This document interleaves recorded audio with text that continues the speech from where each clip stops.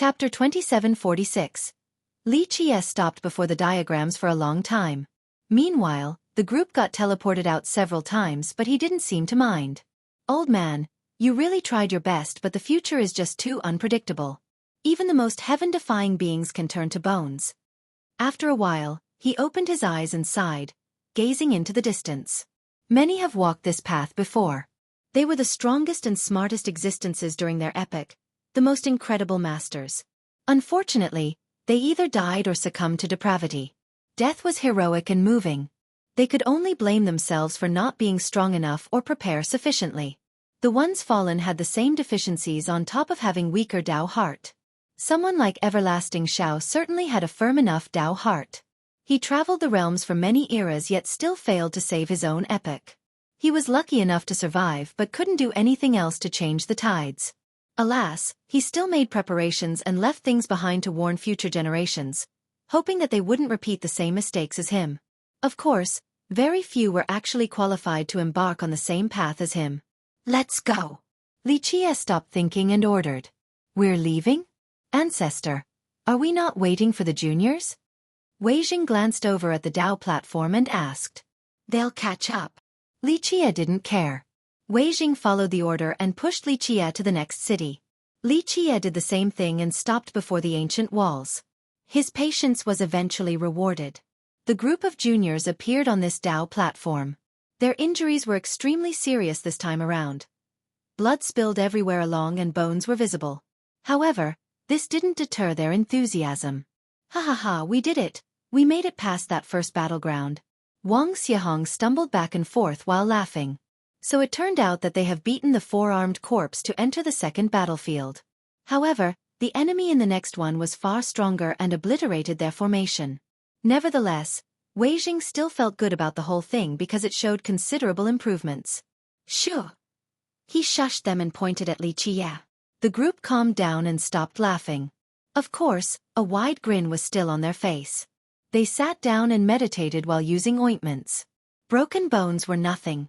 As long as their true fate was still around, Li Qie's medicine could easily save them. Interestingly enough, he himself could bring them back from death because he had previously blessed their true fate. All right, let's go again. The group was in high spirits and headed for the second battlefield again. They were swiftly defeated multiple times, but their tenacity remained. The period between each attempt became longer as well. Li Qie wanted this. The goal wasn't only to increase their cultivation and power, but also to polish their determination in order to force out their full potential. Being on the verge of dying during intense training had this effect. Moreover, this also served to sharpen their Tao heart, fortifying it in the process. Defeats taught them patience and gave them more battle experiences. Li Qie believed that the Tao heart was more important than anything else. Numerous geniuses couldn't get back up after the first defeat due to their weak Tao heart. Some eventually joined the evil path as well. That's why he needed to focus on toughening their Tao heart. Victory seemed even further away this time around. Wei Jing saw the group stumbling back through the portal after another failure. It looked like they had just gotten out from a river of blood. Some of the wounds were grisly. For example, Li Jianquan needed to be carried by the Xiu brothers even though they themselves were seriously injured. Wang Xiahong lost an arm. Zhehui's chest was penetrated by a sword. They no longer got up after the teleportation. What happened? Wei Jing flew over after seeing this. He took a deep breath after seeing the wounds. It was a miracle for the seven to still be alive, albeit with only one breath left. Wei Jing was startled this time around because the wounds were more serious than the previous attempts. The group was on the verge of death. Li Qie finally opened his eyes and raised his hand to suck the group over. His grand Tao turned into a cauldron with medicine inside and he placed them within. The cauldron looked like a large cocoon at this point. Wei Jing stood there and prayed, hoping that nothing would happen to these seven. It wasn't easy for Mount Guard to groom 7 exceptional seeds. Alas, there was nothing to worry about when Li Qie was on the move. Pop! The cauldron cracked and disappeared, so the group fell to the ground. The 7 were perfect again, as vigorous as ever. Thank you, ancestor young noble, for saving us. They kneeled on the ground. What happened? Wei Jing showed his concern. He could see that these wounds didn't come from the lost souls. The group exchanged glances. Finally, Wang Xiahong spilled it. That Zhou person did this. Zhou. Which one? Wei Jing didn't know about an enemy with this last name. Schoolmaster. It's that group we met at the entrance. Their leader is a girl named Zhou Ziqing, a disciple from Central Sacred Ground. Jiting revealed. I see, Wei Jing was shaken. Central Sacred Ground was a top lineage in the system, on the same level as 8 Trigrams Kingdom. Moreover, these two had a marriage pact too. Did you offend her? Why did she not hold back?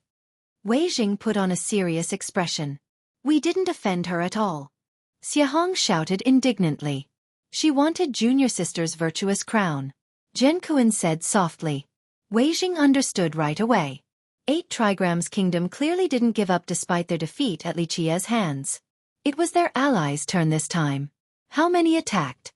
Wei Jing asked. Just Zhou Ziqing.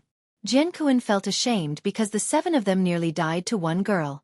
Wei Jing lamented in his mind. Of course, there was an uncrossable distance between them and a behemoth like Central Sacred Ground. Ancestor, what should we do? He hesitated before asking Li Qia. This matter was also beyond his station because Mount Guard couldn't afford to provoke Central Sacred Ground. Chapter 2747. What else is there to do? Go back and kill her. Li Qia said flatly without batting an eye. The group stared at each other in response, speechless. Right, Ancestor, but Central Sacred Ground is one of the strongest lineages in our system. I heard they still have active everlastings around. Wei Jing acted with prudence. Of course, he wasn't questioning Li Qia's power either. However, they have just provoked 8 Trigrams not long ago by killing many of its disciples, even crippling an emissary. Offending Central Sacred Ground right now meant antagonizing 2 behemoths of the system. He never dared to think about something like this in the past. His legs would have trembled already just by provoking one of them, lacking the courage to do so. It wouldn't be fair to call him a coward. After all, Mount Guard was but an ant in comparison. The other 2 sects could annihilate them at a moment's notice. Thus, he always restrained himself when dealing with 8 Trigrams. This was a matter of survival. The thoughts of opposing 2 behemoths at the same time left him frightened. What are you going to do then? Do you think they'll stop just because you have conceded? How about handing the crown over so that they can promote the next sage? Li Qia smiled and said. Wei Jing contemplated. He naturally didn't want to give up the crown since it was essential for their rise in the future. Their status would be completely different after having a sage since they were part of the Orthodox branch in the first place. If you don't want to yield, then the only thing left to do is fight. Li Qia said. Fight and beat them down till they can't say anything anymore, till they tremble in fear, till they give up on any greedy ideas. Plus, it's one sect, not like we are opposing an entire system, although that's fine too.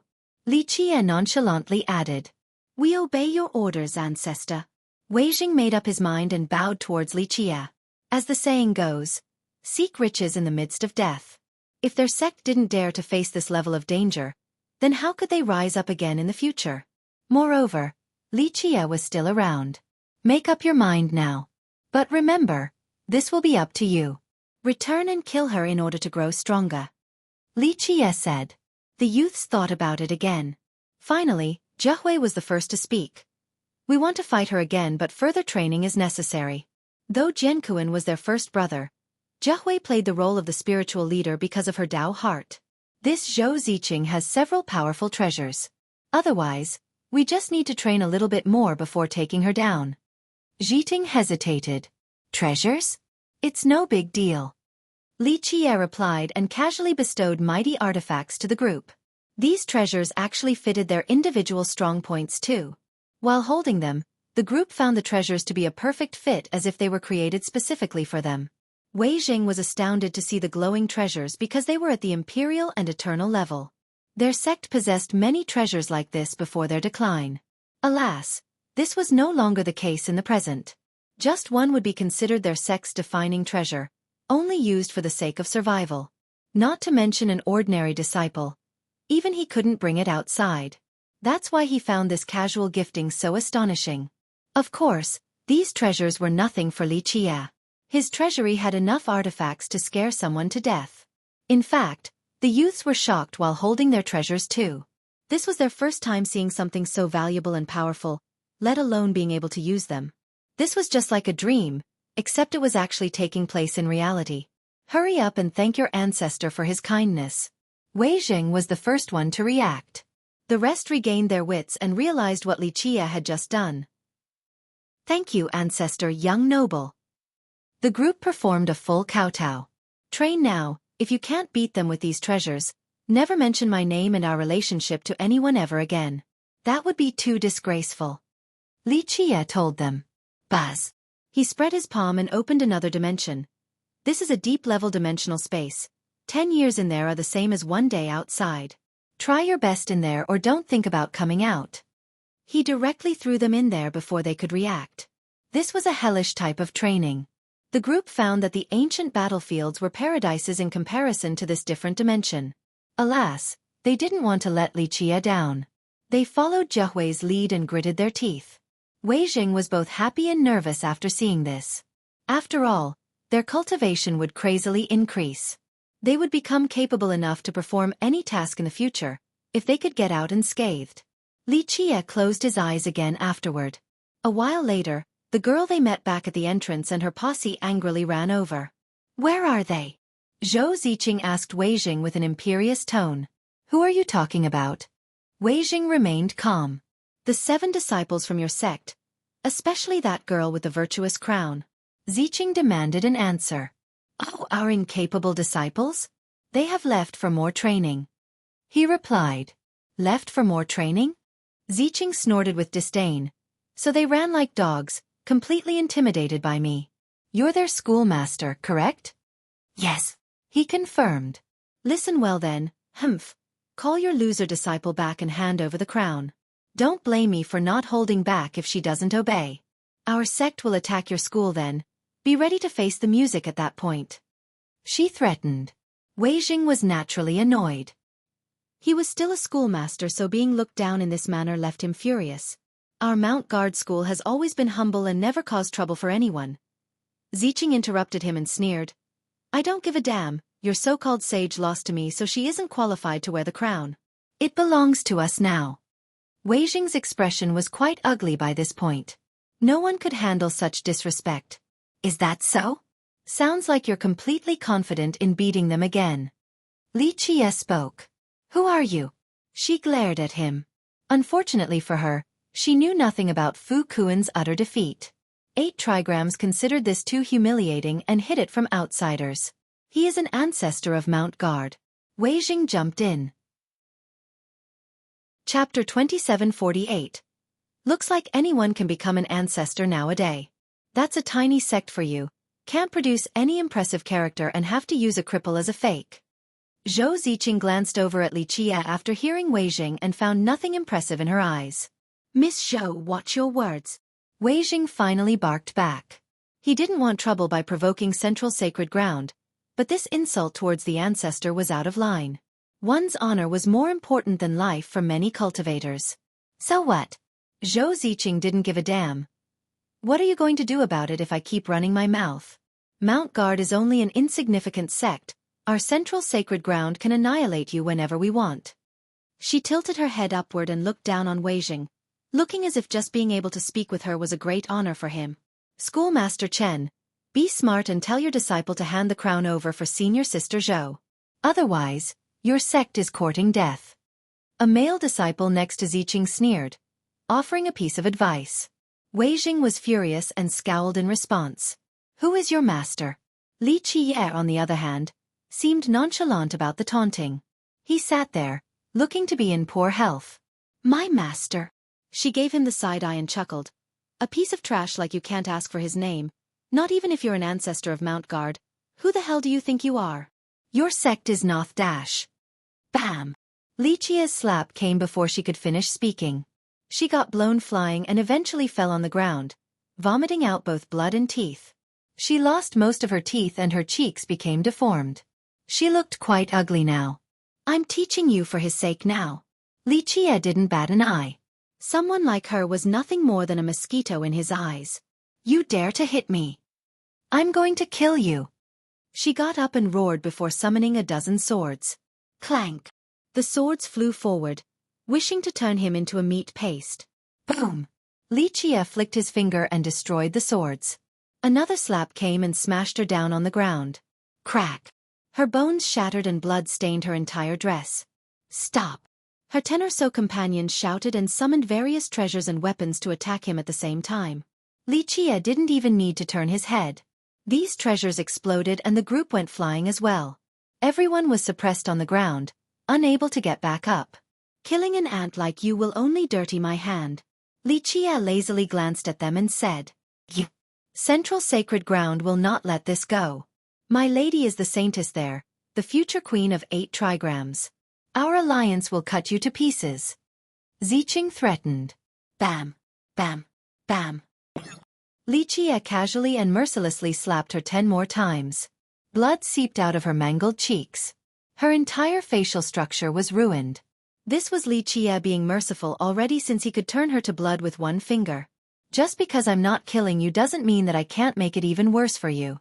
I could strip you naked and hang you on the city wall. Let's see if you'll stay arrogant then. Li Qie said. The girl became afraid and shuddered, not daring to retort. I won't kill you, but that doesn't mean your previous transgression is forgiven. The disciples of Mount Guard will be the ones to get payback in 5 days at the martial arts stage in the city. One fight you against those 7. If you win, they can only blame themselves for being weak and the crown will be yours, the same with their lives. If you lose, well, I don't need to say more. He elaborated. The girl's expression changed many times.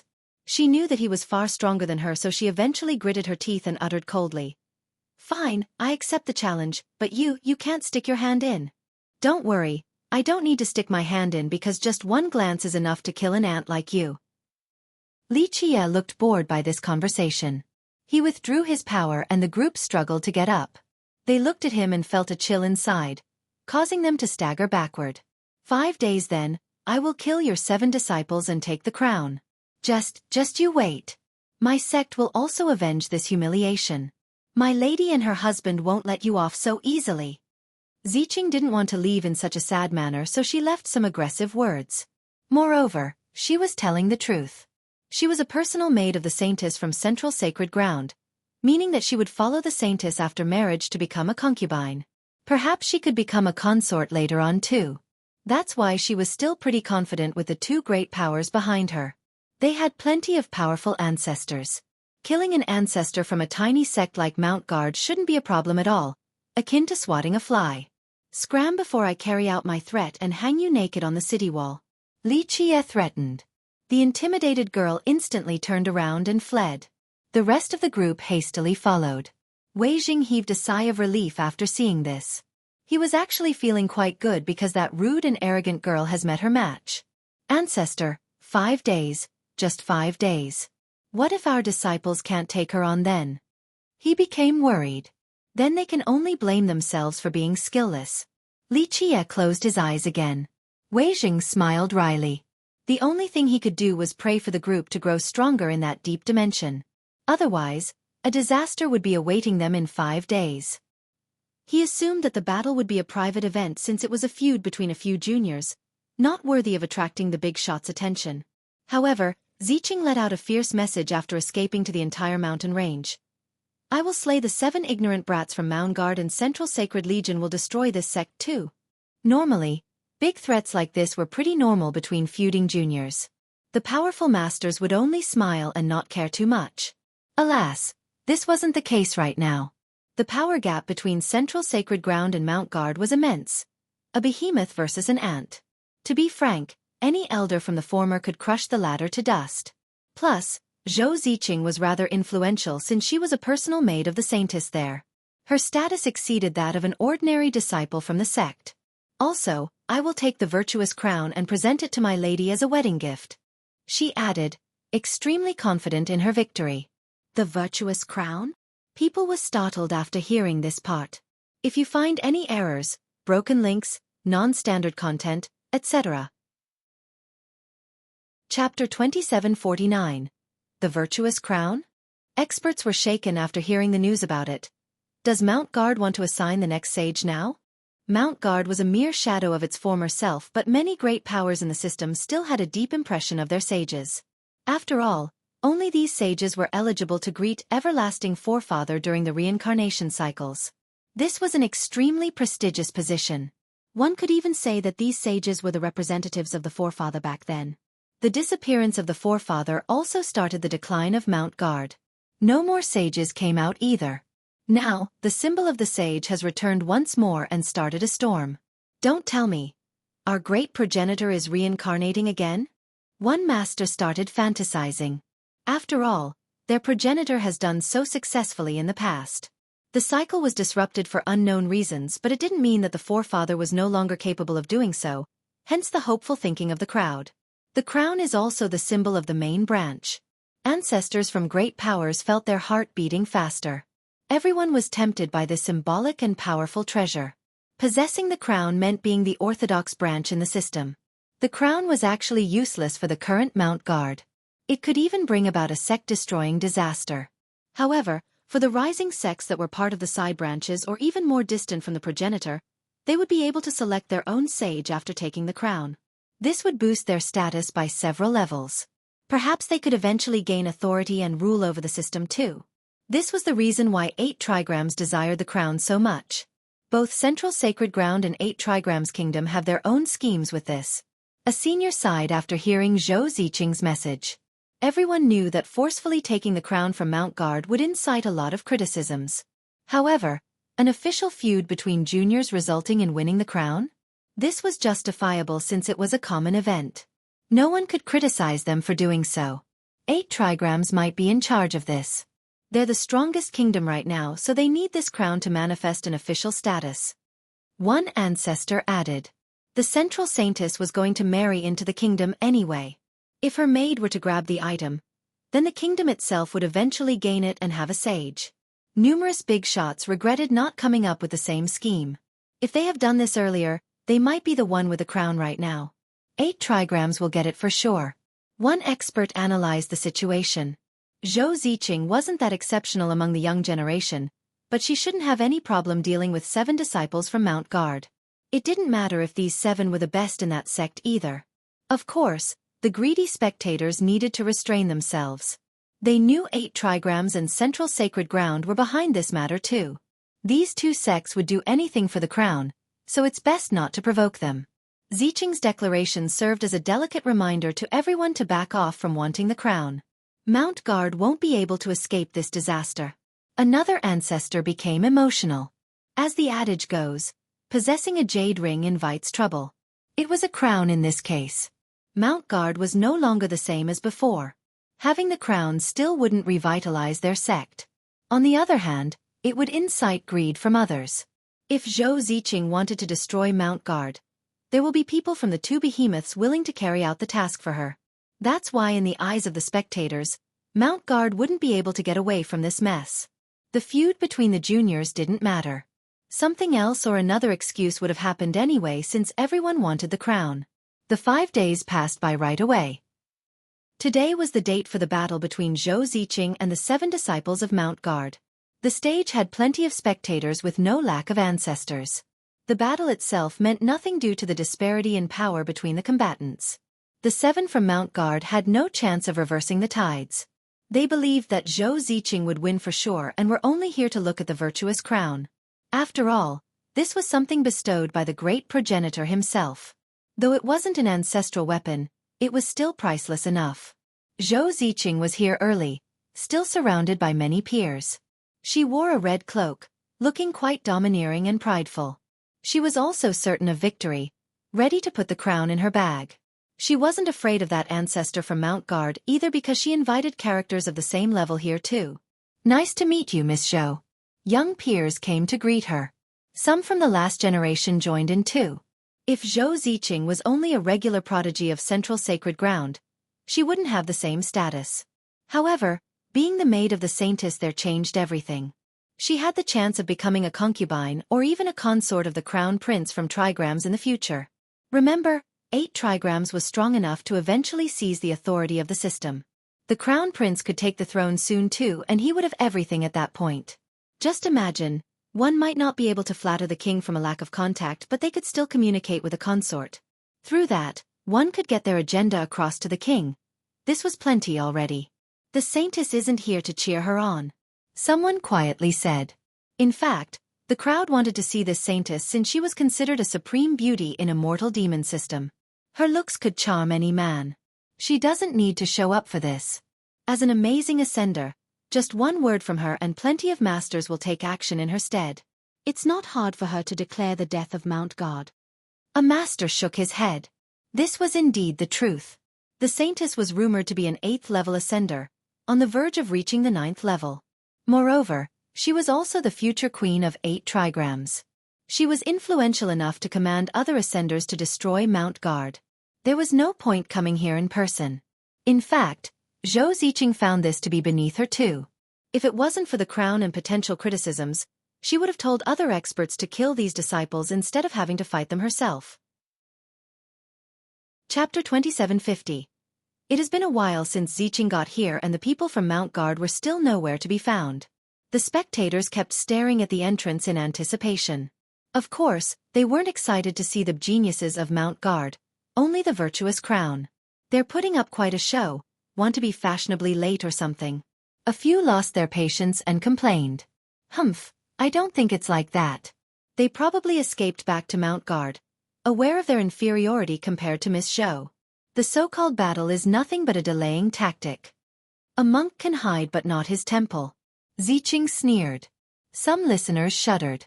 Everyone felt that by escaping back to their sect, these disciples only gave Central Sacred Ground more of an excuse to mobilize against Mount Guard. At that point, Central Sacred Ground would just say that they have broken a promise and send an army there with the perfect justification.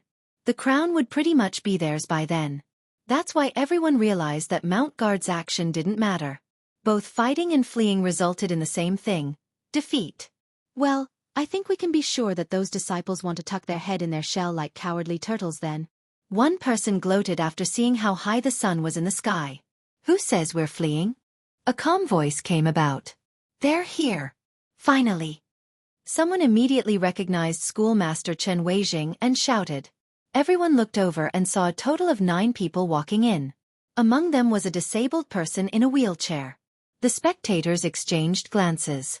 This group looked quite weak. It seemed that the rumors about the decline of Mount Guard weren't exaggerated. They couldn't be blamed for looking down on Mount Guard. They could see Weijing's power level clearly, only barely stepping into the true god realm. A true god was nothing in the grand scheme of things. Many great powers had numerous true gods among the previous generation. As for the 7 young ones, they were just average at best and couldn't be considered exceptional. This type of disciples could be found anywhere in the system. They then shifted their sight over to Xueqi. She didn't belong to the top tier of new disciples but was still considered excellent. Though it was 7-on-1, Xueqi was 2 full realms higher than them. This wasn't something that could be made up with a numerical advantage. As for Li Qie, people only gave him a quick glance since they didn't give a damn about someone looking like that. They became clear that Mount Guard was really done for since Weijing was their strongest expert. Central Sacred Ground was immensely more powerful. Mount Guard is just a third-rate sect now. One expert looked down on them. Mount Guard used to be an extremely prestigious sect. Even though it wasn't in control of the system, people still listened to orders from it. Alas, this was no longer the case. Is that the virtuous crown? Eyes focused on the crown on top of Jiahui's head. They found it to be quite normal looking, so skepticism arose. It is. Looks exactly as described in the legends. An ancestor took a careful look and confirmed. These ancestors were very tempted right now, but they didn't dare to take the food from the lion's jaws. Time to start this. You all deserve death for making me wait so long. Xueqi arrogantly stared at the group before uttering. The 7 stood behind Li Qie with great composure while waiting for his order. They seemed to be more mature than before. The training in deep space truly benefited them, allowing them to be unflustered before their enemy. I will have both your heads and the crown today. Xueqi revealed a murderous expression. Alas, her eyes narrowed while looking at Li Qie. She then reminded herself that she had her own masters waiting nearby. She didn't hide her greed while staring at the crown at all. Taking it out on these youth was also her chance to pay back the humiliation suffered earlier to the hand of Li Qie. Most importantly, 8 trigrams kingdom wanted the crown. Failure stemming from mistakes was unacceptable. This was going to determine her future. Success meant soaring into prosperity. She would surely be rewarded and become a concubine to the crown prince from 8 trigrams. At that point, she could call for rains and winds on a whim. That's why she was so determined right now to get the crown. No one would be able to stop her. Go now. Don't return without her head, for doing so is insulting me, Xueqi said without opening his eyes, not caring about the spectators present. Yes, ancestor. The group respectfully bowed. Ancestor? Since when does Mount Guard have such a young ancestor? Their address confused many people. Nevertheless, they quickly dismissed it since this ancestor probably wasn't that powerful. He would only be an ascender at best. Not a big deal. Only Eternals were relevant in the system. Humph. Xueqi snorted after hearing the comment, emboldened by the presence of mighty masters from her own sect. No one from Mount Guard will leave this place alive. This is the fate of those who oppose our central sacred ground, she pompously declared. These words were meant for Xueqi. She wanted him to die along with Weijing. Next, her sect would also destroy Mount Guard. The connection between Mount Guard and the virtuous crown was deeply rooted in history. They needed to destroy Mount Guard as well in order to establish a sage with the crown. No one would question their eligibility then. Unfortunately, Xueqi ignored her declaration of war. Get ready. Don't underestimate your enemy. Go all out, Weijing told the group. He wasn't as confident in the 7 compared to Xueqi. He didn't think they could kill Xueqi just by working together. The group acknowledged the command and walked in a line onto the stage. Since this is a battle to the death at Reincarnation Mountain, I hope I'm not out of line to recommend myself as the referee for both sides. An old man stepped up and loudly declared. He had a heavy sword on his back, brimming with sword energy. The guy was obviously a powerful ascender. Pinnacle Sword Saint from Pinnacle Kingdom. Some recognized him right away. I have no objection. Xueqi agreed. We also have no objection. Weijing hesitated for a bit before agreeing. He had heard about this Sword Saint before but didn't quite trust him. Alas, he didn't have a better candidate here right now to be the referee. Chapter 2751. Both sides were on the martial stage now. Xueqi stared at the 7 with nothing but disdain in her eyes. You fled successfully last time, but that won't happen again. I will cut off your dog heads today, Xueqi asserted. The group didn't respond and slowly formed a formation. Though they needed to run for their lives during the last battle and nearly died in the process, they managed to restrain their anger despite the taunting. They knew about the power gap, so being angry wouldn't accomplish anything right now. Staying calm and defeating Xueqi would be the retort to her insults. Of course, the spectators viewed their silence as paralyzing fear. They're only here to die, one expert said, and didn't think anything of the formation. They believed that formations weren't enough to overcome the obvious difference in cultivation. All right, ready up. Pinnacle Sword Saint played his role. No rules for combat since it is a fight to the death. The only restriction is no involvement from outsiders even in the case of defeat. Any objection? None here, but Mount Guard can come help all the way. Our central sacred ground won't mind at all. Come 1, kill 1, come 2, kill 2. The more, the better. Xueqi stared arrogantly at Xueqi. She was no longer afraid of him since they came prepared. Mount Guard's experts would only be heading towards their death. Moreover, it would give central sacred ground more reasons to attack Mount Guard. No objection here, the 7 said in unison. Good. Then I formally announce the start of the battle that won't end till death, the Sword Saint sonorously announced. Clank. Xueqi summoned a sword with strings of imperial light oozing out along with various laws. They engulfed her entire body. The sword of a true emperor. People sighed with envy after seeing this. Even a fool could tell the level of this weapon, though not the exact emperor it originated from. It was truly enviable for a young disciple to have an imperial weapon. Only the successor or highly valued disciples in a sect had this privilege. After all, one sect or kingdom might have hundreds of thousands to several million disciples. Thus, only a selected few had access to them. Xueqi wasn't qualified to have one based on her status as a disciple alone. An imperial sword was far more precious compared to an eternal weapon. Furthermore, Central Sacred Ground had numerous disciples more brilliant than her. However, she was the maid of their saintess on top of being a key part of this crucial mission. Thus, Her lady gave her this sword so that she could swiftly kill the 7 to avoid potential complications. Take out your scrap metals. I will kill all of you within 10 moves. She declared with contempt. Xueqi was stronger than her opponents and this imperial sword only made her more confident. Killing these ants would be too easy. No, just 3 to 5 moves will do.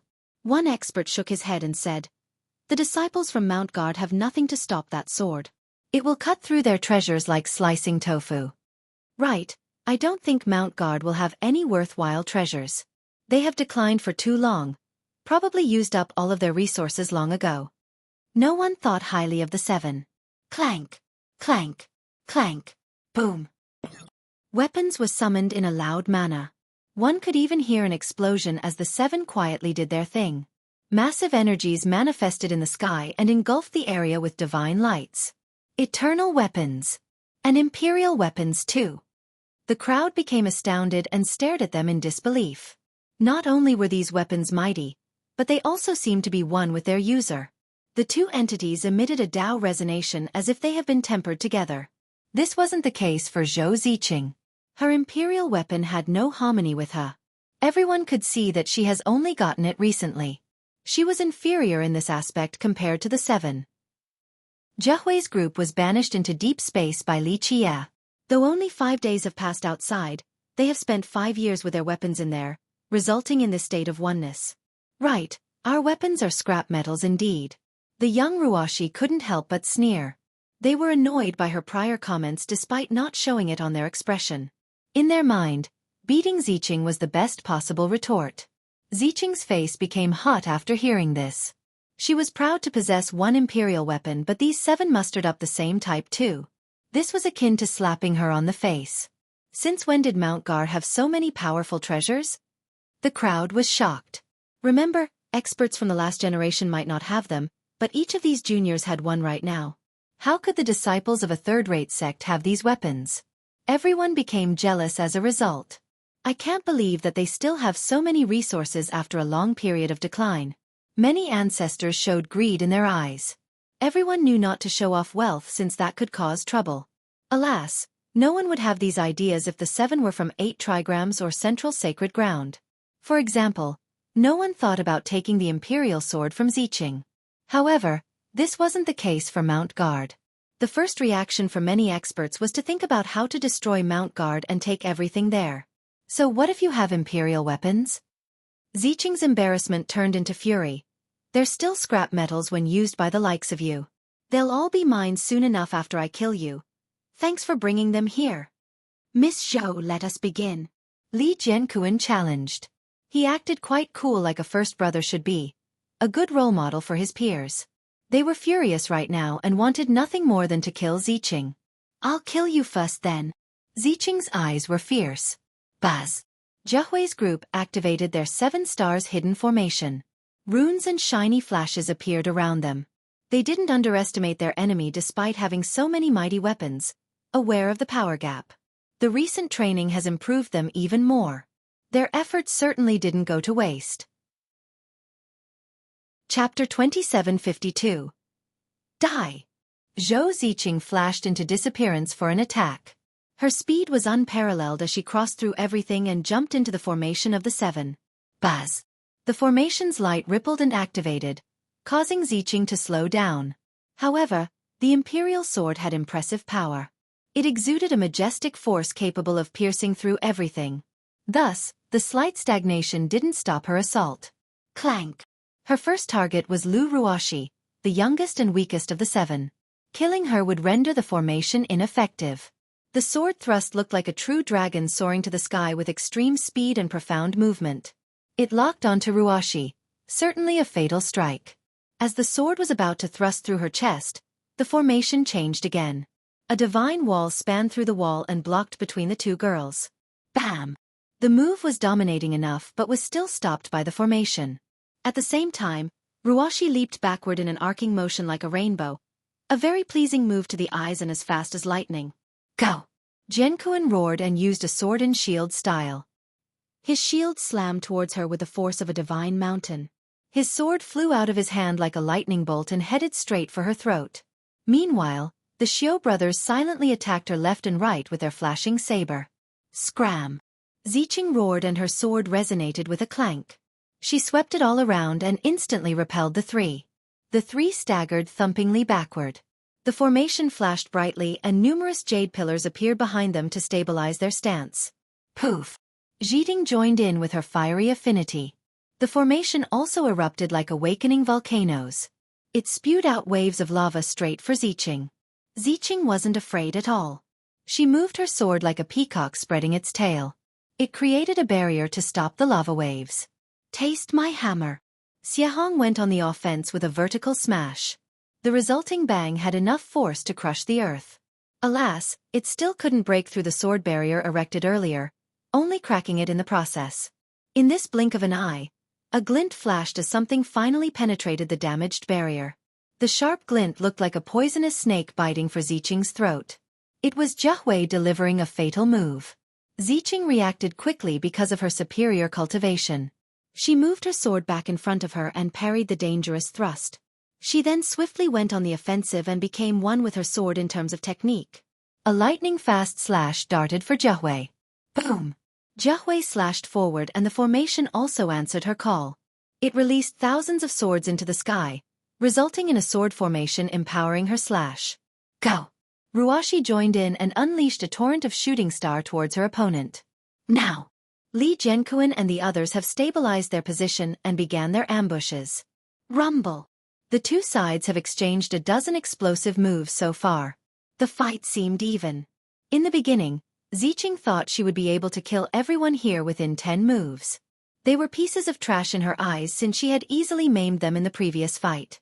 Who would have thought that they would become so tenacious after just 5 short days? Their power increased and their teamwork became more perfect as if their minds were connected. This allowed them to perform the formation in a flawless fashion. Plus, their weapons were on the same level as her imperial sword. Some were actually stronger. Worst of all, these weapons harmonized so well with their users. On the other hand, she only had her sword for several days and wasn't used to it. This meant that she didn't have an advantage in terms of weaponry.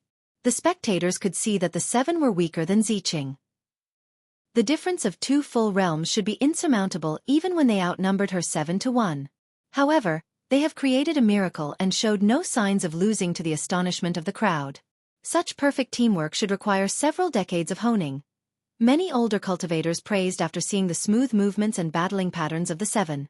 Many fellow brothers and sisters trained to fight together. Some sects had amazing techniques and formations for teams too. However, few could reach this level of mastery displayed by the 7. Looks like we have underestimated Mount Guard. They actually have something like this up their sleeves. One sect elder said movingly. 7 disciples from a third-rate sect managed to fight against a disciple from Central Sacred Ground. This was nothing short of a miracle. Damn you all! Ziqing became enraged. She had boasted about killing them quickly before, but 30 moves have passed now and the 7 became fiercer than before.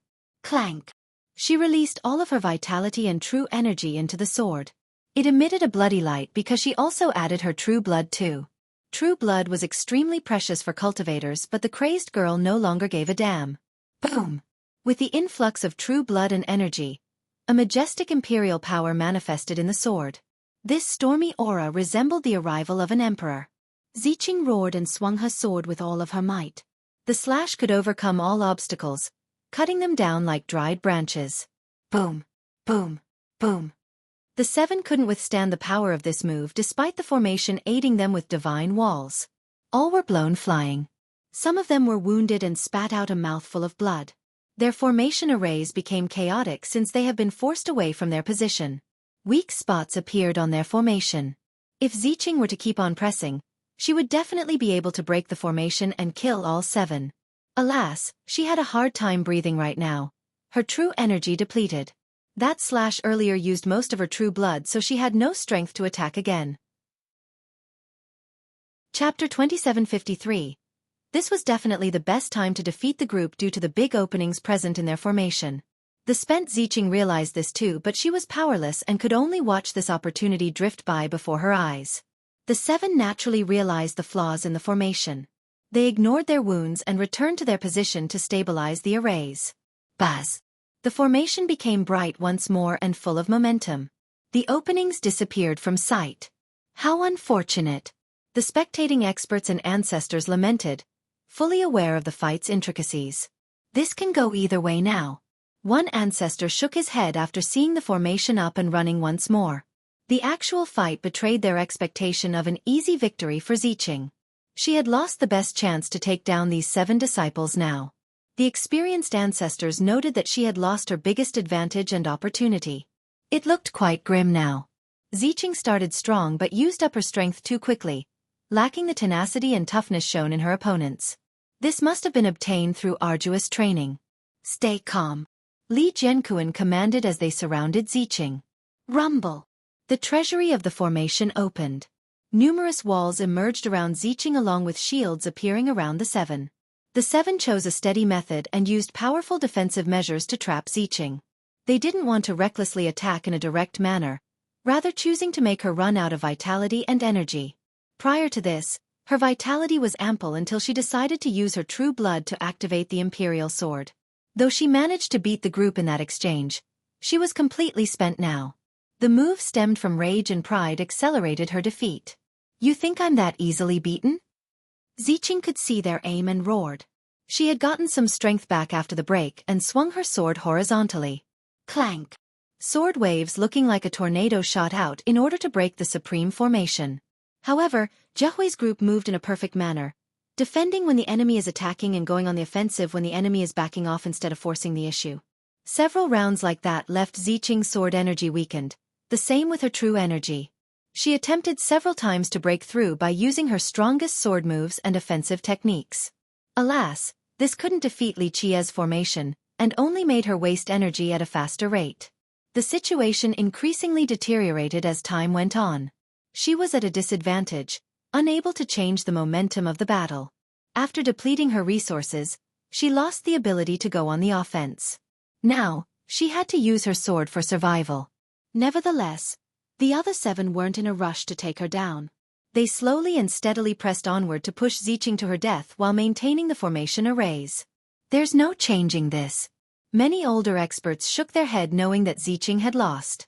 This result stunned everyone since they were so bullish on her at the start.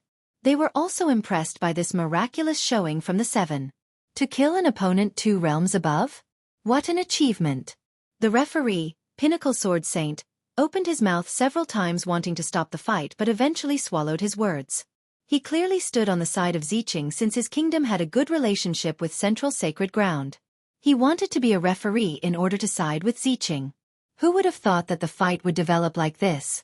He had no reason to stop the fight since the other 7 weren't breaking the rules. Moreover, he couldn't be so blatant either. He was still a big shot in the system and couldn't throw his reputation into the trash for a junior's sake. The young male and female disciples who followed Xueqi here were indignant at this scene. Some heckled at the 7 in order to distract them and give Xueqi a chance. How shameless, 7 against 1. Are all Mount Guard disciples like this? One youth shouted. They have no honor, resorting to anything and everything to win. That's the only reason why they're still in the fight. Another from Central Sacred Ground laughed. The mockeries were futile because the group wasn't moved at all. They maintained a slow yet effective strategy in surrounding Xueqi. Xueqi's true energy continued to deplete while trying to stay alive. She was feeble and out of breath, finding it hard to defend against the barrage of attack. She got hit several times, battered and bloodied. Boom! Finally, a shield smashed her down to the ground and made her vomit blood. Clank! A sword thrust from Xueqi showed no mercy. However, Xueqi was fast with evading so the thrust missed its target, only piercing through her shoulder and pinning her down to the ground. Stop! Pinnacle Sword Saint finally told them to stop at this crucial moment. The group wanted to kill Xueqi but stopped after hearing this. Okay, the fight ends here. You have won. He came over and declared. Some spectators supported this decision while others showed disdain. Everyone could see the blatant bias from the referee towards Zhou Xueqi and her sect. Alas, no one wanted to offend the 2 behemoths so they only scoffed and didn't say anything else. Isn't this a fight to the death? Lu Ruoshi was unwilling to stop. It's different here. The referee's expression soured. Reincarnation Mountain City is a holy place of the progenitor. Staining this place with blood is sacrilegious, so this ends here with your victory. We don't accept. Xueqi said, rules are rules, and it's stated that this won't end till death. She wants to kill us, so it's fine that we kill her now. Such impudence. The Sword Saint's eyes shot out sharp glint. My decision is in accordance with the rules. Killing the innocent is not allowed. Too much bias. One ancestor from a relatively large sect shook his head but didn't stand up for the 7. No one really cared that a third-rate sect was being treated unfairly. Reasons and justice weren't upheld right now because doing so would be provoking the Sword Saint and the 2 powers behind Xueqi. It simply wasn't worth it. Chapter 2754. Li Jianquan and the others naturally became red, not expecting the referee to be so biased towards Zhou Ziqing. They learned a lesson about the cruelness of this world. When one wasn't strong enough, they wouldn't get help from others either. We defeated her, so we have the right to decide her fate. Jianquan retorted. The Sword Saint turned cold. If I say this ends here, it ends here. It is my authority as a referee. Ha ha ha, Zhou Ziqing couldn't help but sneer at them. So what if you won? You still can't do anything to me. Remember well, my sect will turn Mount Guard into ashes. You will regret ever opposing me. She was embarrassed and resentful for losing to the group. Alas, their inability to kill her prompted the gloating. The Sword Saint frowned after hearing this. He risked his reputation saving her in order to curry favor from the 2 behemoths. Who would have thought that she would still act so foolishly? Everyone knew that she would go on a crazy mission for revenge after this and destroy Mount Guard. However, keep that implicit instead of declaring it right now. What an unwise decision. Alas, he was riding the tiger and couldn't get down now. He had no choice but to maintain this course. Then we'll kill you first. The furious Ruoshi thrust her sword forward. Stop. Like I said, spilling blood here is shaming the sacred ground. No one can be disrespectful towards the progenitor.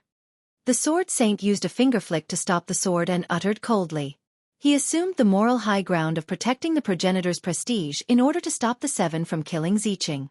In reality, this was a planned fight from the start and wouldn't have stained the sacred ground at all. That's unfair. This was decided to be a fight to the death from the beginning. We should be able to kill her now. Zhao Ziqing disagreed. The spectators were satisfied with just watching. Some were unhappy with the biased Sword Saint, but this wasn't the time to say anything. This is my final judgment. I treat everyone equally and would have done the same if your group had lost earlier. The Sword Saint said. The group didn't believe him at all. Their lips pursed into a disdainful sneer. Humph, I highly doubt it. Everyone can see your bias. The young Wang Xiahong couldn't help himself. The Sword Saint didn't like this blatant comment about his bias, even though it was as clear as day. It made his face turn red with both anger and awkwardness. Fool! A referee has the right to make decisions. If you don't respect my authority, I will teach you a lesson in your senior's stead. He threatened and took one step forward, showing some aggression. He's ruining his own reputation.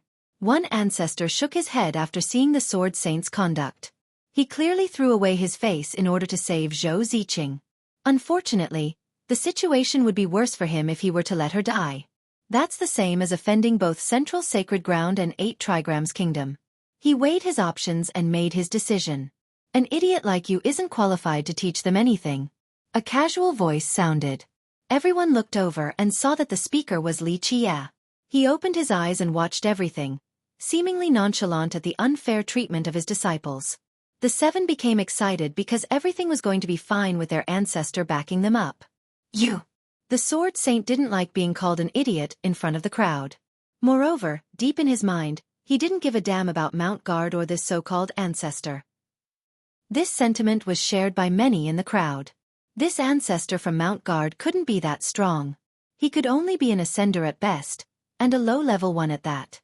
On the other hand, the Sword Saint was a mighty ascender. He wouldn't give this cripple a second look. The referee's decisions are final since that's the rules. Challenging this is the same as ignoring the laws of Reincarnation Mountain and the teachings of the progenitor. He took a deep breath and coldly said, "All right, stop assuming an unwarranted role of authority or frame them of disrespect the progenitor. From henceforth, I cancel your status as a referee, scram to the side." Li Qia waved his hand and interrupted. You! How could the Sword Saint allow something like this to happen? His reputation would be ruined. He took a deep breath and said, "Before the battle, both the Central Sacred Ground and your sect have agreed to my proposal on top of accepting the rules of Reincarnation Mountain City. To renege will incite the contempt of others." Wei Jing turned red after hearing this. He didn't ask the guy to be the referee, it was just that there was no other candidate. Who would have thought that such a famous character could act so shamelessly? Is that so? Then let the heroes here decide whether you were impartial or not. I'm a believer of fairness, as long as more than half believe so, then your judgment will be upheld. Li Qie was unmoved. The Sword Saint turned towards the crowd. They exchanged glances and no one wanted to step up. Even a fool could see his bias for Zhou Ziqing. They were certainly afraid of offending the two behemoths and didn't step up for the seven. But this didn't mean they agreed with his reputation-destroying act either. The Sword Saint became red after seeing the lack of support and stood there awkwardly. "Scram already. Stop embarrassing yourself," Li Qie said flatly. The guy's color kept on changing. His expression became very unsightly. He destroyed his own reputation in order to save Ziqing. Who would have thought that it was all for naught? Fine. Then I have nothing to do with what happens today. He left the stage. "Senior!" Ziqing shouted after seeing the Sword Saint being forced out. Alas, the Sword Saint's face wasn't thick enough to continue defending her. "Put her down," Li Qie ordered. "Sacred Lord, save me!" She screamed in horror as death approaches. Who dares to kill a disciple from Flame Banner Altar? A thunderous scowl pricked everyone's ears. A middle-aged man slowly walked onto the stage. He had a lofty stature with a stern pair of eyes. Behind him were numerous fiery banners causing him to be engulfed in a red glow. One could feel the heat coming from him even when far away. Flame Banner Sacred Lord. Someone immediately recognized him. Chapter 2755. Flame Banner Altar was a branch of Central Sacred Ground. Zhou Ziqing was originally from this branch. She showed excellent abilities and was groomed by the seniors of the sect. Her status soared after becoming the maid of the Saintess too. Moreover, she had the chance of becoming a consort later on. Her future prospects looked great. Flame Banner had many excellent disciples, not just one with upsides like Zhou Ziqing. That's why they would protect her under any circumstances and any cost. They were aware of Li Qie's existence, so their lord personally came to preside over the matter and protect Ziqing. She was indeed special in the sect. Ordinary disciples could never enjoy a similar treatment. Their lord stood there, glaring at the seven with lightning coursing in his eyes. The group shuddered and felt a heavy pressure, needing to take several thumping steps backward. This person was just too strong for them. He was a 5th-level ascender, superior to Fu Kuan who visited their sect back then. In other words, this lord alone could annihilate Mount Guard. This was the reason why Ziqing acted without qualms, no longer afraid of Li Qie. In her eyes, Li Qie might be stronger than her but couldn't be a match for their lord. The latter could easily kill him. As the group was retreating, Ziqing took advantage of this and got up to run out of the formation. She then hid behind her lord. "You!" Xiao Ling was exasperated but couldn't do anything. How shameless, losing then running to hide behind a senior. Ruashi angrily added. The older members didn't say anything. They were aware of the unfairness in this world and only wanted to grow stronger to avoid something like this. "Humph, Mount Guard. I'll remember this. Just wait, I'll decapitate all of you and render your sect to ashes." She gritted her teeth and threatened. She made up her mind about this matter. As long as she became the consort of 8 trigrams, she could mobilize an army to attack Mount Guard without needing to involve the seniors of Central Sacred Ground. "This matter ends here," Flame Banner Sacred Lord aggressively said. It wasn't proper for a 5th-level ascender like him to join this matter between juniors. Alas, Ziqing just had too much potential in the future. The only thing he regretted was their inability to obtain the virtuous crown.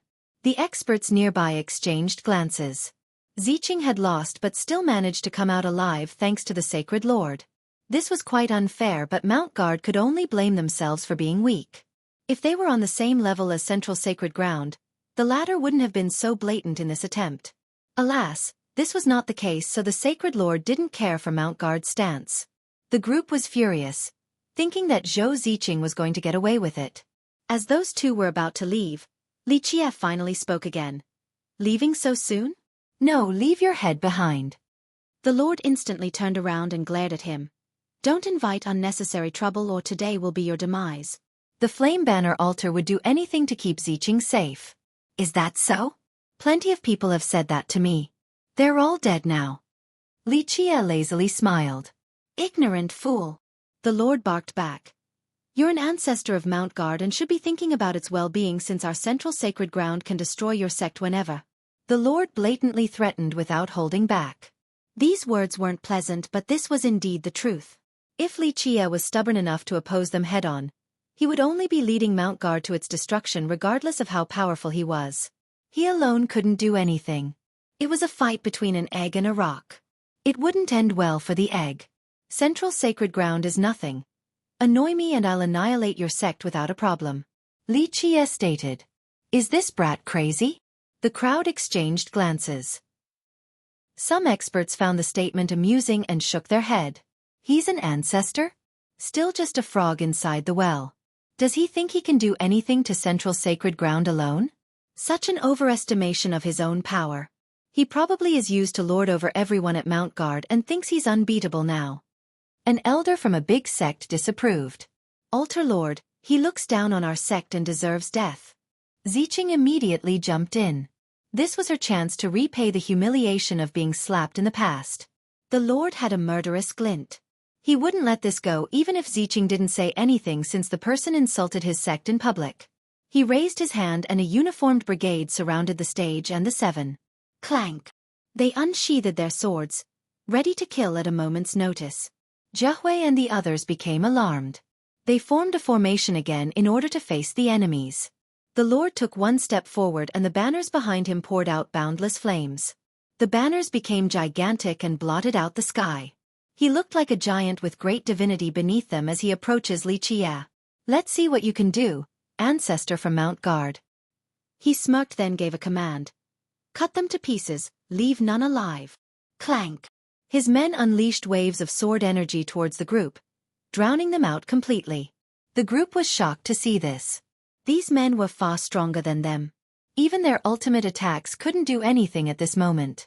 At the same time, the Lord roared and swung a banner straight at Li Qie, splitting the sky in the process. The firmaments trembled along with the stars above. The universe itself was flipped over. Chapter 2756. These kids are good seeds, what a shame. A few ancestors shook their head with regrets while watching the development. Many were certain of their death. Though Li Qie was an ancestor, he was under the suppression of the Altar Lord right now and couldn't save them. In fact, who knows if he could save himself? One person alone can't do anything. Opposing central sacred ground was very unwise. He's dragging his sect down with him. Numerous experts thought that Li Qie made the wrong decision. They didn't think that an ancestor from Mount Guard could be that strong. He was most likely inferior to Flame Banner Sacred Lord. Li Qie casually raised his finger and destroyed the crowd's expectations. Boom! All the experts on the stage from Flame Banner were instantly destroyed. They turned into bloody mists while their weapons became powders. Their death came so sudden that they didn't even know what happened, not even feeling the sensation of doom. Boom! At the same time, the strike of the Altar Lord directly struck him. However, it didn't split him into two or turn him into blood. Nothing of that sort. Li Qie's wheelchair didn't even move. On the contrary, the Lord suffered the backlash of the impact and staggered backward. What? The crowd gasped in response and couldn't close their mouth. The Lord wasn't weak at all since he was at the 5th level. The power level of an ascender was well documented. Strangely enough, a direct attack from the banner didn't harm Li Qie in the slightest, not even a single hair of his. He still sat there calmly like a statue. How can this be? Someone shouted in astonishment. No way! The Altar Lord cried out too and looked back at his banner, thinking that there was something wrong with the treasure. The banner was still exuding a bright light. Plus, he was certain that he made contact earlier. This truly frightened him. He knew the power of that strike earlier, more than enough to rend the earth. Other ascenders wouldn't dare to meet it with their body like that. Keep in mind that his banner was an amazing treasure with incredible destructive potential. Alas, that mighty move left 0 wounds on Li Qie. Who are you? The altar lord stumbled backward in horror. He finally realized the power of his enemy. Fiercest. Lichia didn't bother looking at the guy. Run. The lord knew the gravity of the situation and that he couldn't keep up with the foe, so he shouted at Zhou Ziqing. He turned and fled too for fear of death. Stay and play. Lichia smiled and reached for the lord. He didn't need to do the same for Ziqing because she was far weaker. Just his pressure alone immobilized her. Activate. The lord shouted and swung his banner, releasing a force akin to an army of 1,000,000 for defensive measures. Boom! He had a fiery glow and looked like a deity while going all out.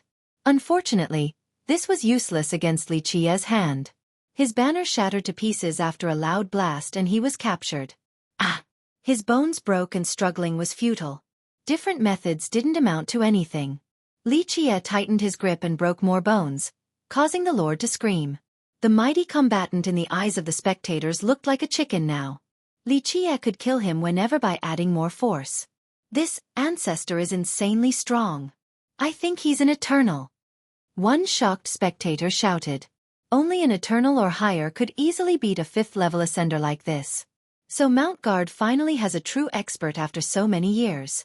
When was the last time they had an eternal? One powerful ancestor nodded. 4 ordinary cultivators. True gods were masters. For the stronger experts, ascenders were masters. And for ascenders? Eternals were the real deal. As for eternals, everyone beneath their realm were mere ants. Of course, they would also need to look up at everlastings. A man needs to be decisive and respectable enough to handle a loss. Lichia said, if a sect can't even uphold their end of the bargain, they should be embarrassed for insulting the reputation of a mortal demon system. What do you want? The lord felt insignificant while being gripped like this. Fear became so tangible. This was understandable. Anyone else would feel the same way in this situation. Your life, of course. Lichia smiled. The lord shouted. Don't be insane. You're stronger than me, but there are plenty stronger than me in our sect too. Kill me and you will have no place to go in this world. The ancestors of Central Royal Sacred Ground will hunt you down. Poof. Lichia clenched tighter. What's left of the lord scattered away to the wind. I'll be waiting. More people, more red paint for my sky canvas. Lichia chuckled. This flowery comment made everyone shudder as if they could smell the stench of blood. Kill her. Lichia flicked his finger and sent Zhou Ziqing next to the 7. She didn't have time to get up before weapons loomed by her neck. You can't kill me. I'm the future consort of 8 trigrams. Kill me and antagonize both Central Sacred Ground and 8 trigrams. The frightened girl bellowed while trembling. Miss Zhou, you have lost. Excuse me. Li Jianquan shouted before slashing. Blood splattered everywhere. Her eyes were still open while her head rolls on the ground. She didn't have the chance to become a consort and enjoy a life of luxury. A hush fell over the scene due to the shocking reversal. Everyone thought that Zhou Ziqing would win for sure. Instead, she ended up dying. The Flame Banner Sacred Lord failed to save her and also threw his life away. Chapter 2757. That's the end, someone said softly after seeing Ziqing's head fall to the ground. Everyone stared at each other in confusion since none of them expected Mount Guard to come out victoriously. Will Mount Guard rise again? Someone questioned. A few experts contemplated for a moment. An ancestor eventually said, a glacier doesn't appear overnight. Some ancestors didn't look too highly on Mount Guard still. It wasn't easy for a sect to rise. This required generations of effort and more than just 1 or 2 masters. In order to reach the top, a sect needed many elite disciples. A mansion couldn't be built with just 1 tree. It's still too early to say. The key is whether they'll be able to traverse the oncoming storm. One elder gauged. They might have been too arrogant and reckless, showing a lack of patience. One high elder analyzed. Some agreed with this assessment. Mount Guard has offended 2 behemoths in the system today. A very unwise choice.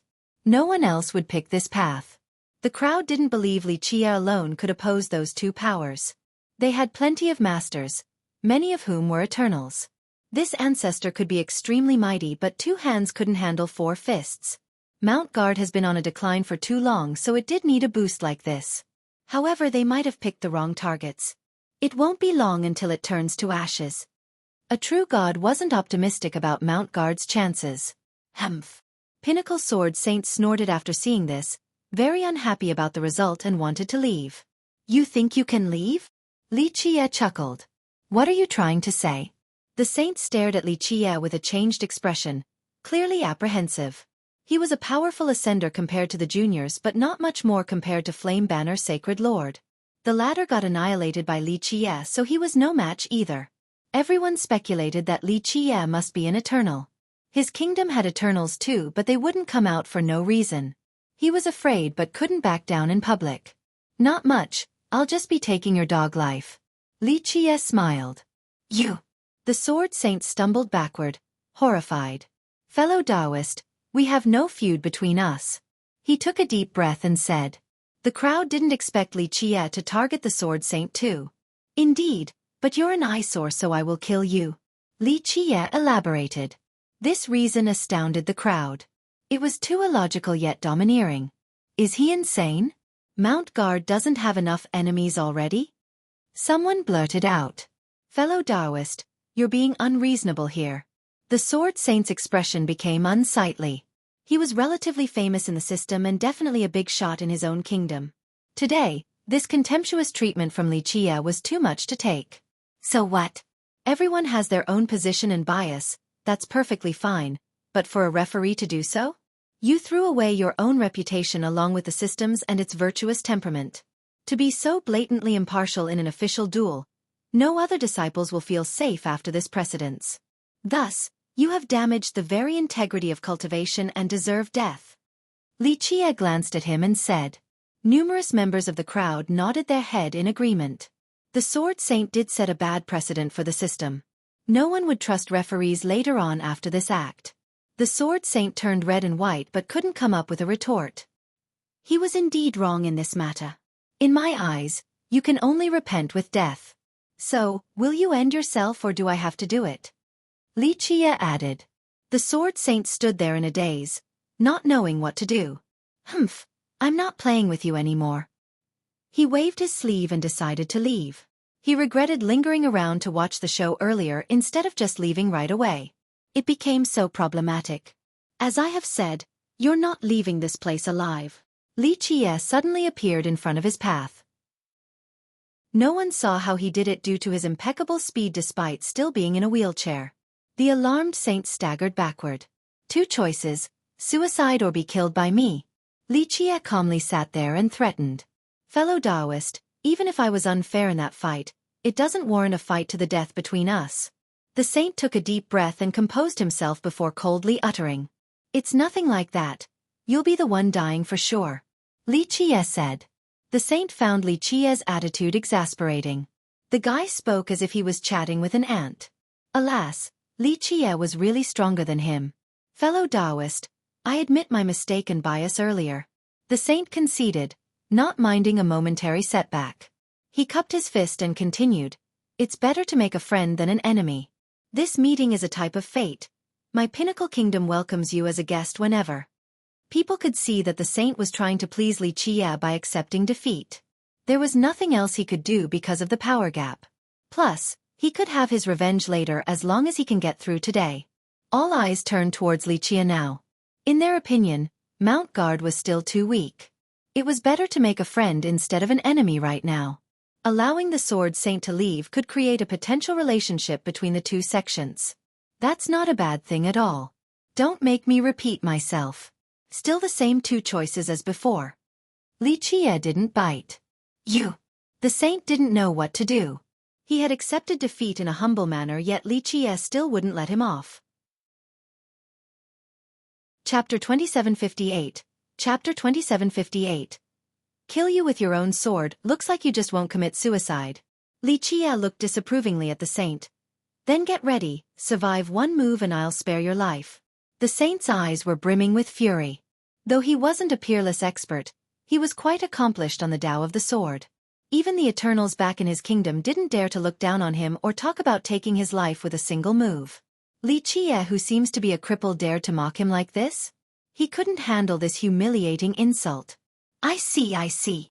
The Sword Saint laughed wildly in response and sarcastically said, I'll have to see the amazing moves from the big shot of Mount Guard even if it means dying. Clank. He slowly took out the huge sword on his back.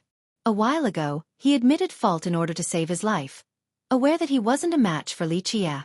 But now, Li Qie didn't think a sword saint like him could stop a single move. He wanted to prove the guy wrong even if it meant risking his life. This was his bottom line. Taking one move to preserve his dignity. He was undoubtedly a coward, always ready to submit in order to stay alive. Alas, Li Qie's arrogance was too much to take. Surviving one move became more important to him than staying alive now. That's more like it.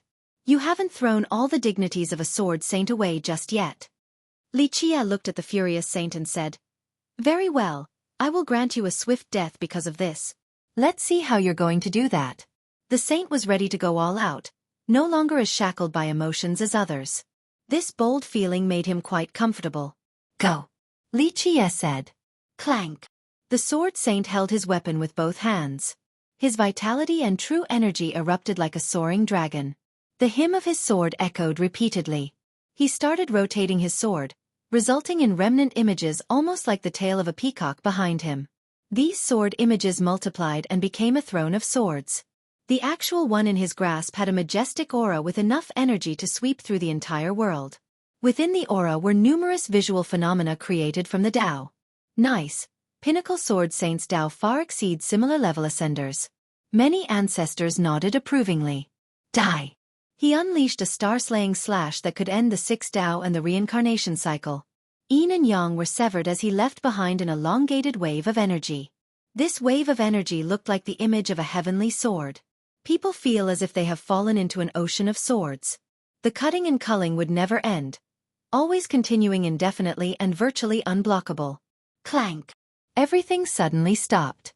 The crowd saw Li Qie stopping the slash with his fingers. The ocean of energy filling the sky and the actual physical sword were nullified. The sword images behind let out their hymn and shot forward towards him like arrows. The two combatants were so close to each other. The incoming arrows crushed the void and the earth, wanting to grind Li Qie down to nothingness. However, in this crucial moment, a deafening commotion could be heard as if millions of swords were unsheathing at the same time. The gigantic sword trapped between Li Qie's fingers suddenly slashed backward, resulting in a tsunami of sharp energies. Rumble! This tsunami instantly wiped out the sword saint's sword images and didn't stop there. It continued to fly straight for the horrified sword saint. He instinctively bellowed, "No!" Ah! He tried to retreat but it was too late. The tsunami of swords minced him down. Not a single part of his body remained intact. Fleshy bits and blood stained the ground. The sword saint was no more to the horror of the spectators. Li Qie said that if the guy could survive one move from him, he would let him leave. Everyone assumed that Li Qie would use his own invincible merit law to take the sword saint down. They were very curious and wanted to see the ultimate move from this Mount Guard ancestor. Perhaps it could be something left behind by everlasting forefather. Alas, from start to finish, he sat in his wheelchair and didn't even stand up. He only slightly moved his finger and used the same style of sword Tao against his opponent. Flesh pieces were still falling on the ground. This made some spectators feel the urge to vomit. Not to mention others, the sword saint himself probably didn't expect that he would die to his own sword. This was quite a cruel end. Some got cold sweat while looking at the blade still gripped by Li Qie's fingers. They touched their own weapons in response while trembling. For all cultivators, their weapons were meant for protection as well as taking down the enemies. Being killed by their own tools was quite terrifying. Clank! Li Qie loosened his grip and the giant sword dropped to the ground. Time to rest. He didn't take a second look and closed his eyes. Xueqi and the others regained their wits and started pushing his wheelchair away. Though he was still a disabled man in a wheelchair, people still stared at his departing figure with trepidation. Just imagine, he could kill an ascender like a dog right now. What if he were to stand up one day? Perhaps even Eternals would tremble with fear before him. Who is this ancestor from Mount Guard? I've never heard about the existence of someone like this before. An ancestor found this unbelievable. I don't know. Ascenders from the previous generation stared at each other, thinking that Li Qie was definitely an Eternal.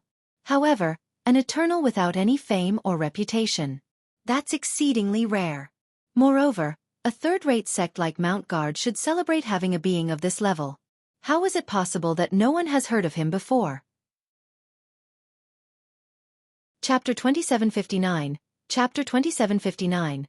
Central Saintess Lichia didn't return to the ancient walls but chose an inn instead, paying for a place with a private courtyard.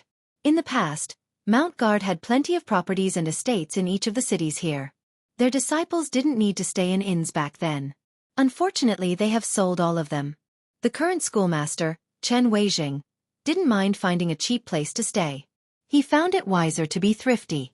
After settling down, Lichia glanced at the group and casually threw them a pouch of true stones. Go play outside, this is the rewards for your hard work. The group opened the pouch and became dazzled by the treasure lights stemming from the stones. They never have seen so many high-level stones before but were still aware of their worth. They stood there frozen, not knowing what to do. This was their first time seeing so much money. Thank your ancestor already. Wei Zheng was the first to calm down and glared at them. In fact, he felt the same shock because this was also his first time. Their sect right now couldn't afford this level of true stones. Plus, this was only spending money for the juniors too.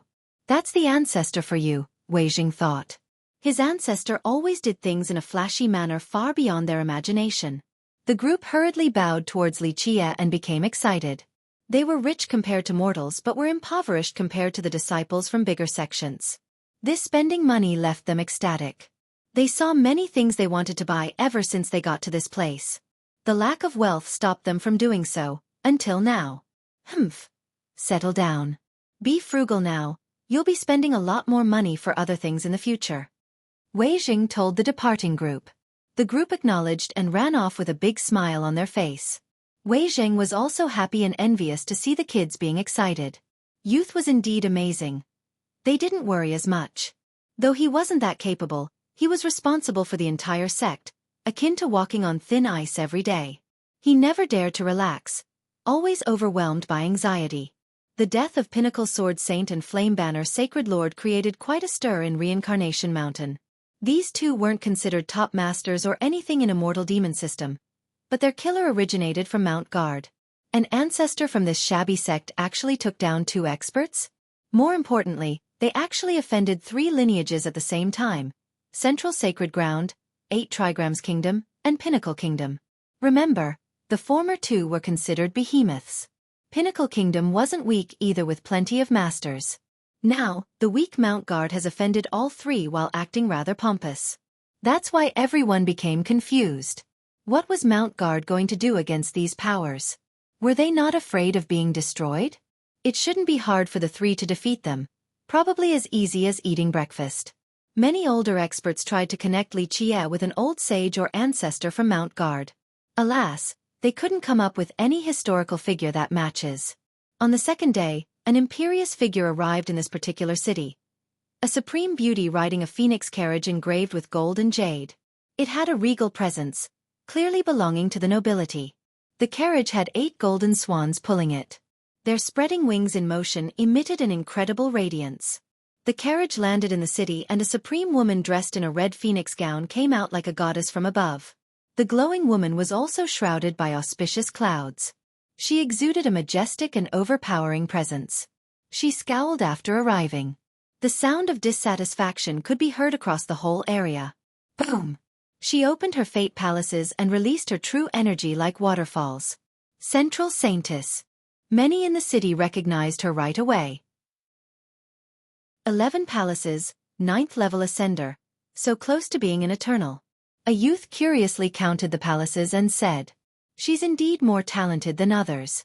I saw her several years ago and she was only an 8th level ascender then. It won't be long till she becomes an eternal." An older expert emotionally commented, "She's so young still, there's a chance she'll become an everlasting." People approved of her power. Yes, blessed in both talents and looks. A prodigy became infatuated with her appearance. Forget about it because only the crown prince of 8 trigrams is worthy of a woman like her. His friend told him to drop this idea. The young prodigy sighed in agreement. Numerous youths admired her in the system, but only the crown prince of that kingdom could win her heart. They had no complaints because he is one of the best cultivators in these parts. She should be able to fight against a low-level true emperor. A high elder from an old clan commented. That depends on the emperor's background, one without any support or one from a famous power. An eternal presence said seriously. She has supreme arts from a progenitor and possesses invincible weapons. An emperor from a humble background can't match that level of resources despite having the better grand Dao. No one really objected to this statement. Some might feel jealousy, but this was indeed the truth. The girl was blessed due to her background. Back during the foundation of her sect, her progenitor asked Everlasting Forefather to bestow a name for his sect. The Great Forefather gave it the name Central, a very positive and auspicious title. The sect was clearly favored by the Forefather, albeit not on the same level as Mount Guard and Longevity Hall. Because of this, there were rumors about this sect possessing many merit laws and treasures from Everlasting Forefather. They have been passed down for generations. The long ages of accumulation improved the sect. This particular girl was a genius since youth, adored by the seniors in her sect. She cultivated the best merit laws and had the mightiest weapons. After the marriage alliance, she earned the love of two behemoths at the same time. One could only imagine her superior wealth and hidden ace cards. A true emperor hailing from a normal sect might not be as rich as her. The one who killed my attendant deserves death. Her authoritative and cold voice echoed. Come accept the punishment and I might spare your sect. Otherwise, everyone related to you will die. Her ruthless declaration made people see blood in the upcoming days. Chapter 2760. Chapter 2760. Gui Jiahui at the gates of hell. People naturally shuddered at her bloodthirsty declaration and took it seriously too. After all, her words represented central sacred ground and to a certain extent, 8 trigrams kingdom too. Just imagine, these two behemoths enjoyed a great status in the system. Few powers were comparable to them. No one would dare to oppose them without thinking twice. Then another time. Will Mount Guard be able to survive this? Discussions sprang all over the city. Hard? No, impossible. One ancestor shook his head. Though they have that ancestor who called himself fiercest, he alone can't do everything. Central and 8 trigrams have plenty of powerful ancestors too. Even everlastings. Yes, their true powers are unfathomable. Just having one strong ancestor can't protect Mount Guard forever. He can't compete with 2 sects that have dominated for so long. People agreed with his statement. The current Mount Guard had no chance against the 2 behemoths. They messed with the beehive this time. Just surviving will be the best outcome thanks to the blessing of their past ancestors. I think this ancestor will bring ruin to them. A high elder added. People could see that this ancestor was very powerful and that Mount Guard had hopes of revitalization under his guidance. However, he was too arrogant and offended 3 powers at the same time. A third-rate sect facing enemies from all directions? It would be a miracle if it manages to stay alive. The ancestor from Mount Guard must come here and profess his sin and commit suicide for repentance. Otherwise, we shall destroy Mount Guard. She eventually added this death order to the dismay of the crowd. Okay, that settles it. Everyone came to the conclusion that Mount Guard was done for. Rumble. Explosions detonated all over the city, shaking the sky vault in the process.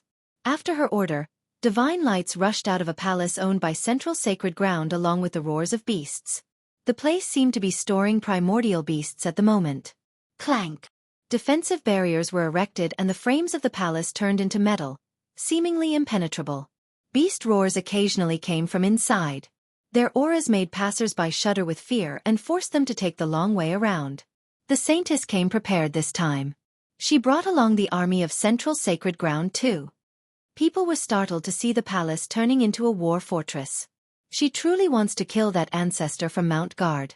He might be stronger than her, but if he dares to step inside that palace, the masters there will cut him to pieces. I'm sure they have their own ancestors coming to protect her. One big shot analyzed. Looks like the Mount Guard ancestor will die in this city. Another expert came to this conclusion. Back at the inn, Chen Weijing also heard the declaration from the Saintess. The frightened schoolmaster sought out Li Qie for guidance. Ancestor, how should we deal with this? He had no answer against a behemoth like Central Sacred Ground. Don't worry about mere ants, Li Qie said flatly. Li Qie didn't give a damn, but Weijing remained nervous. He occasionally looked outside and wondered, why are the brats not back yet? The seven haven't returned from their shopping trip, so Wei Zheng was very worried about them due to the city's current climate after the Saintess declaration. The things we worry the most about, sadly enough, have a higher chance of happening. Bam! A bloodied figure was thrown into the courtyard. Who? Wei Zheng rushed out and saw that it was Guo Jiahui. She had wounds everywhere. Her 4 limbs were broken along with many other spots. Jiahui! Wei Zheng shouted in horror. Tell the young no dash. She couldn't finish before trembling once and falling back on the ground. She didn't get up again, for death has come. Jiahui, the shocked Wei Zheng bellowed for help. Ancestor! Li Qiye appeared before him, still in the wheelchair. He scowled and raised his hand. Her corpse then flew closer to him. He exuded a glow as if he came from an ancient era. He reached into the deepest crevice of the world, seemingly searching in hell in order to bring her soul back. Buzz! He grabbed a sliver of life and reserved time, severing the reincarnation cycle and stealing the fortune of the world. This was the ultimate profundity, the mystical process of deriving life, something beyond the reach of most progenitors. Finally, a soul flame lit up on his index fingertip. He then pointed at her forehead and the flame entered her ocean of memories. She twitched continuously as time reversed and life returned. Young noble, did I die? She slowly opened her eyes, still confused. She knew that she was dead earlier. Yes, you visited the gates of hell, but I've locked your true fate prior. No one in this world can kill you without my permission. This previous act allowed him to save her even when she was completely obliterated and her souls and spirits have scattered away. Very few beings in this world could actually take her down under this condition. Wei Zheng's jaw fell to the floor. A wave of emotions overwhelmed him. He clearly saw that the girl was dead, and not that type of temporary or false death either. The person who did this didn't hold back, causing lasting damage to her souls. She was really dead earlier. However, Li Qiye derived the meanings of life and brought her back. She really rose from the dead. Buzz! He raised his hand again and the Grand Tao turned into a cauldron. A majestic medical essence wrapped around her and pulled her into the cauldron for a refinement process. Her wounds healed in just a short time. Moreover, she had another physical transformation. Her constitution became better than ever before. The others are in danger too. The girl woke up from the process and anxiously said, Young noble, masters from Central Sacred Ground took the virtuous crown and captured everyone. While they were shopping, the group also heard the declaration from the Saintess. They immediately ran back to the inn but were ambushed by people from Central. They were outmatched in both numbers and power. Her crown was taken while the rest was captured. They then threw her corpse here in order to intimidate Li Qiye. Very well, it's time for a massacre. Li Qiye calmly said while his eyes flashed with murderous intent. Chapter 2761. Chapter 2761. Gate Guardian, killing a disciple from our sacred ground is a crime punishable by death. At noon, the perpetrators will face justice. Our dead disciple shall be avenged. Today, Central Saintess made another unexpected announcement. The crowd didn't exactly know what is going on just yet. Not long had passed since her previous message. The Saintess captured those disciples from Mount Guard and will kill them via immolation. Someone found out the story and it spread quickly across the city. Immolation, huh? She's very ruthless and domineering then, acting so fast after just arriving. An expert commented after hearing the news. Immolation meant burning someone to death but not with any ordinary flame. The flame used here was a type of samadhi flame. It wasn't a quick process either. This samadhi flame would burn someone inch by inch, penetrating into the bones and marrows. This agonizing experience instilled a pain. The victims would wish for death while screaming until their last moment. In short, this punishment was ruthless and painful. The crowd shuddered before the Saintess' efficiency and brutality. They got a better idea of her characters and methods. Mount Guard shouldn't have opposed Central Sacred Ground. The Saintess will show no mercy. It won't be long till they turn to ashes. An elder from an old sect shook his head. Will that ancestor retaliate? I can't wait to watch. Some were excited to see the ancestor of Mount Guard coming to the palace of Central Sacred Ground. After all, the ancestor's power was as clear as day while the Saintess was a tough character too. A conflict between these two would certainly result in a fierce battle. This ancestor might be bold enough to make this way in there, but I don't think he's leaving alive. The saintess clearly came prepared with ancestors protecting her. One expert commented. The whole immolation punishment is meant to bait this ancestor there. If he takes half a step into that palace, the saintess will flay him alive. They won't let someone who had questioned the authority of their sect run around unanswered. Another ancestor added. Everyone has seen Liqia's power but didn't think too much of it. The other side had the number advantage with an unfathomable background. The saintess was clearly ready to kill this ancestor and take down Mount Guard after her recent moves. That ancestor is on the move. This news came out while many expected Liqia to not go save his disciples. Numerous cultivators came out on the street to watch the assault. They wanted to see his power and Central Sacred Grounds ace cards. Of course, they weren't optimistic about Liqia's chances. Wei Jing pushed the wheelchair with Xueqi next to him. Liqia seemed to be asleep, looking quite calm. This wasn't the aura of a general going into battle. The spectators held their breath, waiting to be impressed by the upcoming fight. It didn't take long before the three made it to the Palace of Central Sacred Ground. It was black due to its metallic form and emitted a hardened affinity. The entire place was heavily guarded and seemed quite resilient. People would feel the pressure while standing in front as if there was an army waiting there. The wise choice would be to leave and walk the long way around. The Iron Gate division is here. An ancestor noticed the defensive lines and said, "They are guarding the palace so well, it's going to be difficult. The Mount Guard ancestor has to get through them if he wants to save his disciples." An expert nodded. Iron Gate was a major division of Central Sacred Ground, famous for its defensive abilities. Extremely hard to break through after letting them set up. Boom! The ground shook due to the closing gates, unwelcoming to the trio from Mount Guard. A gigantic defender appeared in front of the gate. Each of his steps made the ground tremble. People needed to look up in order to fully see this person. He was 3 times taller than an average man with a full waist and broad shoulders. He wore a black suit of armor. His skin where visible was black as well, seemingly cast from black metal. He resembled a mountain of steel, exerting great pressure on the spectators. Gate Guardian, a capable assistant of the Iron Gate Lord. He's very resilient due to his physical prowess. Back then, he successfully guarded his sect against more than 10 experts who were stronger than him. This won him the title of Gate Guardian. One expert elaborated. The giant was a top 2 expert in Iron Gate. He came from a unique race allowing him to withstand weapon attacks with his body. "State your name." He let out an ear-piercing shout. "Ancestor of Mount Guard." Wei Jing had to answer for the sleeping Liqia. "Please release our disciples." "Ha ha ha." Gate Guardian let out a burst of thunderous laughter. "You're the ignorant fools from Mount Guard?" His expression changed to aggression right away as he continued. "Your sect is but a worm in our eyes, yet you dared to kill a disciple of ours? Wait for your inevitable demise." "So you won't release them?" An insipid voice sounded. Liqia had woken up. "Release them." Gate Guardian snorted in response. "In your dream. They'll be burned to death at noon today.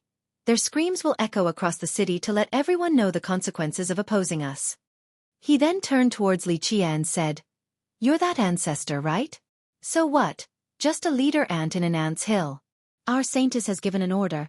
If you sever your limbs and crawl inside to beg for forgiveness, then kill yourself, she will be merciful enough to spare your sect."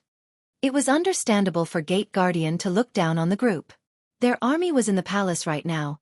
Killing this ancestor would be simple. Central Sacred Ground is overbearing indeed, very forceful in their decisions. People were moved to hear this. Alas, they had the strength to back it up so no one could complain. Beg for forgiveness? Ha! I'm here to kill everyone from Central and take your saintess head. That's the punishment for conspiring against my sect's disciples. Liqia chuckled. Damn, that's a fierce retort. The crowd was stunned. Not too many people would dare to utter such a strong response against Central Sacred Ground. One needs to be able to back up their words with their abilities. He'll be suiciding going in there. One spectator said. Boasting so shamelessly, ignorant fool. We will flay you soon, Inu Dash. Gate Guardian said. Sword. Liqia interrupted him and stretched out his hand. Gua Jiahui placed her personal sword in his hand. I won't bully you. Survive one slash from me and I shall spare you. Liqia pointed the sword at Gate Guardian and casually said. Chapter 2762. Chapter 2762. No one is invulnerable before me, just one move. Gate Guardian angrily glared at Li Qi'er in his wheelchair. Unrestrainable fury turned into laughter. Ha ha ha. I see, a sword move that I can't handle, huh? If I successfully stop it, you will need to crawl and bark like a dog. His expression abruptly changed into aggression as he continued. Go. Li Qi'er said with disdain. Let's see you try to kill me with one slash. Gate Guardian snorted, not believing in defeat at all. His defenses were mighty.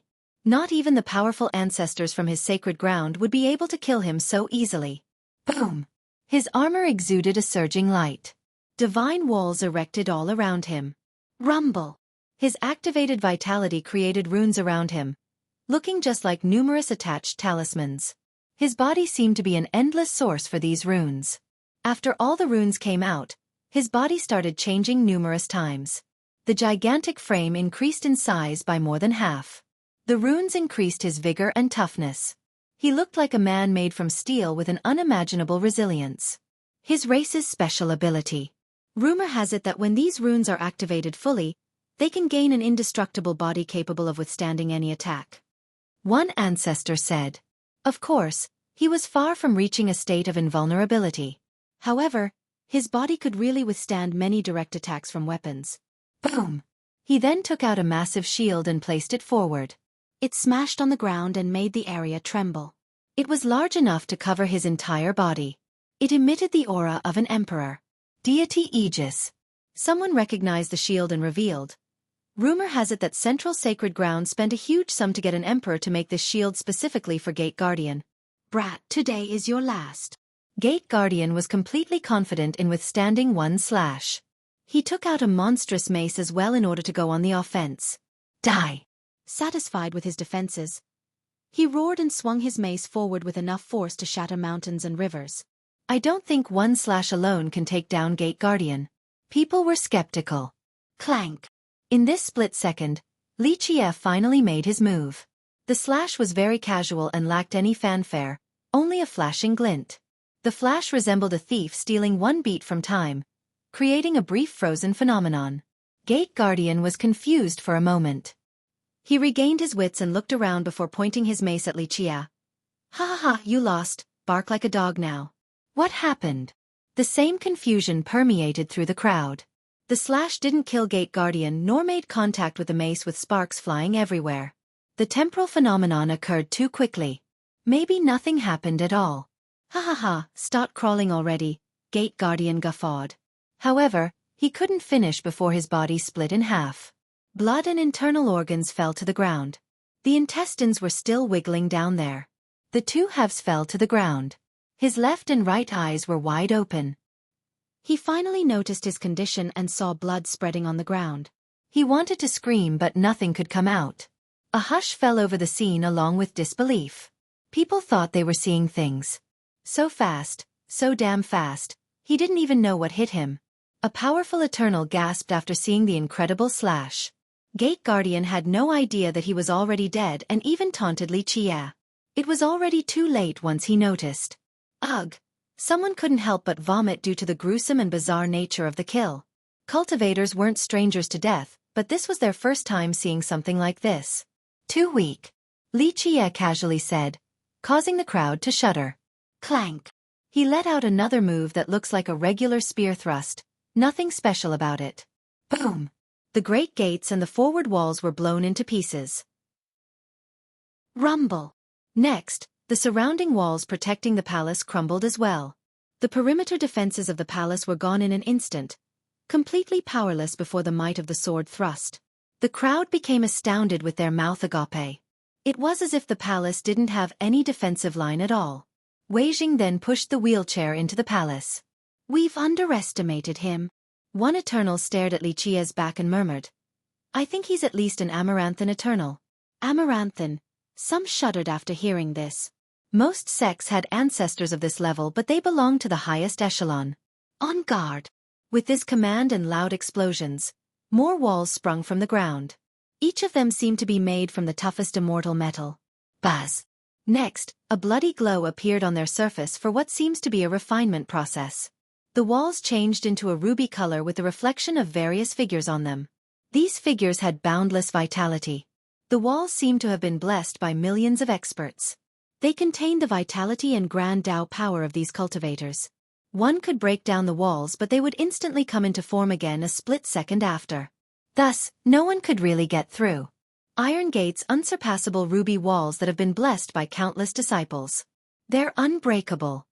One high elder from a kingdom said. The defenseless palace became protected again by the famous high walls of Iron Gate. No intruders could take a step inside. Chapter 2763. Chapter 2763. Extermination. The crowd started contemplating. It appeared that Central Sacred Ground mobilized quite a few troops to this place. Judging by the walls ahead, perhaps all of the experts from Iron Gate were present. Ignorant brat, it's not too late to surrender. Another deafening voice resounded. Everyone looked over and saw a man standing in front of the walls. He had an impressive stature. Of course, still far from being as large as the late Gate Guardian. He adorned bronze armors that had the immensity and weight of a mountain. Just a slight movement from him sounded like the march of a galloping cavalry.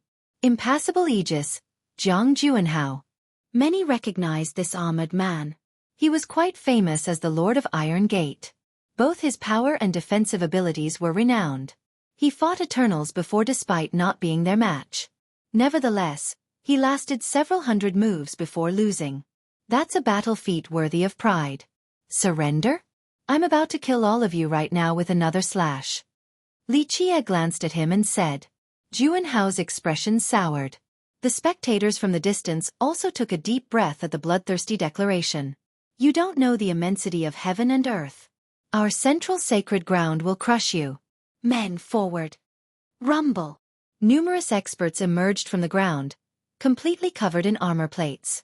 They postured and coiled on the ground, looking just like a ball of steel, or a hedgehog. Clank. Numerous sharp blades protruded from their armors. They had a crescent shape like the moon and shined like snow, acting like the quills of a hedgehog. Boom! Thousands of these experts began rolling at Li Qie. Some leaped to the sky and built even more momentum. These rolling balls came from everywhere. Their blades released sharp energy waves that cover the entire area. Not good. Wei Jing's expression soured because the energy waves targeted everyone, not just Li Qie. Rumble. At the same time, the ruby walls surged towards him too, acting like mobile shields. If the first wave of blades couldn't cut him to pieces, then the incoming shields would crush him instead. Die. Zhang Juanhao joined the mix. He turned into a bronze beam and soared forward like a shuttle piercing through the void. This was a three-layered ambush that focuses on killing Li Qie right away. People were surprised because they didn't think that the walls have offensive potential as well. Its defensive capabilities turned into a destructive attack like a tsunami of steel. This was a perfect example of the phrase, offense is the best defense. All three attacks headed for Li Qie at the same time. The rolling soldiers, divine walls, and Zhang Juanhao. Their teamwork was impeccable and surrounded him in unison. The sky turned dark because weapons engulfed the sky. This tsunami of steel left no room to run. Impossible to block as well. It could permeate through the weak spots of anyone's defense. Boom! Li Qie's area got crushed and turned into fragmented space. So strong. Perfect teamwork too. One ancestor shuddered at this sight. A sure kill. Many nodded at this omnidirectional attack. No one expected for the Iron Gate division to have such mighty offensive potential as well. This changed everyone's impression of them. Clank. Li Qie made his move as his area crumbled. The sword hymned and illuminated the whole area with enough force to flatten the ages. Peerless. This word alone perfectly described the exterminating slash. Heavy rain started pouring down afterward. It's raining? Someone instinctively touched their face only to find it stained with blood. This was a rain of blood streaming down. The slash earlier massacred the rolling experts. The ruby walls were cut down too, failing to come together again. The various cultivators from Iron Gate fusing with the walls were dismembered. Their blood gushed out like the spring. The fusion of their vitality with the divine walls couldn't stop the might of the sword. It nullified the restorative property of the walls. Boom! Juanhao didn't escape either. The slash sent him flying after dealing enough damage. Blood and organs oozed out from the middle of the two severed halves. His bronze armors containing his two meat chunks heavily slammed into the ground. Carnage and blood resulted from this single slash. The thick stench of death permeated the air and made others feel as if there was something stuck in their throat. Quite a nauseating feeling. "I can't believe it," someone shouted. One slash slaying an army. An ascender turned pale. The crowd realized that Li Qie wasn't just boasting earlier. His one slash had enough power to massacre everything. "It's over for Iron Gate." An ancestor shook his head. The experts and even the Lord of Iron Gate were dead now. Where did this powerful ancestor crawl out from? Everyone became intimidated. "He calls himself fiercest." They started murmuring and memorizing his title. In the beginning, they didn't think much about this particular title. Now, they have experienced its meaning with this gruesome scene. Chapter 2764. Chapter 2764. Wild Beast Lord 1 slash capable of exterminating a million. This flowery praise became a bloody reality today. Some felt nauseous but nothing would come out. Why do people like to seek death so bad? Does this tiny sect think it can kill me? Li Qie smiled and blew away the drops of blood on his sword. The crowd held their breath, speechless at this scene. "He's too strong. I think he's an epic eternal, not an amaranthan eternal." An ancient eternal put on a serious expression. "Epic eternal?" People gasped in response. An epic eternal was the highest level right beneath the everlasting realm. Even a mid-level true emperor would find it hard to compete with one. Just my opinion. Hard to say if it's correct. Maybe I'm overestimating it, but we haven't seen his full power just yet. The Eternal elaborated. Intuition told him that this Li Qie fella was immensely strong and hard to fathom. "I heard Central Sacred Ground has an everlasting. Is that true?" A spectator whispered. No one could give an exact answer. One ancestor finally said, "This was verified a long time ago, but the person hasn't shown up for several generations now. Perhaps he has passed away. However, I can confirm that 8 Trigrams Kingdom has one everlasting, and a very young one at that, only achieving the realm in the last generation." The crowd shuddered after hearing this. Because of the marriage alliance, it meant that the Saintess also had an everlasting backing her up. I wonder who came with her this time. Ordinary Eternals will not be able to stop Fiercest, but their strongest ancestor? Fiercest will die against an everlasting. One elder speculated. The Saintess' bold actions thus far showed her confidence. Even if she wasn't a match for Fiercest, they had enough experts and ancestors from Central to stop him. "Go." Li Qie smiled nonchalantly. Wei Jing pushed the wheelchair deeper into the palace. He and Jiahui had a serious expression, unlike Li Qie who seemed to be asleep. The crowd thought that Li Qie had all the momentum right now. He could freely traverse the lair despite the dragons and tigers hidden inside. People also got the feeling that if anyone tries to stand in front of his wheelchair, they would still be flattened all the same. Just imagine him being able to walk. This question popped up. This made the crowd shudder. He could already massacre an entire division without needing to walk. What if this disability wasn't there? "No, it's best that he can't," one ancestor quietly said. But how did he become crippled? Another expert wondered. After all, an Eternal was capable of recreating their body. This disabled state shouldn't be possible. It's definitely a wound. One Eternal thought he had figured it out. Something caused by a stronger opponent that will always be there. It had harmed his true fate, so recreating the body is useless. Thus, he's not really a cripple in the mortal sense. His true fate is probably incomplete. "I see." Another heaved a sigh of relief. A monster like him will cause carnages everywhere with a complete true fate. Many agreed with this sentiment as they watched him infiltrate deeper into the palace. The trio eventually reached an open training field. The sky suddenly turned dark after a loud stomp from a massive creature. Boom! It stood before the group, blocking their way. Everyone got a good look at the creature. An earth dragon with a frame big enough to shoulder the sky. When it raised its frontal claws in front of its chest, one could see their unstoppable sharpness. Rumble! 3 more massive creatures landed in 3 different spots. To the east was a blood-tusk elephant, to the west was an armored Leo, and to the south was a bladed porcupine. The elephant was larger than the rest. Its 4 legs looked like pillars. One stomp from it could shatter the earth. Its ivory tusks had a bloody glow. The Leo was covered with armors from top to bottom. Rocks were as feeble as tofu before its claws. The porcupine looked like a saber expert. It stood up straight and had a dual-wielding style. What are they? The spectators haven't seen these beasts before. Rumble! More beasts rushed out, resulting in an earthquake. They appeared so suddenly as if they were teleported here. The horde included fish and bird, massive serpents, tiger king with a frenzy bloodline, eagle king with an all-piercing beak. 10,000 beasts or so filled up the arena. Their march could trample anything to pieces. Where the hell did they come from? Many felt their legs trembling after sensing the bestial auras. Are we back in a primal world? Another fearful spectator said. Nothing but ashes will be left of those who kill our disciple. A colossal shadow loomed from above. Everyone noticed a gigantic eagle king with red eyes and sharp claws. The voice came from the bird itself. Wild beast lord. An expert shouted. So this lord is an eagle demon? A few people exchanged glances after seeing this. Don't look down on him. He can control these beasts and has access to the excellent 4 forms beast formation. His own power isn't that impressive, but he controlled this army of beasts and took down a kingdom before. A strategist said with a serious expression. Wild beast was one of the strongest divisions in central sacred ground.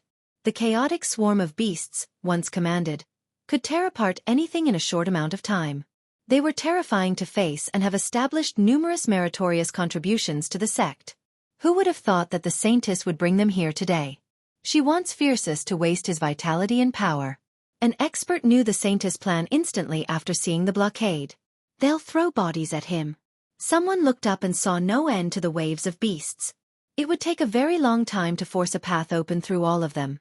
I wonder how long Fiercest can last. An Eternal wondered. In his opinion, this division wouldn't be able to stop him. Nevertheless, this primal tsunami could still expend a lot of his energy while the Saintess bide her time waiting for an exhausted enemy. Just wait till you see their ace card, the 4 forms beast formation. It's very hard to escape. One ancestor added. You're all courting death. Lichia opened his eyes for a quick glance. My beasts will stomp you down to a paste. The Eagle King up above shouted in response to Lichia's contempt. Chapter 2765. Chapter 2765. 1/ to end the stampede, come, the more the merrier. Lichia remained apathetic to his opponents. Oh!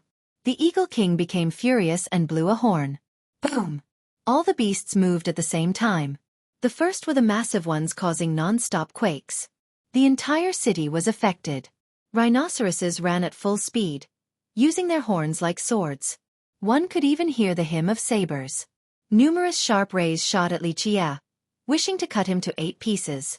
Devil bulls came next with fiery clouds surrounding their hooves. The ground beneath them would burn from the high temperature.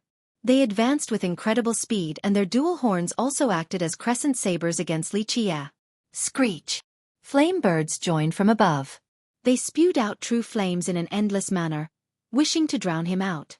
At the same time, large hedgehogs shook their body a bit and shot out a rain of sharp quills towards Lichia. Rumble! Next, giant tentacles drilled out of the ground with a big mouth at the tip that tried to suck Lichia closer, wanting to wrap around him. In the distance were numerous coiling serpents the size of a mountain. They spewed out a miasma that killed any vegetation nearby. Rumble! These beasts attacked in a frightening manner at the same time. The battlefield turned into hell. The ground was crushed. The soil melted into lava. The spatial area above was lacerated and turned into a terrible storm. They came from all directions, the air, ground, and even underground. Anyone would be killed in the blink of an eye. The weaker spectators turned pale and trembled with fear, thinking about the sad end if they were in Lichia's spot. They probably wouldn't even have the chance to scream. Numbers mean nothing, still just ants. Lichia casually whirled his sword around. Clank! A circular sword energy rapidly expanded with him at the center. It looked like the sun and emitted boundless sword images. Millions of swords started sweeping through the area. Oh dash! Pitiful shrieks echoed across the area, loud enough to blow away the clouds. Poof! Pillars of blood gushed upward in a magnificent manner, almost like an ocean being flipped over. The red liquid then poured down in a torrential manner and started accumulating on the ground, high enough to cover the corpses of smaller beasts. The slash that killed the Iron Gate members earlier only resulted in a drizzle, unlike the downpour this time around. The horde was annihilated, whether it be the mountainous serpents, armored rats, lightning-fast light birds, or poisonous ants the size of a finger. Not a single fish escaped the net. The ferocious and powerful ones also failed to withstand the energy, dying on the spot instantly. The stench of blood overwhelmed the nose. Courage was being tested before this hellish scene. Some failed since their legs were clearly trembling. Too brutal. Not to mention the young, even the older experts who were Eternals shuddered inside. No! The Eagle King bellowed, but he couldn't save the horde. Keep in mind that he spent his entire life gathering this army of beasts. To do so again required thousands of years. Bastard, I will end you! He furiously roared with reddened eyes. Boom! A red radiance exploded around him, illuminating the sky vault with the same shade. He turned into a blood eagle. The flapping of his wings resulted in waves of blood. At the same time, the 4 main beasts on the ground also activated their skills and started glowing. Buzz! All 5 beasts sent out runes that imprinted on the ground. Arrays started moving and connecting with each other to form a great formation. Boom! The completed formation replaced the world with another. Lichie's area turned into a primordial wildland with thick forests. They seemed to have been transported to the oldest age. Boom! A divine beast landed from above and instantly exerted its stately aura. It had the head of a Leo, body of a dragon, 4 limbs of an elephant, and 2 arms holding long sabers. The 2 sabers have changed, gaining a sacred glow in the process. Moreover, the beast also had a pair of wings that were as red as blood. The feather was sparkling, seemingly carved from rubies. This abomination released an oppressive domain. A halo appeared above its head, flawless and pure.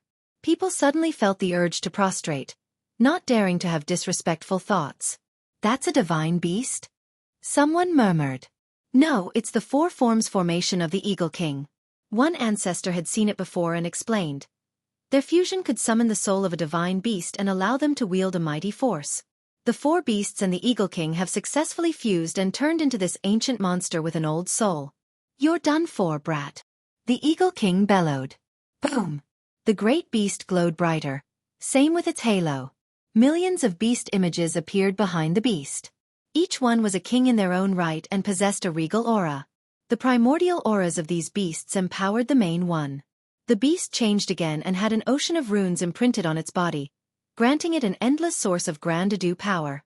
The 2 sabers seemed to be made from perfect runes as well while exuding the light of the grand Tao. 4 forms divine annihilation.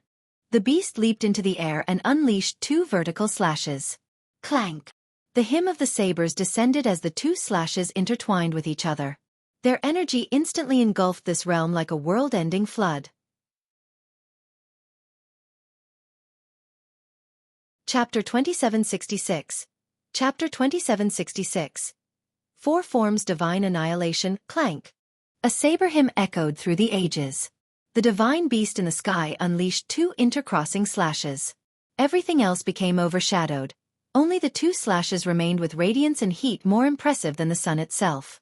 The sabers suddenly disappeared, leaving behind 2 spatial scars descending down with the holiest force intending on suppressing Lichia. The sabers have turned into the heavenly scars with the power of judgment. Every other living being would need to prostrate and accept their punishment. Even the mightiest could only lean downward to await the inevitable decapitation. They came so fast and silently. Everyone felt this power imprinting in their heart and judging them. The weaker cultivators couldn't help but vomit blood. So strong, that's the power from that divine soul. A spectator shouted while the rest felt fear. Clank! Lichia casually retaliated with a skyward slash. It instantly pierced through the firmaments. The flow of time came to a halt, seemingly affected by his sword thrust. When the crowd could see again, the casual thrust had pierced through the divine beast. Its blood slowly flowed down the blade. Crack! Crack! Next, the primal world and the great formation collapsed. The 5 beasts assumed their original form. Unfortunately, all had a gaping, bloody hole. Nothing was spared from the thrust earlier. The Eagle King's eyes were wide open. He couldn't see the move clearly at all. Just one flash and his heart got penetrated just like that. He was off to the Yellow River now. Lichia pulled back his sword and loud explosions happened. The monstrous frames of the 5 beasts fell and piled up into a mound. Time started flowing normally again, and the world regained its original appearance. However, there were more corpses this time around. They piled up like mountains and their blood flowed like rivers. This palace turned into hell. Wild Beast Division is finished too. Someone murmured. In just one day, he destroyed Iron Gate and Wild Beast. Wait, don't forget Flame Banner before that too. That's almost half of Central Sacred Ground's forces. They're hurt to the core. One expert shuddered. More eventually calmed down and exchanged glances of fear. Lichia was just too strong and terrifying. Now this is a sword god. Other people aren't worthy of using the sword compared to him. One Eternal took a deep breath and praised. No one would refute this statement. From start to finish, Fiercest only needed one slash to take care of his opponents and settle any issue. Who else would be worthy of the titled sword god if not him? If the old men from Central Sacred Ground don't come out, no one will be able to stop him. They'll only come to die needlessly. Only ancestors can deal with him now. An ancestor solemnly said. At the start, the Saintess wanted Lichia to waste his energy and vitality by throwing bodies at him. Now, in retrospect, this strategy seemed futile. Even more people would still be useless. Dum, dum, dum. Sonorous drums came from the depths of the palace. The central disciple still on the battlefield retreated like the tides after hearing the drums. The Saintess ordered a retreat. Looks like she wants to come out herself? Everyone became excited. It's about time to end this. Lichia wiped his blade with a handkerchief and smiled. Wei Jing pushed the wheelchair once more. This time around, he was completely calm. His legs no longer trembled even if they were heading into the lair of a dragon. What is the Saintess going to do? One expert wondered. Everyone thought that the ancestor would die for sure after coming into this place. However, many have changed their view. Perhaps the Saintess had no chance of dealing with someone so strong. She has to invite the ancestors. One Eternal said, I know that they still have several powerful ones, ranging from Aramanthan to epic level. Powerful indeed. The crowd shuddered. These ancestors were indeed the pillars of Central Sacred Ground. One ancestor alone will not be able to beat Fiercest, but several ones might amount to something. A sect like Central Sacred Ground definitely has aces up its sleeve. One knowledgeable ancestor said. It will be a brilliant fight regardless of the victor. The anticipation grew among the crowd. Once the trio made it far enough inside the palace, they saw a throne on top of many steps. The Saintess sat there and looked down at them, looking like a queen already with a royal aura. She had a cold aura and no signs of fear in her expression. Her courage earned some admiration from the crowd. They thought that if they were in her shoes facing this death god, their legs would be trembling with fear. To the left side were Li Jianquan and the others. They had visible wounds but at least they were still alive. 6 men stood next to them, each holding a cauldron with true fire. Just one command of her and they would pour the fire on the group, instantly turning them to ashes.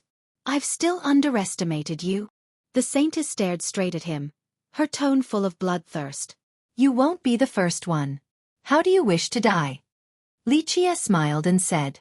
It's not too late to surrender now or I'll burn them to a crisp. The Saintess' eyes turned cold. She glanced at the 6 men. Just a nod from her and that would be the end for Jianquan's group. Pluff! Blood gushed like a spring. The moment she made her threat, Lichia swung his sword and the 6 men lost their head. How boring, trying to threaten me with this child's play. Lichia was bored. Activate. An Eternal suddenly ambushed the group. He appeared and poured out his true flame towards the group, wanting to finish the execution. Pluff! The flame couldn't reach them before he lost his head. Bam! His headless corpse fell to the ground. An Eternal was killed by a single slash. He was actually on guard yet it was still not enough. Let's play a game. I'll let this little girl join too. If you can hurt or incinerate the 7 of them, I will spare your lives.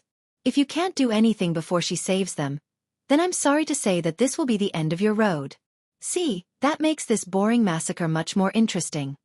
Lichia grinned while sitting in his wheelchair. Chapter 2767, Chapter 2767.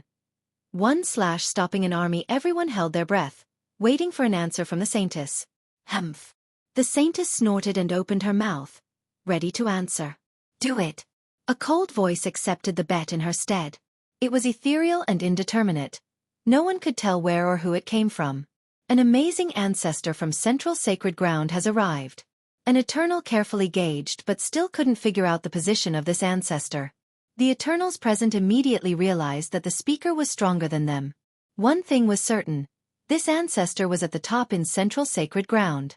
Fine, I bet it is. The Saintess took a deep breath and said, Good. I'm a man of my words. Win and I will let you leave this place. Li Qie smiled before turning towards Xueqi. Girl, go, no need to rush and make it too hard for them. Xueqi nodded and had full confidence in Li Qie. She was ready to hand her life over to him whenever. Begin. Li Qie placed his sword on top of his knees and closed his eyes. Xueqi then turned towards her peers and nodded at them, letting them know that she was coming. She stepped forward without running since Li Qie told her not to. Whoosh, whoosh, whoosh. In the next second, a silver explosion detonated in the sky. Countless starry beams appeared and descended in a dazzling manner, not sparing a single spot on the ground. These beams were extremely fierce and fast, capable of turning the ground into a sieve. They flew straight for Xueqi and the other 6. Just one beam was more than enough to slay them all. Pluff! A sword move cut through the galaxy and trapped all of the rapidly descending starlights. It then crushed them into nothingness. Next, the energy of the slash gathered again and shot through the sky. The entire sword move was perfect and smooth, starting from the overwhelming reach before gathering at a single point to turn into this shooting star. Blood gushed at its target point like a beautiful flower blossoming in the sky. Boom! A person fell down and slammed into the earth. A man dressed in silver, also with a pair of silver gloves. His forehead was struck by the shooting star earlier with blood oozing out. The guy was dead when he hit the ground. Man Tianxing, the Grand Protector of Central Sacred Ground. One expert blurted out. His offensive abilities were top-notch in the entire system.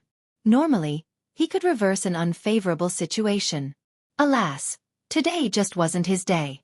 Meanwhile, Xueqi was undeterred during the whole exchange. Kill him.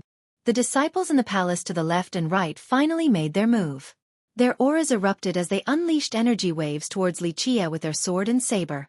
Unique weapons and treasures flew straight for Li Qie, including pagodas, bells, iron slabs. Their attacks resulted in bright lights and destructive pressure everywhere. The weapons flew chaotically in the air. No one could make head or tail of this battle. Clank! Another sword hymn sounded. Li Qie used his sword again, releasing a horizontal slash. The bright lights instantly disappeared, replaced by a scene of red. Blood splurted upward like a pillar before scattering down like flower petals. During the chaos of the offensive waves, 3 phantom figures approached Xueqi's group. They were extremely fast. The weapons in their hands flashed, ready to sever the group's neck.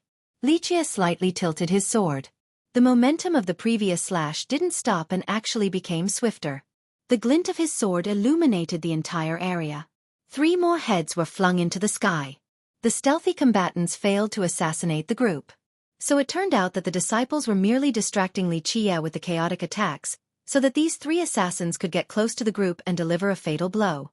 Unfortunately, this little play couldn't trick Li Qie, so their strategy failed. They're the 3 golden protectors. A noble from a kingdom recognized the 3 dead figures. These protectors have always hidden in the shadow and assassinated numerous figures. This battle didn't go as well as before for them. Buzz! The next stage started with the spatial area twisting in a bizarre manner. It started to melt from a high temperature. It wouldn't take long before the 7 die from this next attack. I see, a real master from Central is starting. An Eternal shuddered, aware of this move's potency. The clothes on Xueqi and the others began to burn as a result. A bit capable. Li Qie smiled and thrust his sword with a meteoric speed again. Pop! It pierced through space and revealed a hiding figure. This person refining space couldn't dodge in time and became astonished. Go!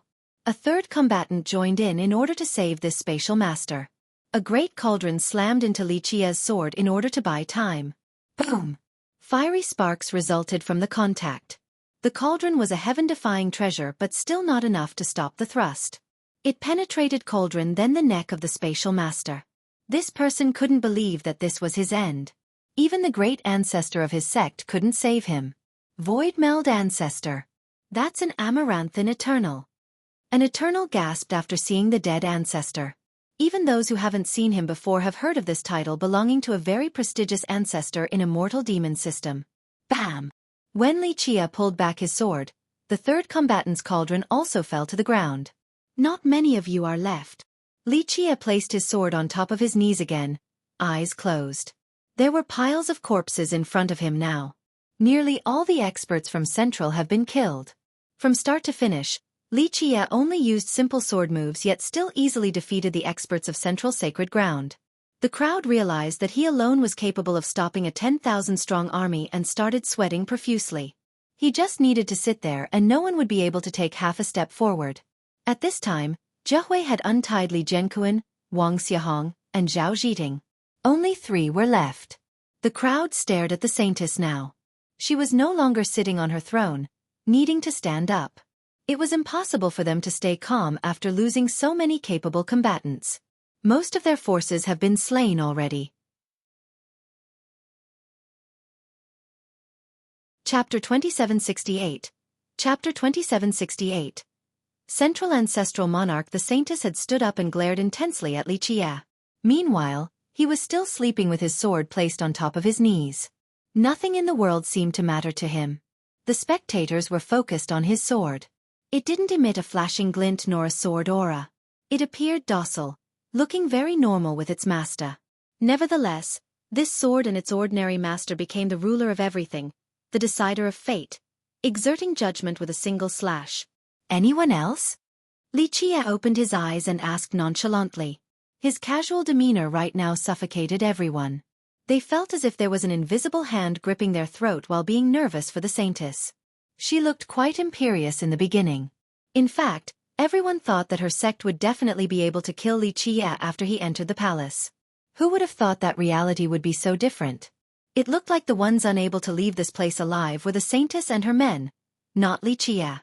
All of the disciples from Central ranging from the saintess to the ancestors might not be able to leave this palace today. I'm coming. The saintess spoke with an austere expression.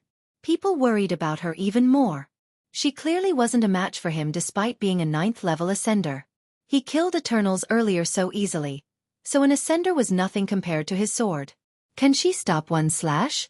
An expert murmured. They weren't looking down on her at all. It was just that the power disparity was so blatantly clear.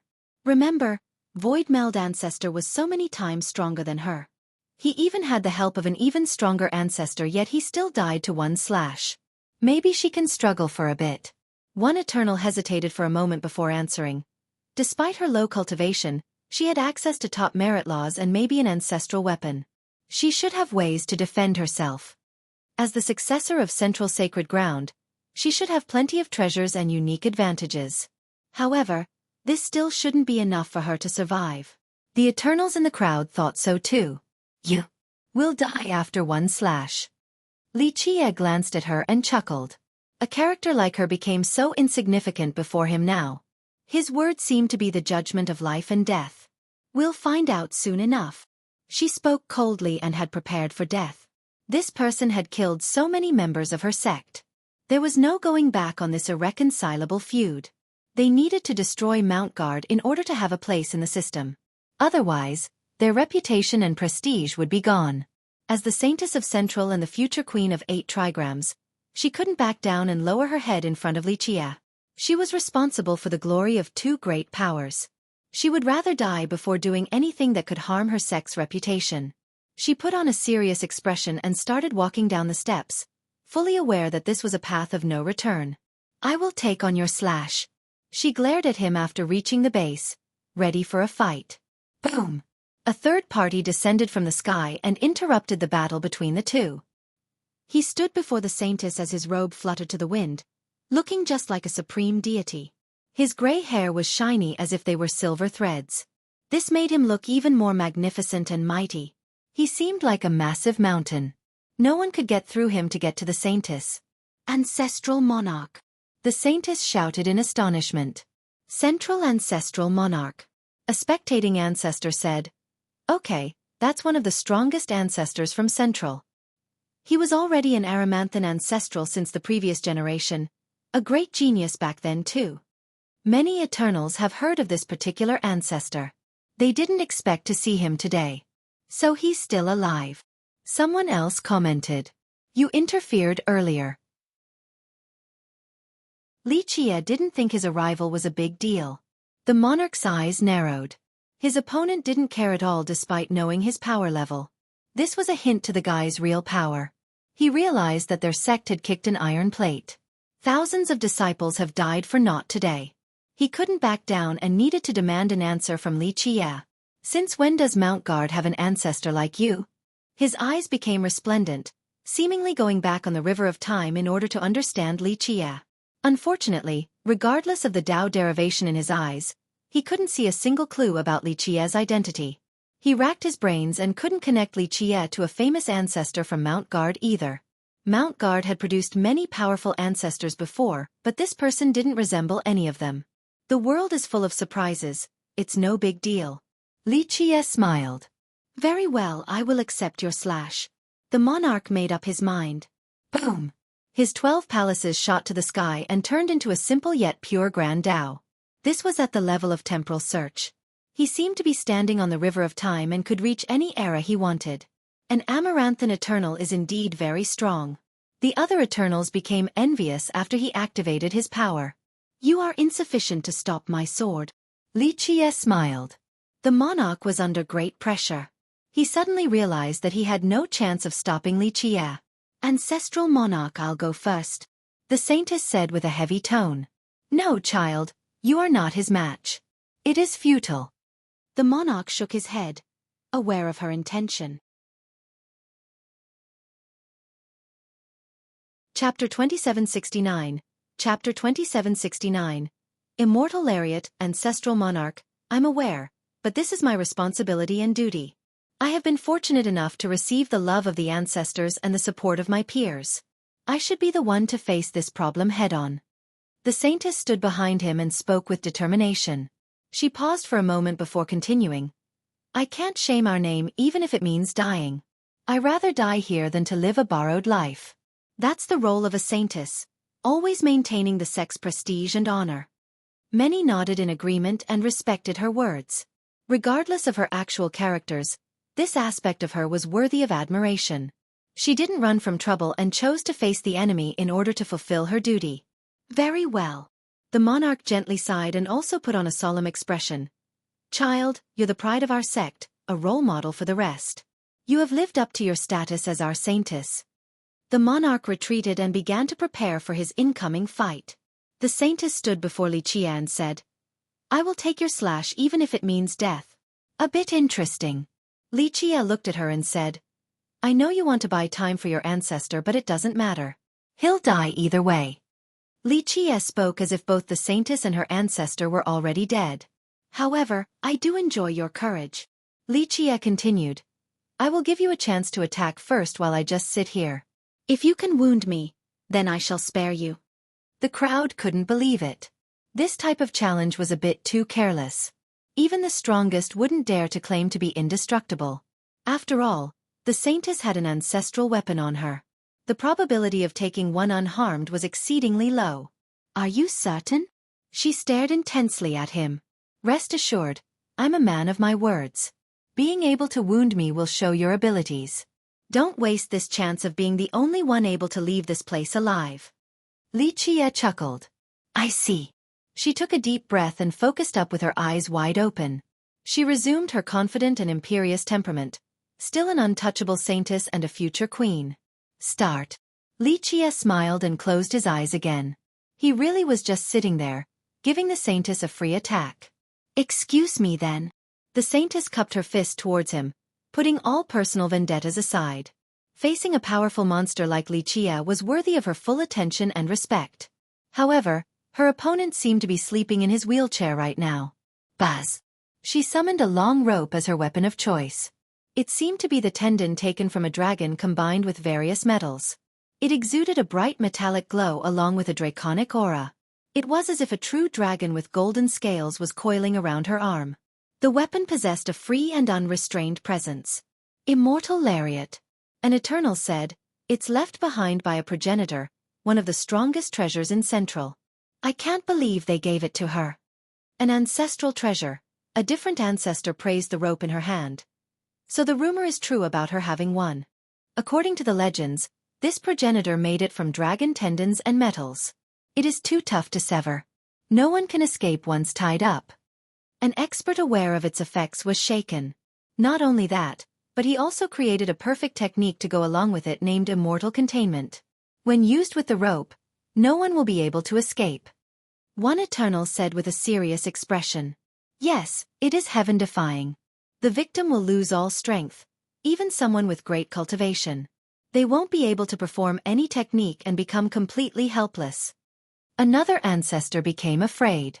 Immortal Lariat was left behind by Everlasting Forefather. A perfect treasure for subduing an opponent. Buzz. After the Saintess revealed her weapon, the monarch behind her also took out a tripod. It landed on the ground and started to pulsate brightly with progenitorial laws. They drilled into the ground, allowing the treasure to connect with the Tao land of the system in order to borrow a majestic power. The holy radiance stemming from it made death seem insignificant, salvation from the mortal coil. Any combatant basked in this light would be able to go to a heavenly realm after death. Holy Tripod. Central sacred ground brought two ancestral treasures here. An ancestor took a deep breath and said, "They have so many resources." The majority of the crowd became envious. Few sects in the system were able to muster up two ancestral treasures. No wonder why they were so imperious before. No one else would have been able to leave this palace alive against two treasures. Unfortunately, their enemy was a monster like Xueqi. She wants to buy time for the monarch. Everyone understood her intention right away. She wanted to throw her life away so that the monarch could have time to prepare a full-force attack. "I'm starting," the Saintess said solemnly. "I've been waiting." Xueqi maintained the same posture. The Saintess started glowing, a sign of her gathering vitality and true energy. Boom! She didn't waste any time as she created the Grand Tao and various laws. The rope in her hand turned into a true dragon lunging straight at Xueqi. In this split second during the dragon's descent, its Tao trajectory became extremely unpredictable and profound. It coiled above its victim before trapping them in a flawless and omnipresent manner. Movement techniques or retaliatory arts were useless. The dragon would always find and coil around its target. "That's immortal containment for you." An ancestor was amazed at her technique. Even though the rope wasn't aimed at them, some of the spectators felt their soul being lassoed and taken away. Their Grand Tao was bound so they couldn't move at all, losing all strength. So frightening. Watching alone was scary enough. Just imagine being the victim of this rope. They would become completely helpless, a fish on the chopping board.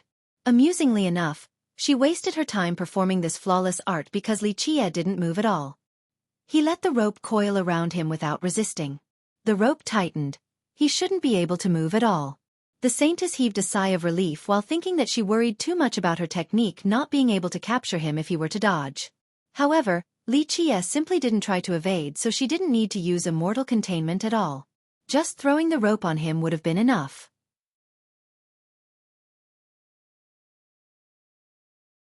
Chapter 2770. The rope wrapped tightly around Xueqi, rendering any escaping technique useless. "That's a smart move from the Saintess."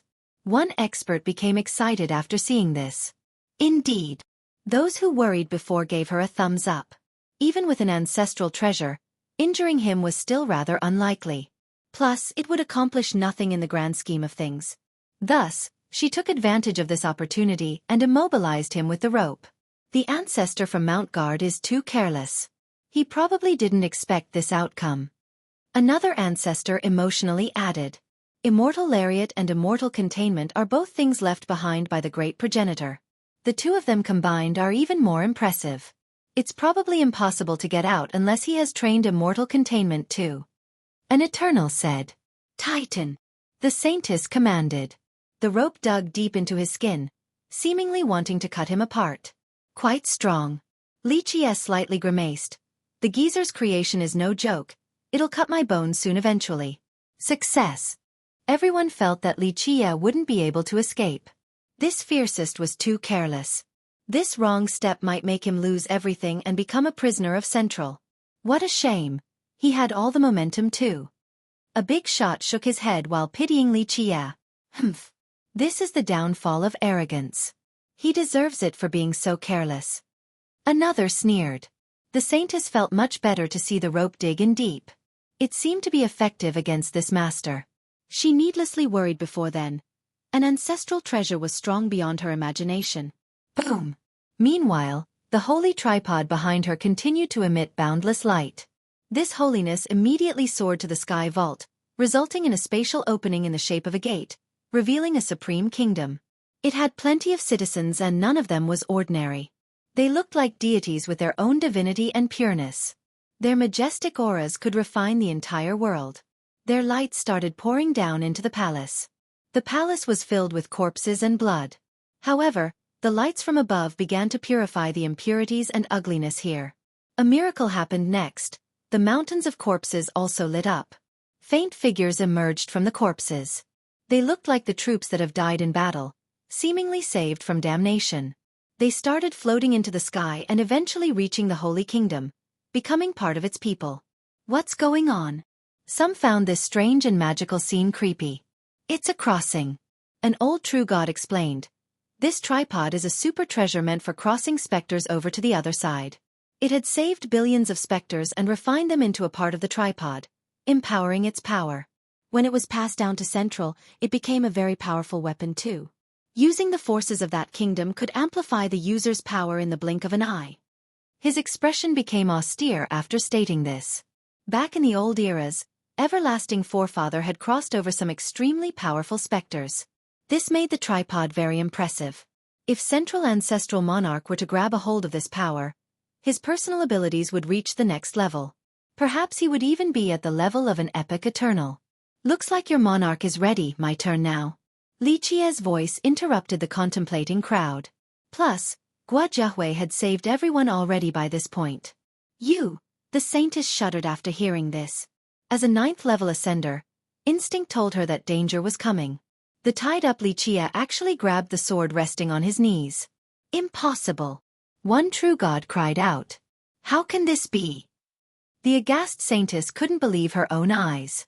She had tried it before on her ancestors. None of them could move after being captured by the rope. But now, Li Qie was completely unaffected even though the rope was biting into his skin. Take this slash.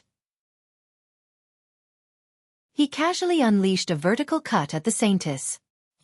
The frightened saintess retreated with her fastest movement technique while activating numerous defensive arts. Boom! True dragons emerged and coiled around her in order to stop the incoming slash. She didn't stop there either. Thick plates of armor covered her body. Massive and ancient shields blocked in front. The combination eliminated all openings. However, the slash decapitated the dragons and shattered the shields. The horror of this slash left the saintess pale. Stop it right there. The monarch finally joined in at this decisive and fatal moment after sufficiently preparing. A holy light covered the saintess and materialized into sacred walls spanning for millions of miles and crossing through the ages. Everything fell into stagnation. The spectators felt their hearts skipping a beat. Their eyes were wide open in order to capture every minute changes in this scene. Crack! The walls in front of her had cracks before completely crumbling. They could see a tiny wound on her forehead with blood streaming down. Boom! Her body split into 2 halves before they could react. Blood and organs splashed to the ground. Chapter 2771. The saintess still found it astounding during her last moments despite being mentally prepared. She didn't expect it to come so fast. No! A few young cultivators screamed, especially her fans. A supreme beauty was going to turn into a skeleton soon. Her splendor and looks would cease to exist. You! The monarch turned frenzy at this sight.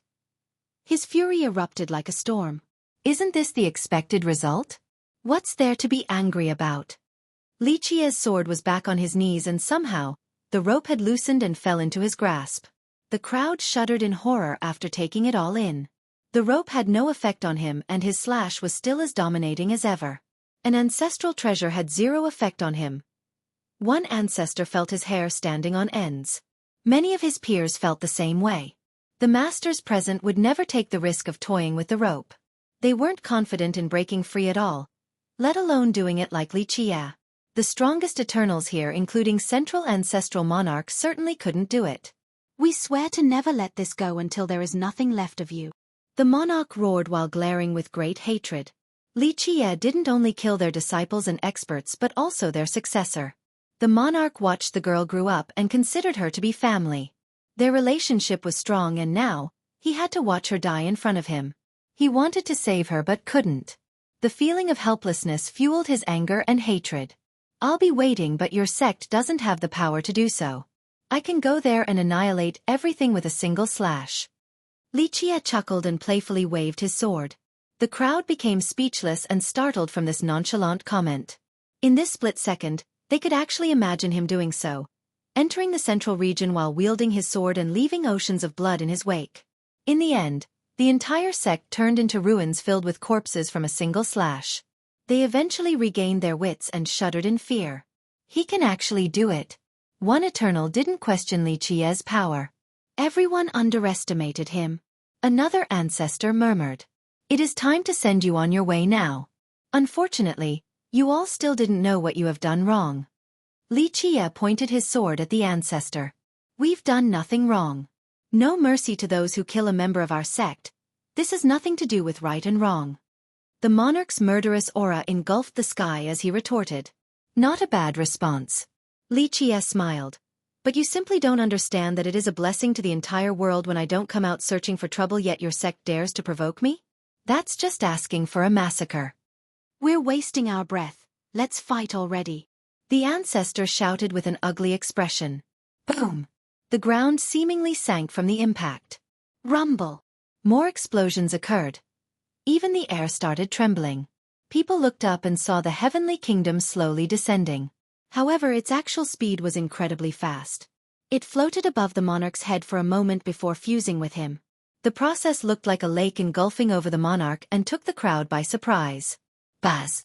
The monarch sucked in the water in order to take the kingdom inside. Boom! Once he fully absorbed the power of the kingdom, a flame erupted around him. The holy light was no longer gentle like before.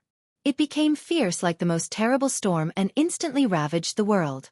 This, in turn, transformed the monarch into a destructive deity. Numerous sharp pairs of holy wings grew on his back with enough force to sever the reincarnation cycle and yin and yang. The glowing wings blotted out the entire sky. A slight flap of them created massive tornadoes. 108 pairs of wings. Someone counted the wings made of light behind the monarch. This is a spirit of vengeance, a holy angel that should invincible and comparable to a progenitor. Those wings are immensely brutal. A well-read ancestor put on a serious expression. Can it kill fiercest? Someone else asked. This made people glance at each other. In fact, the crowd knew that the current monarch was terrifying. All of them combined couldn't take him. Even an epic Eternal might not be able to match him. Hard to say. The strongest Eternal among them couldn't come up with a conclusion. The problem was Fiercest's heaven-defying abilities. His devilish sword made him unbeatable from start to finish. He never used more than a single slash to defeat anyone so far. Thus, they didn't have a good judge of his actual power. You deserve death. The monarch seemed to be above the 9 firmaments. His words turned into thunderous mantras. Such mighty divinity paralyzed the weaker members of the crowd. The monarch didn't need to do anything else to suppress them. Die! He murderously roared and the 108 pairs of wings behind him started fluttering. Clank! They turned into sharp blades and slashed directly downward in order to sentence Xueqi to death. Each wing slash left behind a terrible scar in the sky. Moreover, they intertwined with each other and formed an inescapable net. Escaping to the horizon was still useless. Boom! This ultimate move didn't end there. The monarch's tripod became massive and fell downward in a suppressive manner. The area around Xueqi turned into a powdery void right away. So strong. The crowd was astonished. This attack made Reincarnation Mountain City look so tiny in comparison. The whole mountain range was on the verge of collapsing. Weak disciples fell to their knees, unable to get up because of the pressure. This attack has the power of an epic eternal. An eternal analyzed the attack. Chapter 2772. The dominating move from the monarch severed space and suppressed the entire domain with enough force to slay the gods.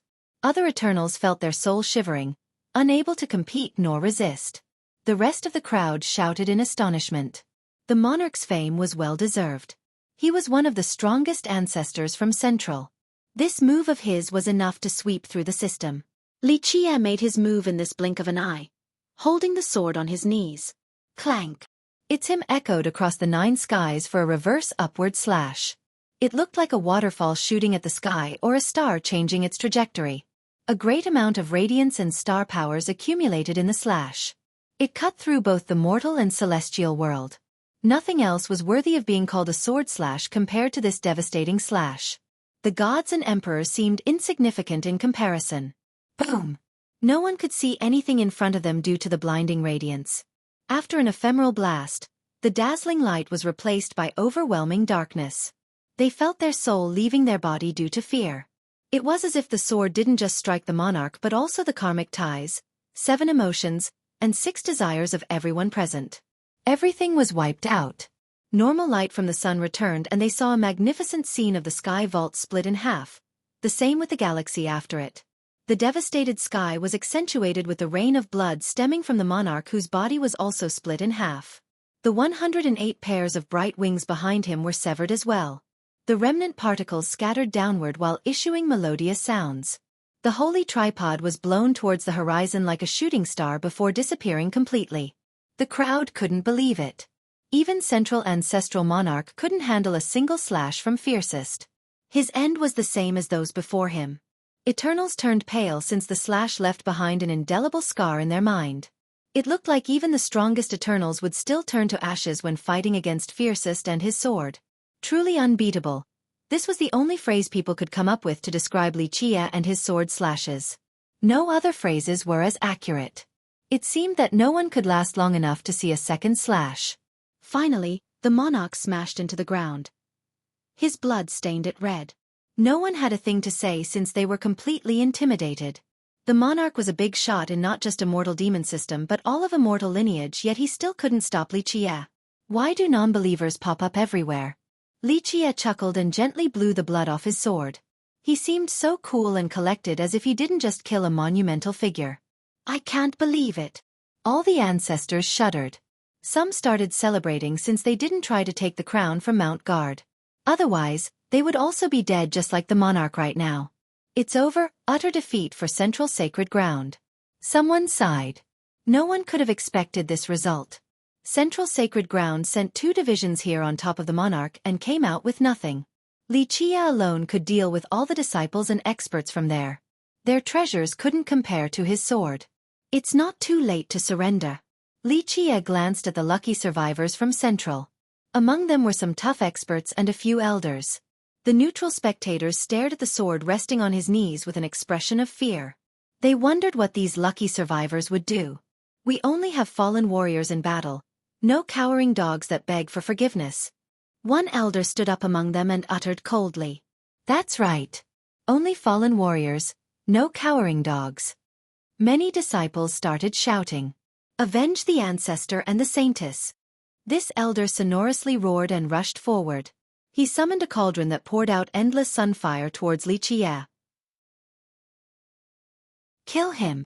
The rest of the disciples took out their strongest weapon and utilized their best moves while lunging for him. Rumble. Treasures of all forms emerged in the sky, resulting in a colorful and bright spectacle. These disciples swarmed at Xueqi like angry bees with their nest broken. It's useless, they're suiciding. An ancestor from a big sect shook his head. The spectators knew that this was a futile attempt. I'll send you all on your way then. Xueqi chuckled and grabbed his sword. Whoosh! A sword glint swept through the world like the rippling waves, turning nights into days. Heads started to fall and springs of blood gushed out before splashing downward like blossoming flowers. Rain of blood descended first before the headless bodies fell as well. If one were to look down from above, they would see many fresh flowers spreading their petals at the same time. Blood eventually streamed together and formed huge puddles with corpses scattered everywhere. Well, they do look like members of a great sect, just a bit stupid though. Li Qie smiled and gave the sword back to Xueqi. The sword still looked as normal as ever, not like a weapon that had just killed thousands. Meanwhile, the crowd trembled after seeing more corpses piling up in that palace. Tell their sect to come to pick up the corpses. Li Qie left this message before leaving with his group. The spectators watched his departure in total silence while trying to calm down. Fiercest is a monster. Eventually, an ancestor quietly said. People finally realized the bloodthirst and brutality accompanying this title. He's really vicious. Another expert shuddered. From now on, just this title alone was enough to scare the ones present today.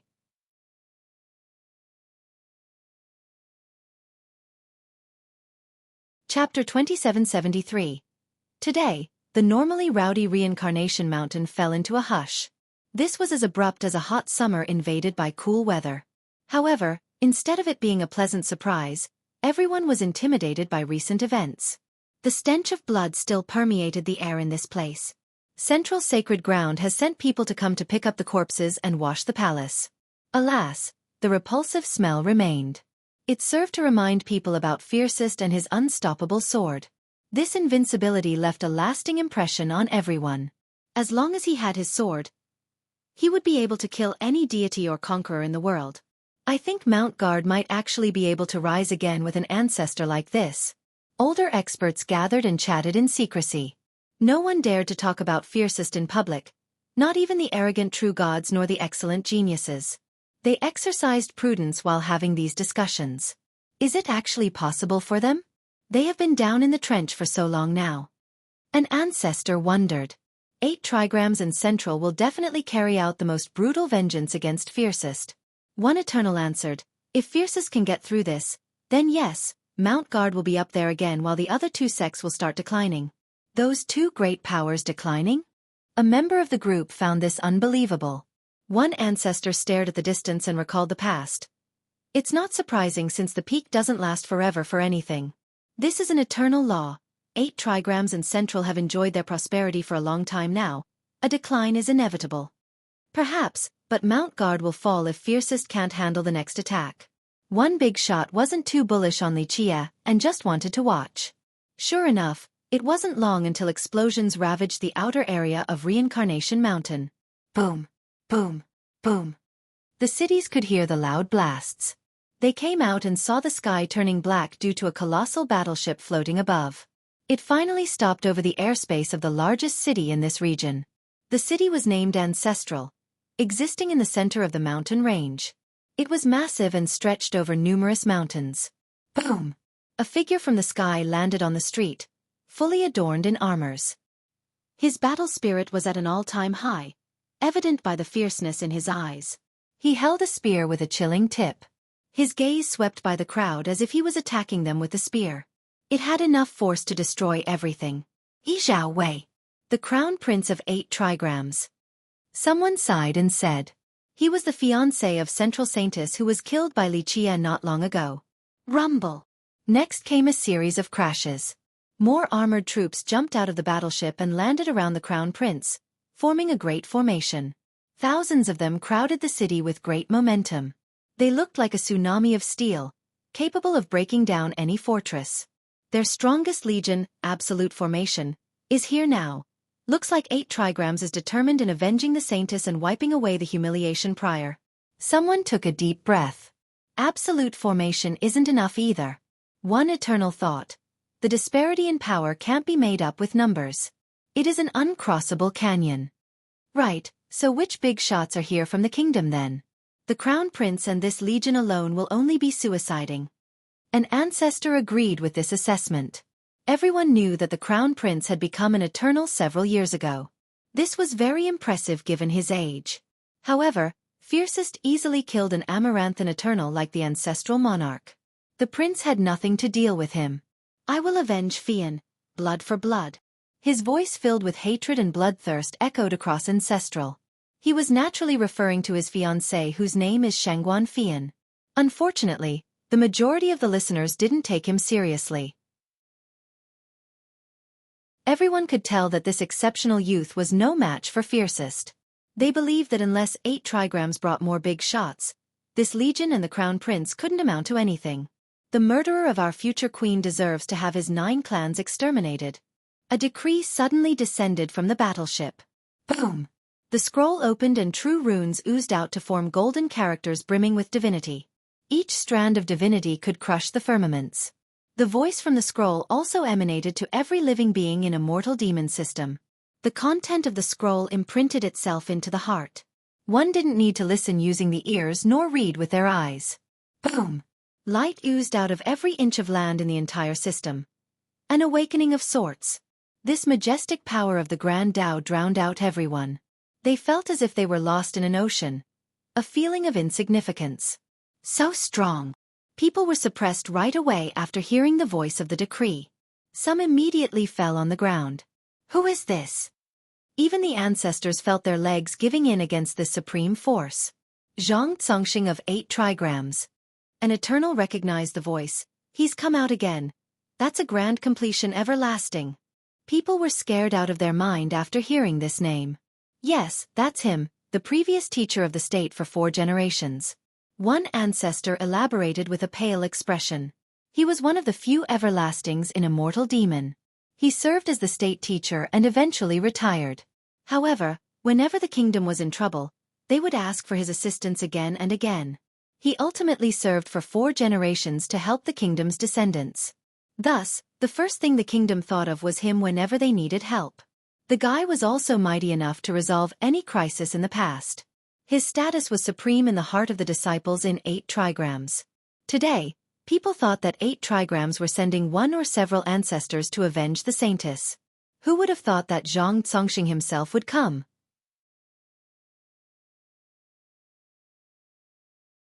Chapter 2774. Zhang Congxing's arrival intimidated everyone. They looked up at the battleship with nothing but awe in their eyes. An everlasting, Zhang Congxing himself. This is escalating really fast now. An ancestor said with respect. I heard that he's at the grand completion level and should be unbeatable. Even the peerless emperors treat him with respect. One expert became curious. Indeed, a grand completion everlasting stands at the peak of a mortal lineage world. An ancestor who has seen Zhang Congxing in action spoke with reverence. So is he the number 1 in our system? A junior asked while becoming a fan of a true master. Not necessarily. The ancestor hesitated before answering. In the recent eras, we'll have to bring up Everlasting Zhang when talking about the system's number 1 spot. Everlasting Zhang. The junior also felt admiration for his person. Is he still alive? Rumors say he has been gone for several eras now. Everlasting Zhang was renowned in Immortal Demon and earned the respect of other masters, only second to Everlasting Forefather. Famous it may be, Everlasting Zhang wasn't actually his real name. His name at birth was Zhang Ba, but no progeny remembered his name later on. People only knew him as Everlasting Zhang, the most brilliant everlasting of them all. Not to mention Immortal Demon, he was a shining star hanging high above the river of history in immortal lineage. Plenty of tales were sung about him. He became an everlasting at the age of 12. Next, at 25 years of age, he defeated a progenitor at the myriad level, True Fire Progenitor. These achievements were insane and unprecedented. That's why he was considered as part of the Decemvirate. In fact, some believe that he was among the top 5 of that list. Who knows? Even the ancestor showed great reverence when referring to Everlasting Zhang. There are rumors of him breaking into the Far Dao level and becoming a supreme being, and that he had left immortal lineage already. Conversely, some say that he passed away in an unknown location from not being able to break the next bottleneck. Far Dao. The true gods nearby had nothing but respect after hearing this. Far Dao was a title of a realm but also referred to one extremely brilliant person. The realm of Everlasting had several levels. Half-Step Everlasting, Grand Completion Everlasting, Pinnacle Everlasting, and Supreme Everlasting. In the past, this realm stopped at the supreme level at the highest. For many eras, no one could exceed this ultimate level. This concept stopped because of the appearance of Far Dao. This wondrous man concocted a miracle and surpassed the supreme level. However, the thing that stirred people the most was his victory over an immortal level progenitor, God-Eye Progenitor. He was the only person to defeat an immortal-level progenitor while being at the true god realm. There have been plenty of everlastings in history. Some of them have defeated progenitors too, but these progenitors were only at the myriad level. Fardao broke this convention, and future generations learned about the level above that of a supreme everlasting. This level was eventually named Fardao Everlasting. This name was chosen to show respect for Fardao, the person who started this possibility. The atmosphere became solemn and dignified after Everlasting Zhang and Fardao were brought up. Anyway, Zhang Zongxing is the #1 person in 8 trigrams. This fight will be spectacular. The ancestor steered the conversation back. Right, this shows the vengeful determination of that kingdom. A king sentimentally said. Everyone understood that the death of their future queen was a great blow to their reputation and prestige. Perhaps people would even think that a decline wasn't far off for both 8 trigrams and central sacred ground. Now, Zhang Zongxing's arrival was a message from 8 trigrams to the rest of the world. They wanted to announce that they were still the strongest kingdom in Immortal Demon, not someone to be trifled with. 9-clan extermination is the punishment for killing our disciples. Another thunderous voice resounded across the system. Boom! An incredible image of central sacred ground appeared in the sky. This sect seemed to be in front of everyone. One just needed to reach forward to touch it. A white-haired old man full of wrinkles walked out of this image. He looked decrepit and on the verge of death. People were afraid of him tripping and falling to his death. Central sacred ground was very far from Reincarnation Mountain. However, he just needed one step to arrive at the battleship hovering above Ancestral City. Who is he? People didn't recognize this seemingly near-death old man. They didn't know which ancestor from Central he was. Welcome, Venerable Xian. Zongxing greeted this newcomer. I know who he is now. That's an everlasting from Central. An Eternal shouted in astonishment. I thought he was dead long ago. One ancestor became surprised. That's why everyone wondered whether Central still have an everlasting or not, and they were primarily thinking about Venerable Xian. We have our answer now. The Eternal said. Venerable Xian has lived for a very long time now. He was at the half-step level. His power was inferior to Zhang Zongxing but was top in the seniority ranking in Immortal Demon. People thought he had passed away a long time ago due to a depleted lifespan. Now they realized that Central Sacred Ground must have paid an insane price to keep him alive. After all, prolonging the life of a peerless, everlasting required an unimaginable amount of resources. Of course, this was still worth it. Having an everlasting was very significant for a lineage. One with and one without weren't on the same playing field at all. The former could easily annihilate the latter. 2 everlastings are here. People took a deep breath, feeling that the air was becoming thin.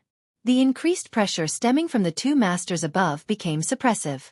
Can Fiercest do this? All eyes were on Li Qia now. They weren't strangers to his abilities now, especially his invincible slashes.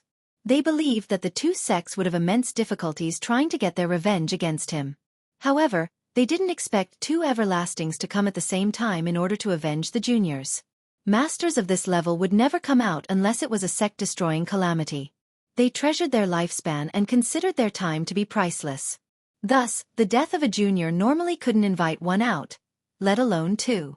This mobilization from Central and 8 trigrams was monumental and shocking.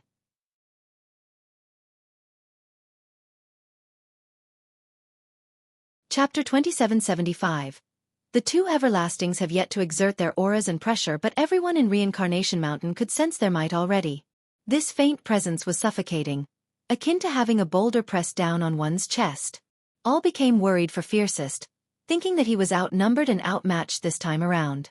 He had no advantages to speak of against 2 everlastings. This might be his end. Good. Li Qia's leisure voice reverberated through the sky.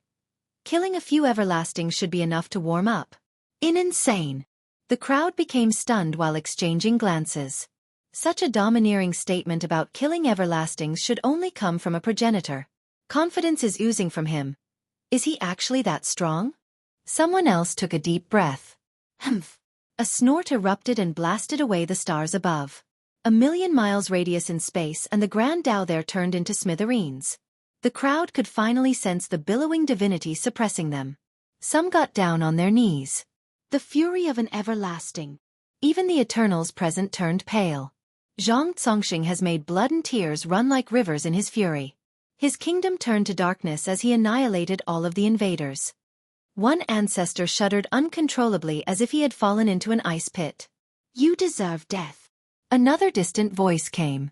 It was Venerable Xian this time around. Though he didn't show his fury like Congxing, his voice sent out a cold wave and actually froze some people into ice sculptures. That's horrifying. Many immediately fled and hid in their houses. These two are gonna flip the sky over.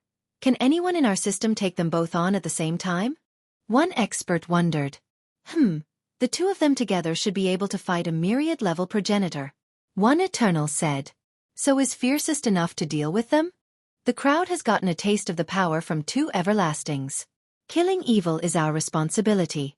The Crown Prince, Yi Xiaowei, began to read the declaration of 8 trigrams. Mount Guard School violated the ancestral creeds and has fallen into the evil path. They relied on this villain to massacre thousands of innocent disciples from Central Sacred Ground and harm the system. We, 8 Trigrams Kingdom, are willing to take charge in removing this evil. I, Xiaowei, will overestimate myself and fight this devil and humbly ask the heroes of the world to help me activate the longevity plate. This message arrived at many sects at the same time. The various ancestors began contemplating. Activating the longevity plate? They knew that a big event was on the horizon. Is this necessary? An old ancestor hesitated. The plate is only meant for removing evildoers and external enemies. Is it proper to use it against Mount Guard? The ancient clans and powerful sects had internal debates. The activation of the plate will result in the destruction of Mount Guard and the death of Fiercest. A big shot's expression changed. Even the kingdoms with strong ties to 8 trigrams took this matter very seriously. The longevity plate was the ace card left behind by their progenitor, the mightiest trick for the system. People believed that the plate carried a force comparable to the strongest blow from the forefather. Remember, the forefather was an immortal-level progenitor. His strongest blow would be insanely destructive. He left the plate along with 18 marks divided across 18 powers. In order to use the plate's full power, all 18 marks must be activated. That's why the activation of the plate also symbolized the solidarity and will of the entire system. The plate was rarely used in the long history of a mortal demon, only against foreign invaders or when the heretical Tao took over. Normally, it couldn't be used on another member of the system since this wasn't the forefather's aim. Thus, everyone hesitated when 8 trigrams brought up the plate. Boom! The hesitation was interrupted by a deafening blast. Boundless runes emerged in the sky of the system, almost like an ocean. The longevity plate. Everyone became aghast after seeing the ocean of runes. Rumble! Waves billowed in that ocean.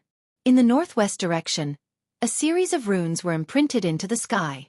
Clank! Clank! Clank! These runes started glowing and became incalculably heavy like divine mountains. One would find that the ocean of runes looked like a large plate. All the runes have already been engraved on it despite being able to move. The ones glowing meant that they were activated. 3 spots are glowing now, so 3 marks have been added. Someone shouted, feeling that something bad was coming. That's the 3 marks from 8 trigrams. Another important character said. As stated previously, the forefather left the marks to 18 different powers. As time passed, the marks had different masters due to the rise and fall of these original sections. The losers had their marks taken by the invaders. 8 trigrams possessed 3 marks as the strongest kingdom of a mortal demon. Clank! Clank! Clank! More runes started glowing brightly as if they were being carved into the sky. 5 now. The spectators couldn't avert their gaze. It must be the 2 marks from Central Sacred Ground. Someone speculated. This was to be expected since these 2 powers were working together. 8 trigrams and Central together, that's 1/3 of the system's power. One expert became startled.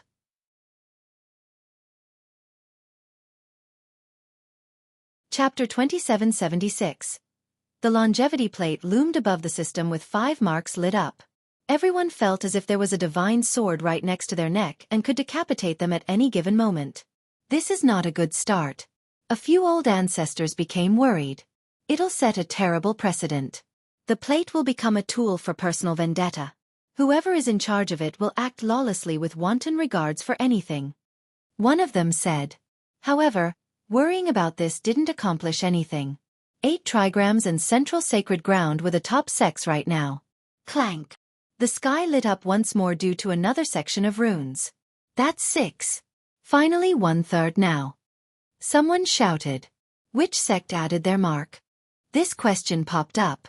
However, whichever sect did this remained hidden and didn't declare their intention. Nevertheless, they have answered the call of 8 trigrams. I'm sure this party has reached an agreement with 8 trigrams in Central, probably getting something good in the process. Many great powers understood right away. This is going against the unspoken rule of our system that has lasted for millions of years. An ancestor said with concern. This type of clandestine act when using the plate was extremely dangerous. Anonymity absolved responsibility. A very dangerous path. Clank. More runes were lit up. 7? No, 8. The crowd noticed. Wait, that's another one, 9 now? The sects without these marks became nervous. The atmosphere of the system worsened. Which ones this time? People wondered about the next 3 marks. However, these sects still remained anonymous after adding their marks. Everyone thought that they have reached an agreement with 8 trigrams as well. Okay, I get it. 8 trigrams kingdom doesn't only want revenge, they want to establish their status as the leader of a mortal demon with this battle too. A wise man commented and became worried. They're using the plate to order the rest of the world, forcing everyone else to listen. Once successful, they would obtain newfound authority. Many big shots became alarmed after realizing 8 trigrams' true intentions. The ones possessing the marks were the strongest sects in a mortal demon. If they listened to 8 trigrams, it showed their support of 8 trigrams' quest for supremacy. With that, the leader of immortal demons would become clear. At that point, 8 trigrams could give any orders they want to the rest of the system. Clank. More runes started to glow again. 10, 11, 12 out of 18. An ancestor gasped after the light had subsided. 2/3 now. The spectators were shocked. Outside of Longevity Hall, I think there are still 2 neutral sections. Which ones? An Eternal murmured. Longevity Hall had 4 marks, so the remaining 2 spots should belong to 2 more sections. 12 marks. Weijing turned pale after seeing the sky. Ancestor, if 8 trigrams attacks now, the result will be very close to a move from the progenitor, more than enough to destroy this area. He became worried about the ancestor and the rest of Mount Guard.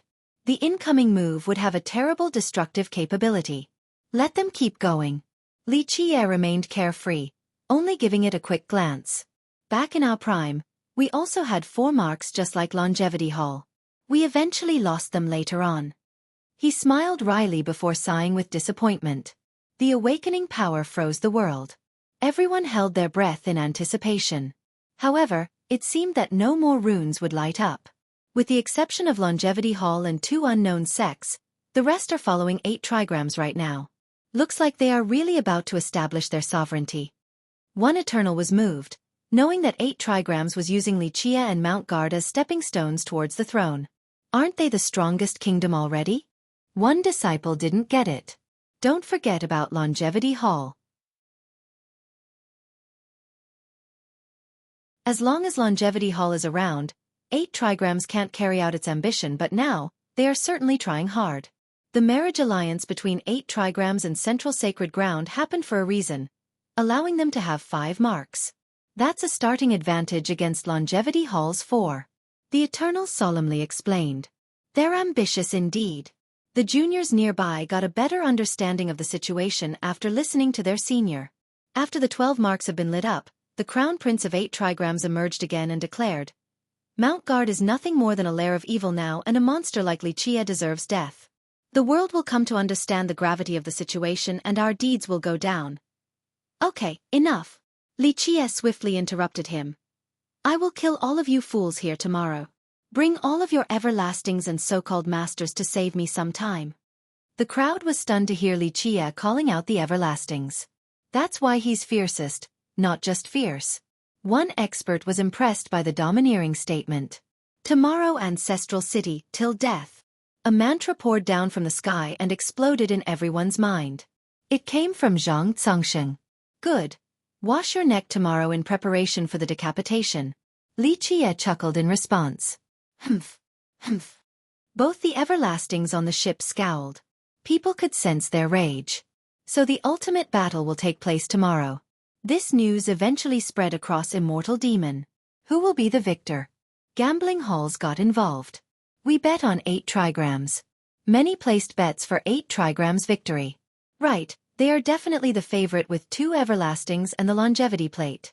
Mount Guard only has fiercest and one single tree can't make a house. Someone pitted the underdog.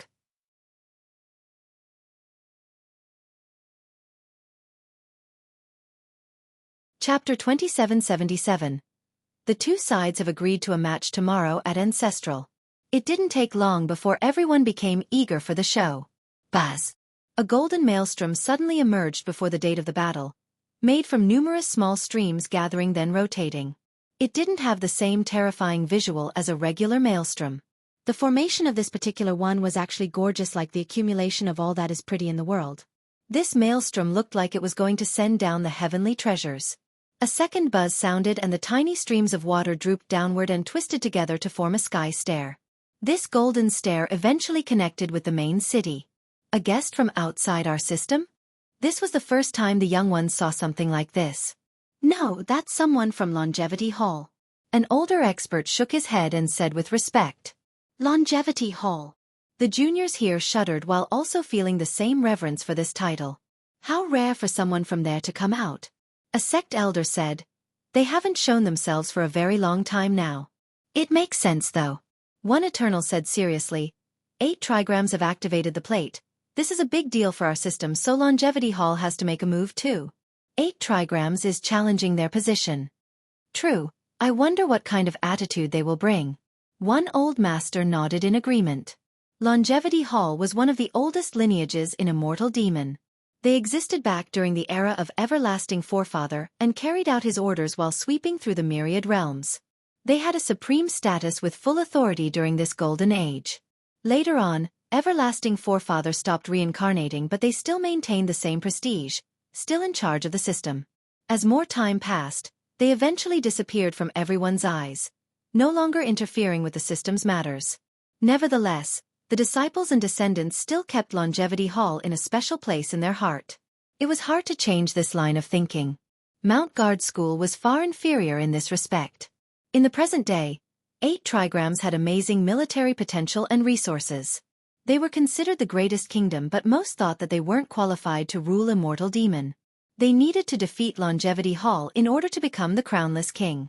Otherwise, they would always live under Longevity Hall's shadow. That's why they were so eager to activate the plate. This was a once-in-a-million-years opportunity for them to re-establish their status as the new top dog. Buzz! A portal opened among the maelstrom and multiple people walked out. This group had the same color robe, looking very simple. However, they had a dignified aura to them as they wielded their staff. They certainly looked like the ones in charge. It was as if they represented the will and sovereignty of the system. People were fixated while watching these experts leaving the watery vortex. In fact, even the ones from 8 trigrams didn't dare to relax. Just one little thing could trigger a fight between 8 trigrams and Longevity Hall right now. I didn't expect this at all. A member of a kingdom choosing to support 8 trigrams regretted his decision. After all, standing with 8 trigrams meant opposing Longevity Hall. Which big shots will come now? People wondered while watching the robed men lining up side by side. 8 trigrams and Central brought 2 everlastings, so Longevity Hall needs to have at least 1 too in order to make it look even. A youth said. Maybe Everlasting Jiang himself will arrive. A master became excited. Yes, the greatest Eternal in history came from Longevity Hall. Everlasting Jiang. I highly doubt it. One ancestor shook his head. Everlasting Jiang disappeared long ago. Plus, he wouldn't need to show up for something like this. Just one word of his is enough to settle this matter. No one in our system dares to oppose him. Many agreed with this logic. Everlasting Jiang was second to only Everlasting Forefather. Zhang Congxing and the others would need to tuck their tail between their legs in his presence. Meanwhile, Congxing didn't reveal his attitude back on his battleship. He was indeed afraid of Everlasting Jiang, but if the guy didn't come out, he wouldn't mind going all out against Longevity Hall. Fiercest is here too. While all eyes were on the portal, Someone noticed Li Qie. All eyes turned towards the gate of Ancestral. Another group was slowly arriving with Li Qie in front. He didn't have a sword on top of his knees this time around, so people heaved a sigh of relief. He seemed to be sleeping right now as well.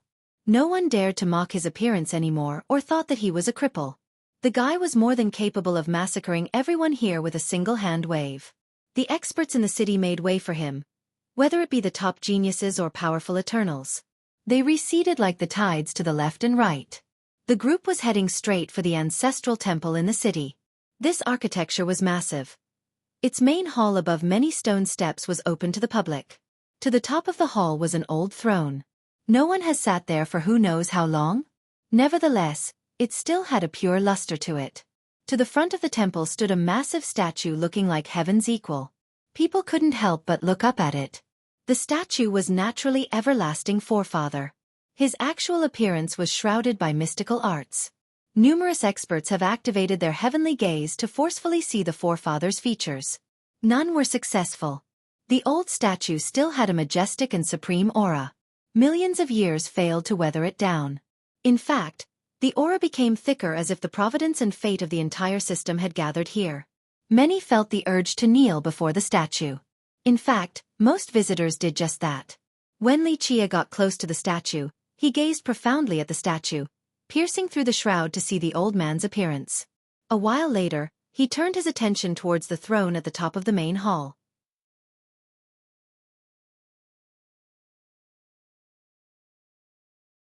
Chapter 2778. Push me up, I shall sit there. Li Qie withdrew his gaze and pointed at the throne. What did he say? A clamor erupted among the crowd as they stared at him. Their eyes moved between him and the throne, realizing that he wasn't messing around. How arrogant! His status right now doesn't qualify him to sit on the ancestral throne. Someone blurted out. The ancestral throne belonged to Everlasting Forefather.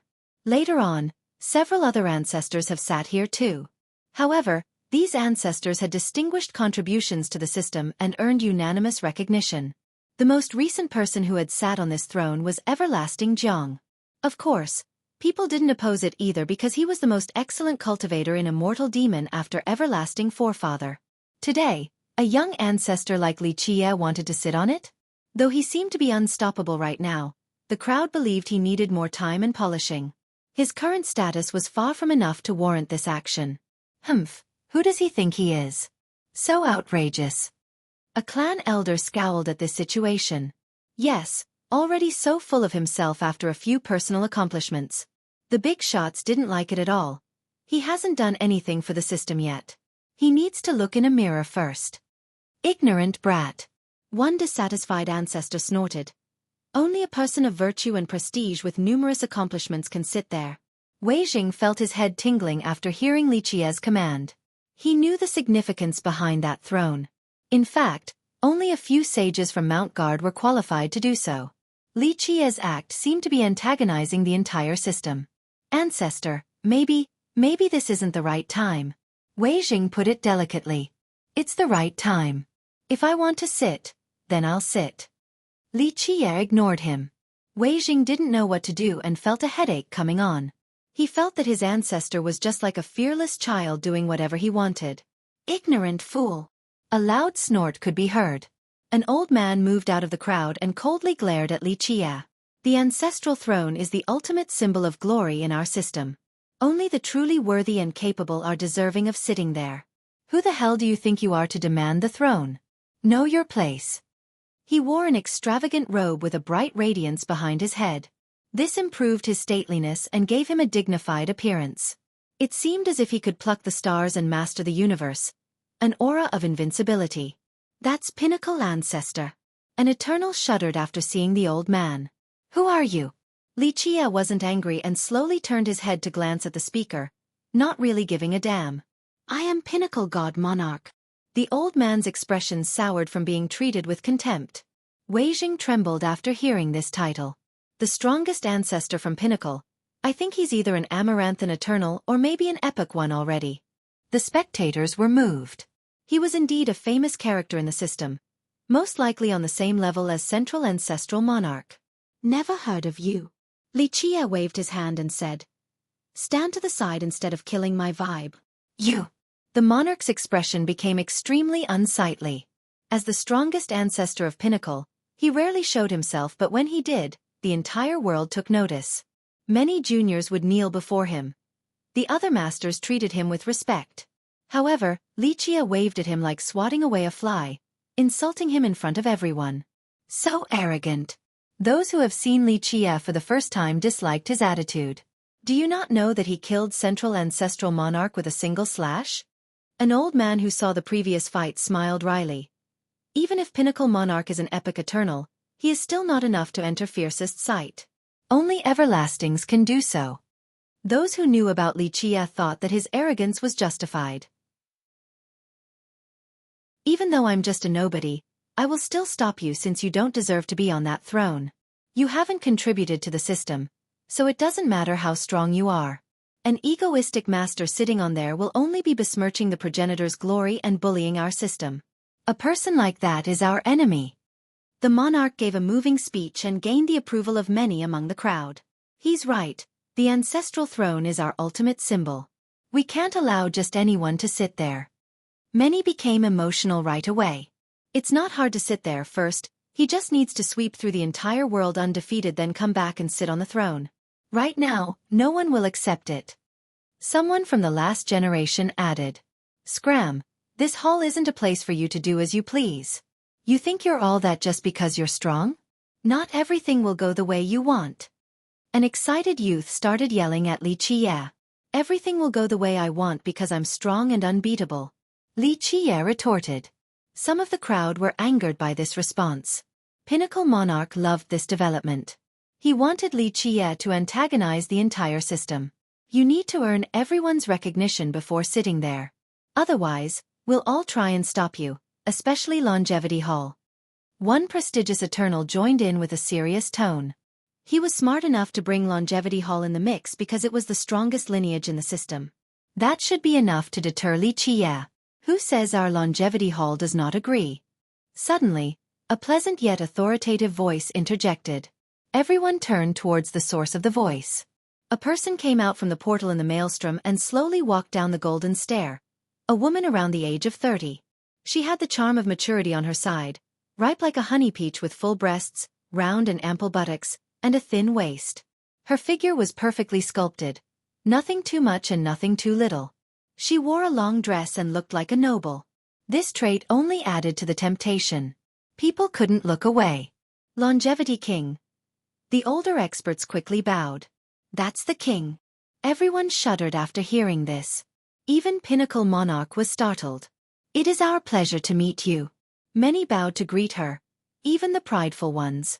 The king is really peerless. A young male was completely infatuated. Idiot, that's an everlasting that has reigned for 2 generations. Stop dreaming. His senior immediately slapped him behind the head. Wow! This junior became sweaty and got down on his knees right away. The other young ones stopped having romantic thoughts as well and also got down on the ground.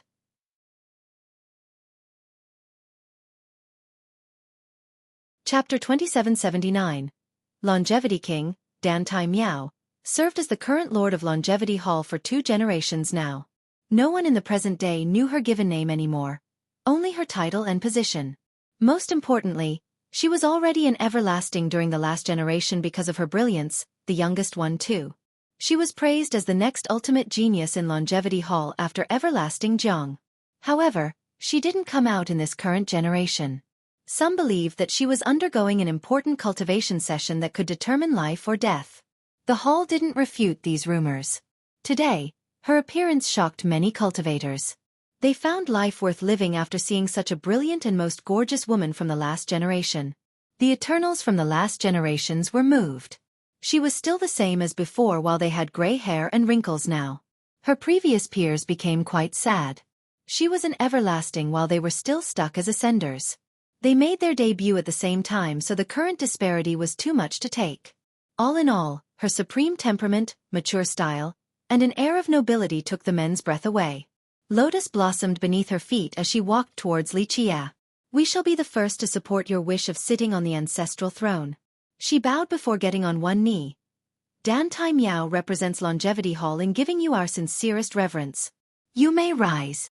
Li Qie was calm as if she was only a regular disciple of a mortal demon. This scene naturally astounded the crowd, leaving their mouth agape with incredulity. The Lord of Longevity Hall was a supreme being and an everlasting. Someone like her was superior to Venerable Xian and Zhang Congsheng. Nevertheless, she still performed such a grand gesture towards Li Qie. This was simply unimaginable. The only person worthy of this treatment from her was probably the legendary everlasting Jiang. What's going on? Even the Eternals were confused. An ancestor of Mount Guard didn't warrant this because Longevity Hall was more prestigious even back during Mount Guard's prime. Hall King, I don't think this is appropriate. A famous Eternal said seriously.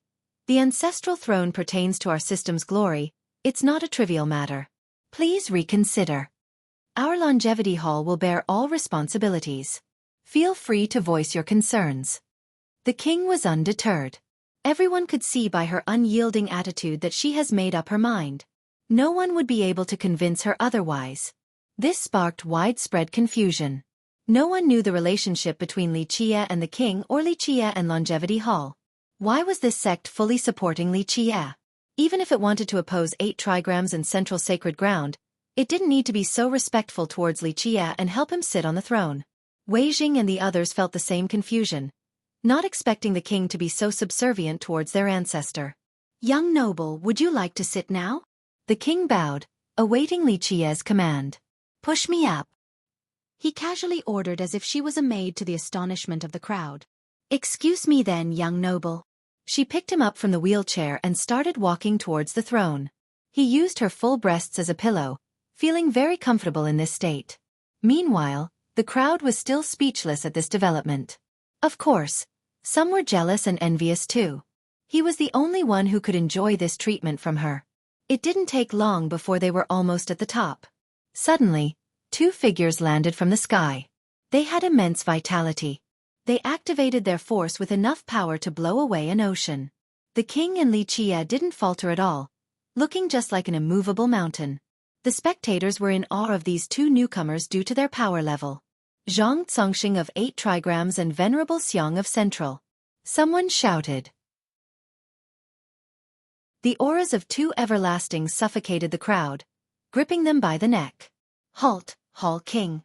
Venerable Xiang spewed out mantras. These characters formed a great wall to stop the king. Venerable Xian, you can't stop me. Her eyes shined like the stars. A noble aura from her erupted and became visible. Others couldn't help wanting to prostrate. Hall King, I also will not allow this. Zhang Congsheng spoke.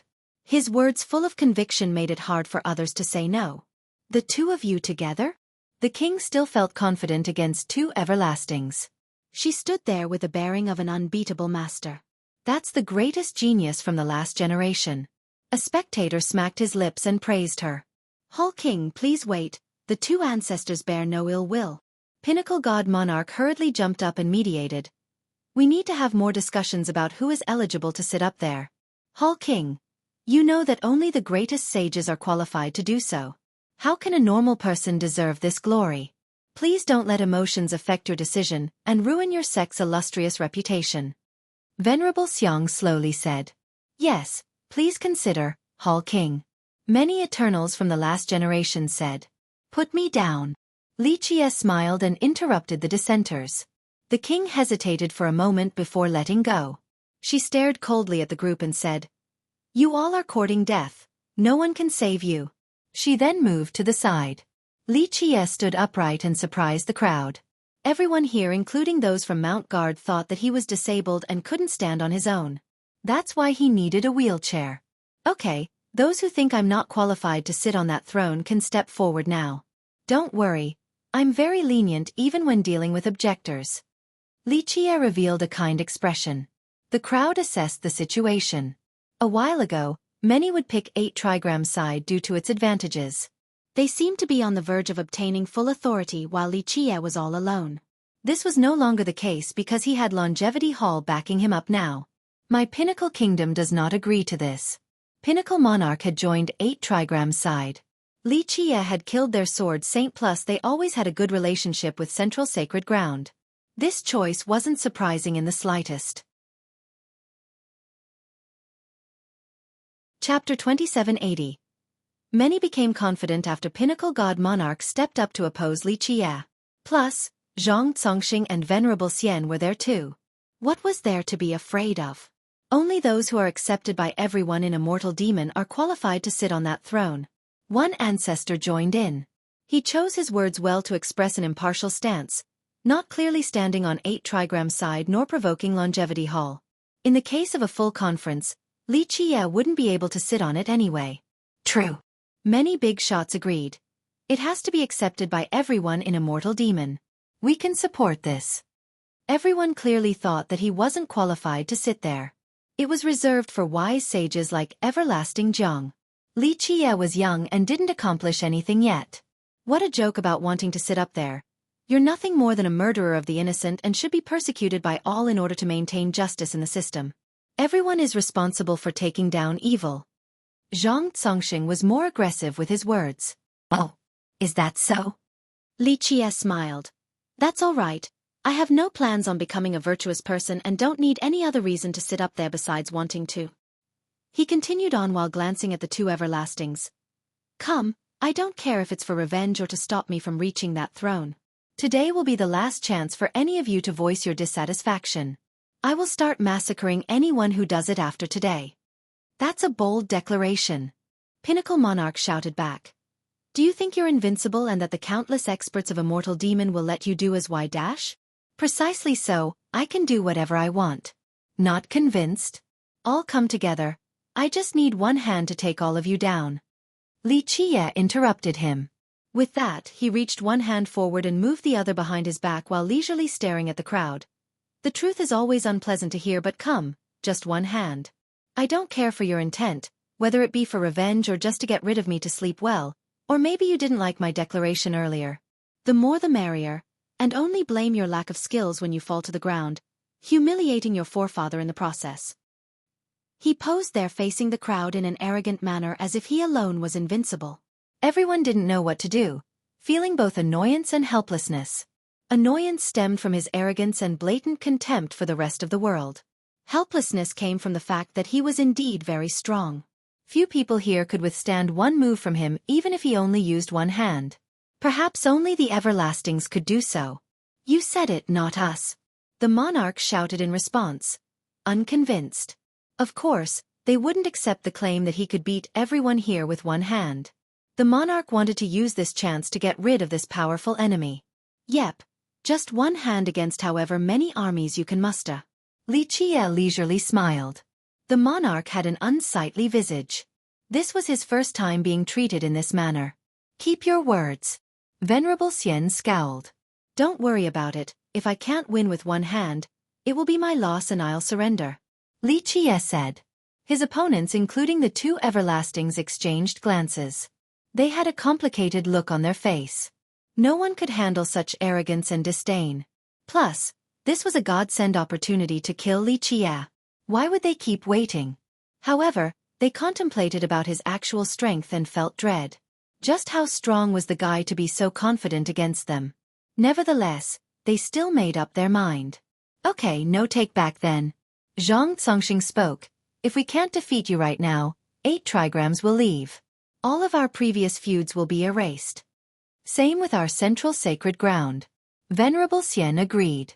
Ultimately, they didn't think they would lose under these conditions. They have never faced someone making this claim before, let alone a junior. Normally, masters felt trepidation before their presence due to their lifelong conquests. Being looked down upon wasn't a good feeling. Boom! Runes appeared around Zhang Congxing, each one the size of a mountain. They engulfed the area like multiple tsunamis and made the crowd feel their immensity. Many couldn't stand up straight. These runes above him came together to form a supreme grand Tao in the form of the 8 divinatory trigrams. He suddenly became the ruler of the world that should be worshipped by all. People finally understood why his full title was Zhang Congxing of 8 trigrams, after seeing the images above. He gave the feeling of total control, grasping life and death in his palms. Venerable Xian started channeling his power too. Space trembled with a buzzing noise. Immortal strands of light started oozing from him like the opening of a sacred treasury. His body seemed to have endless resources and treasures. We wish to assist you, seniors. Pinnacle God Monarch also roared and released all of his vitality with a bang. Rumble. Bright lights covered the sky. A visual phenomenon took place. Numerous divine peaks appeared. Each could be an independent world. This was a sight akin to an often used description. 3,000 worlds. These peaks soared to the sky and lingered above the city's airspace. This increased the already existing pressure in this area. The peaks poured down chaos energy and the might of a progenitor. What is that? The peaks arranged themselves and looked like gigantic palms.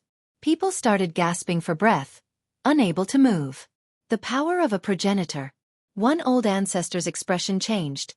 Rumor has it that the progenitor has left behind a palm print in Pinnacle Kingdom. This palm print eventually turned into an ultimate technique in the form of these peaks. They protect the kingdom and guarantee prosperity. I can't believe the monarch is capable of controlling it. No wonder why he's their strongest ancestor. In the beginning, everyone knew that the monarch was strong, just not on the same level as Xueqi. Now, after seeing this particular technique, they thought that maybe he could put up a fight. He possesses the power of one palm strike from the progenitor. That's quite hard to beat. An Eternal commented with respect. Yes, an all-destroying palm. Many ancestors nodded. No wonder why he dared to come here. The guy was prepared. The trio surrounded Xueqi after finishing their preparation.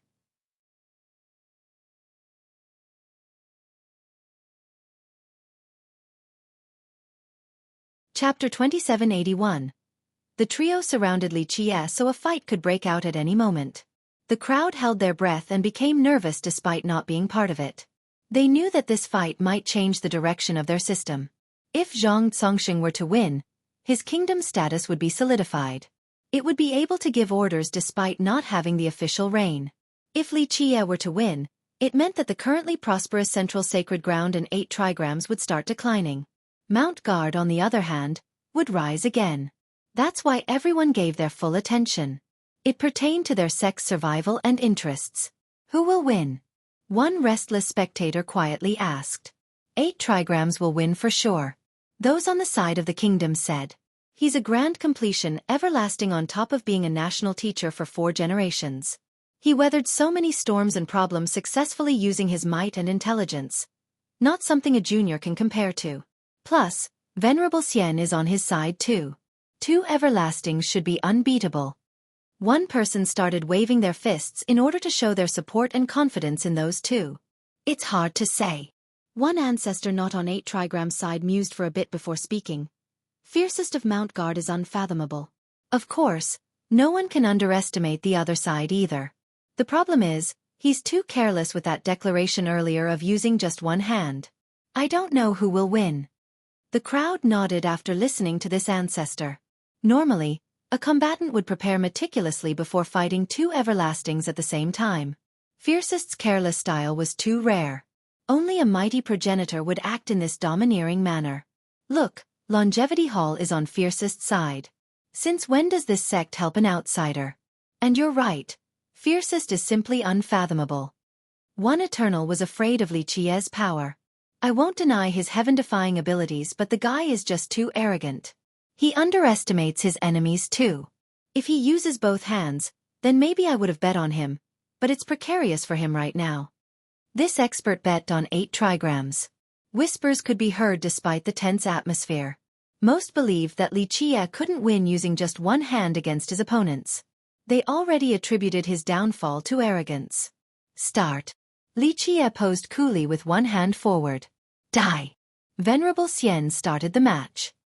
He placed his palms together and the sky turned dark after a loud explosion. A lightning tribulation emerged. Lightning bolts started descending towards Xueqi, wanting to break him to pieces. Torrent tribulation strike, the ultimate art of Central. A startled spectator said. Clank. Xueqi didn't bat an eye and retaliated with a finger flick. This initiated a divine sword flying through the sky. This sword move severed the myriad Dao and instantly flattened both the incoming bolts and the tribulation up above. Myriad Dao breaker. Zhang Zongxing performed various mudras. Boom! The trigrams hanging above him turned into a heavenly fist aimed at Li Qie. The destructive attack crushed space and the yin and yang. Those standing in its trajectory would instantly turn into bloody mists without being able to resist. That's horrifying. Even the Eternals present were alarmed. Scram. Li Qie didn't turn around to look at the attack. He waved his sleeve with enough force to block out everything. The sleeve looked like a boundless sky blocking the incoming punch. Pinnacle Monarch finally attacked. The area trembled with loud explosions. Numerous divine peaks descended for Li Qie just like meteors. He waited until Li Qie was preoccupied with Zhang Cangxing before unleashing his move. Li Qie didn't panic. He simply spread his fingers and unleashed billowing sword energies. A dazzling bronze sword leaped into the sky. Its size was beyond imagination. It just needed to move ever so slightly to sweep through everything. In the next second, Zhang Cangxing's punch landed on Li Qie's sleeve and came to a halt. Meanwhile, the massive sword made of bronze easily crushed the mountains coming from above, resulting in smokes and debris blotting out the sun. All of this happened in the blink of an eye. The trio didn't hold back at all and attacked in unison. The first exchange ended and they retreated while exchanging glances once more. These moves were simply exploratory. They hoped to figure out Li Qie's true power.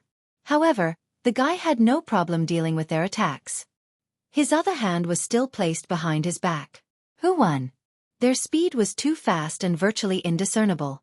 The weaker or younger cultivators couldn't see the course of events. I don't know. One ancestor didn't dare to give a definite conclusion despite seeing it clearly. Fiercest is very strong, but they were just testing each other, still hiding their ace cards. The crowd became more excited, knowing that the fight was about to escalate and become far more brilliant and brutal. The trio had an austere expression, realizing that Li Qie's power exceeded their estimation. There's something you should know. Our kingdom's army had mobilized for Mount Guard. Your sect is done for. Telling you now is a courteous gesture so that you can stay in the loop. Zhang Cangxing smiled. Next, he pressed his palm in the air. Buzz. That area was refined and turned into a spatial mirror. The scene in that mirror shocked the crowd. Majestic mountains could be seen.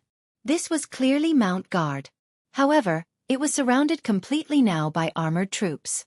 All the entrances and exits have been barricaded. No one could get out of Mount Guard. The banners of this sieging army belonged to 8 trigrams. The Crown Prince and Absolute Formation Legion. A spectator said in astonishment. Yes, Crown Prince Yi Zhao Wei and his legion were ready to assault Mount Guard. They planned to not leave a single soul alive. No, our school. Wei Zheng was scared out of his mind and nearly became paralyzed on the ground. He was too far away, and as the adage goes, water from afar can't put out a fire nearby.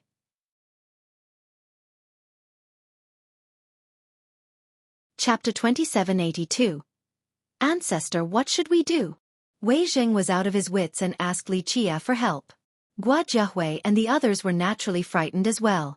Even if they wanted to grow wings and fly back to be with their fellow brothers, it was impossible. Reincarnation Mountain was too far from Mount Guard. If they were to go back right now, they would find nothing more than ruins.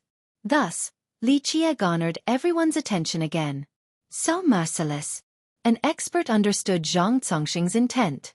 He wished to distract Li Qie, clearly a part of his overarching plan.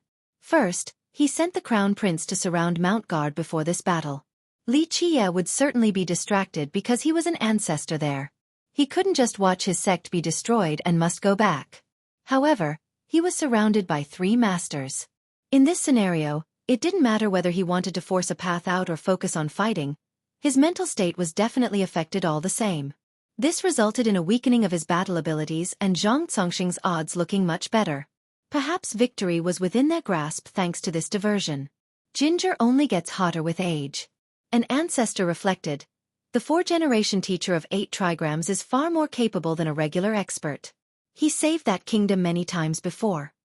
Everyone was impressed with the guy's merciless plan while keeping an eye on Li Qie.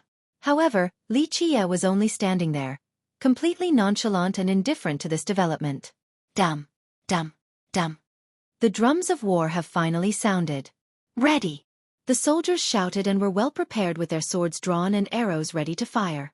The army of 8 trigrams was on the verge of sieging. Ancestor, what should we do? Do you have a plan? The pale Li Jianquan panicked. Mount Guard was their home and they would have nothing left with it being gone. Be quiet. Wei Jing had regained his composure and controlled the group.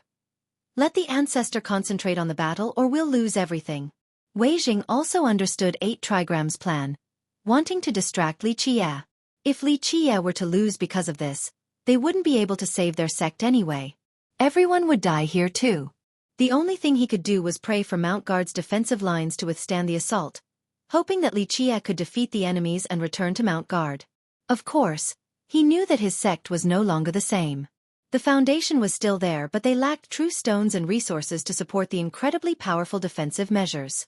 Thus, it wouldn't last long before the great army of 8 trigrams, maybe less than 15 minutes. A miracle needed to happen for success. The rest of the group finally realized the gravity of the situation, and no longer dared to disturb Li Qie. They also started praying for a swift victory from their ancestor. What's your choice now, fellow Taoist? Venerable Xian started laughing. Though Li Qie seemed unaffected, the trio didn't buy his act in the slightest. What's there to pick? I'll just kill all of you then that army, as easy as pie. Li Qie chuckled, still as carefree as ever. So calm I see. We'll see how long you can keep that smile on your face. Attack. Zhang Congxing smirked back. The army back in Mount Guard could clearly hear his command. Oh, the command horn sounded and the soldiers unsheathed their weapons. Meanwhile, the disciples from Mount Guard were scared out of their mind. They couldn't do anything except to fight to the death now. Defensive lines. One elder from Mount Guard shouted. Buzz. The sect lit up with a majestic aura brimming with the breath of a progenitor. Divine walls erected all around the sect to form a formidable defense. The place looked like an impregnable fortress in no time. The method of the progenitor. Many ancestors were impressed to see these walls. This fallen sect still had a strong foundation. No wonder why it used to be so glorious. Alas, Wei Jing wasn't as optimistic. He knew that these tough divine walls wouldn't last long due to a lack of resources to empower them. If they were richer, these walls could last against any enemy. Unfortunately, the sect couldn't be poorer right now. Attack! Yi Xiaowei commanded and rushed forward himself. Bam! He summoned a whip and flicked his wrist. It roared like a fiery dragon before hitting the divine wall. His army also joined in. Numerous spears, sabers, and pagodas were part of the offense. Brilliant colors from treasures illuminated the area. Waves of non-stop energies aimed to break down the divine walls. Rumble! The walls were unbreakable despite the torrential attacks. Powerful treasures didn't even leave a single mark on the walls, let alone breaking them. It became clear that this force couldn't take down Mount Guard's defense. So tough, that's the progenitor for you. Many ancestors praised the walls and became envious. Meanwhile, Li Jianquan and the others heaved a sigh of relief. It looked like their sect would stay safe. Only Wei Jing felt nervous as if he was hanging on for dear life, nearly falling off a cliff. This was only the beginning since the walls wouldn't last long. Sure enough, after several waves of assault, the walls dimmed down and began to shrink. Boom! The thin walls cracked after withstanding more attacks. What's happening? Li Jianquan didn't know what was going on. Our true stones are depleting. We don't have that many in the first place. Wei Jing said with a dejected expression. Get ready for battle. The elder of Mount Guard commanded after seeing the failing walls. Fellow Taoist, we should start too. Zhang Congxing smiled and said, Of course, we have plenty of time. Let's fight and watch at the same time. Go. Li Qie insipidly said. You're going down. The trio simultaneously attacked. Concurrently, the walls back at Mount Guard have completely collapsed. Kill them all. The army of 8 trigrams rushed in like the waves. Chapter 2783. Battle cries and bloodthirst permeated Mount Guard School. The disciples of Mount Guard maintained their positions and posts, ready to fight to the death. They really had no other choice since behind them was their home. From the elders and protectors down to the lowly disciples, everyone had red eyes and became fanatic due to the perilous situation.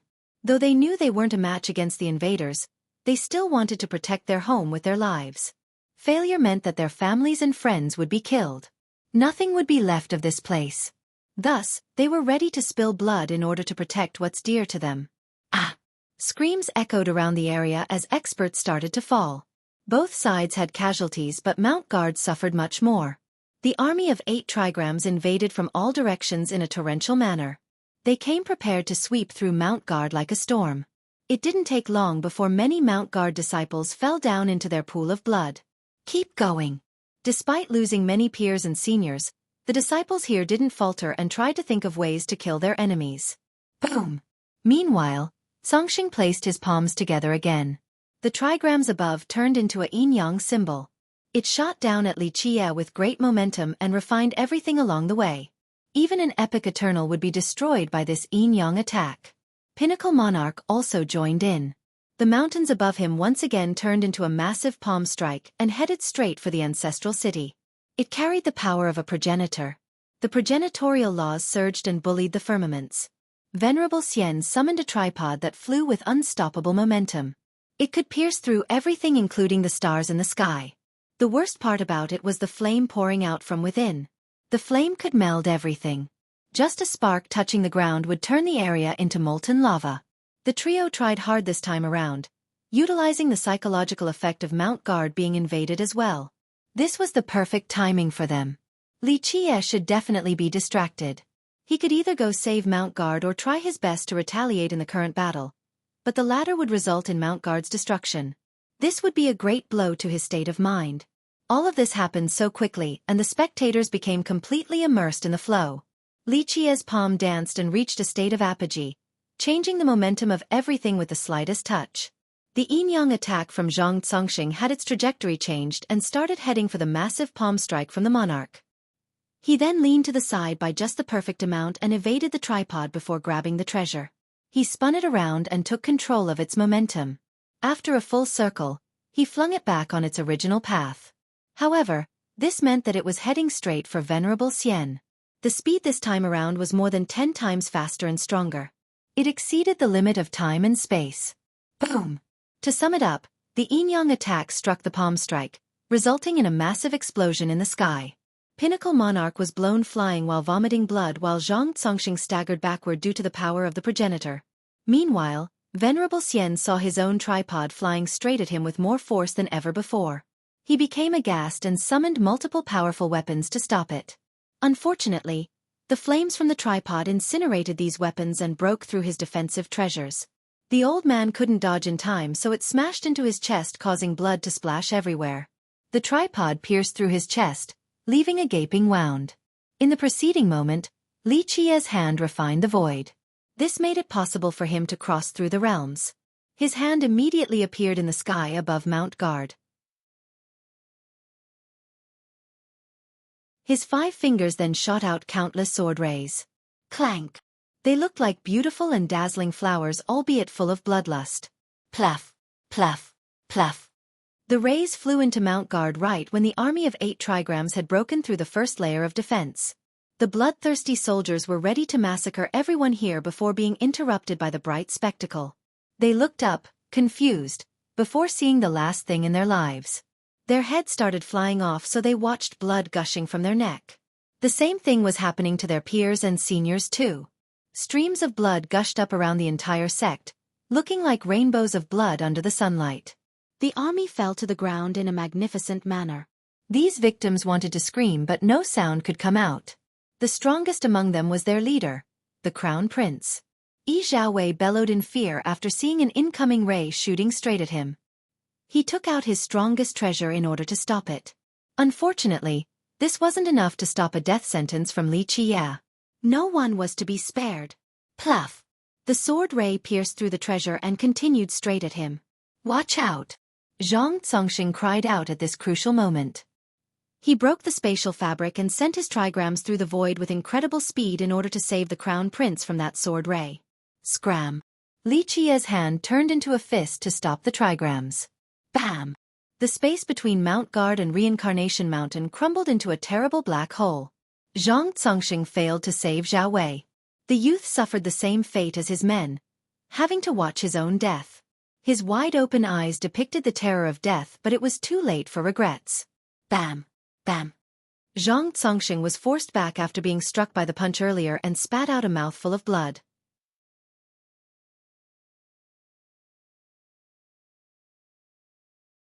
Chapter 2784. Reincarnation Mountain City was in a state of awe and shock, the same with Mount Guard. Everyone stood in a daze. Their wits have yet to return. Most were horrified, even the disciples from Mount Guard that have just been saved. The powerful Eternals and knowledgeable ancestors felt the same way, completely empty-minded. The vigorous army consisting of 1,000,000 troops from 8 trigrams were nothing more than bleeding corpses now. They couldn't even be considered ants, more like specks of dust. Li Qie swiftly repelled the trio and massacred the great army of 8 trigrams despite being realms away. This all happened in the blink of an eye, and sure enough, Li Qie was true to his words, using only one hand from start to finish. The other hand remained behind his back. Such a terrifying and peerless power level. Using one hand to sweep through his enemies. The suffocating force earlier from the pressure of being in the presence of many masters turned into a chill. Everyone shuddered while drenched with cold sweat. 2 everlastings and 1 invincible god monarch lost to Li Qie and became seriously wounded. This was an incredible battle feat. Who in this world could actually take him on? Legs were trembling in the crowd. The weaker cultivators lost control of their knees and fell to the ground. They didn't even have the courage to stare at Li Qie. He stood in the sky basking in the wind like a supreme lord. He successfully traumatized everyone in the crowd. Just the mentioning of his title alone later would frighten them. Undebatable. One Eternal eventually calmed down and said a single word. This word alone was the only thing he could use to describe Li Qie's power and style. Everything else seemed inadequate. They courted death. The Hall King wasn't surprised at all to see this. They're saved. Wei Jing also regained his wits and became ecstatic. The invasion horrified him. He thought that Mount Guard was done for this time. Who would have thought that the ancestor could destroy an army simply by spreading his 5 fingers despite the considerable distance? He did it. Zhenkuan's group started crying from happiness. The great ancestor is unbeatable and peerless in all of history. The disciples in Mount Guard started kowtowing while chanting. The great ancestor is unbeatable and peerless in all of history. They repeated this phrase echoing through the valleys and mountains. The great ancestor is unbeatable and peerless in all of history.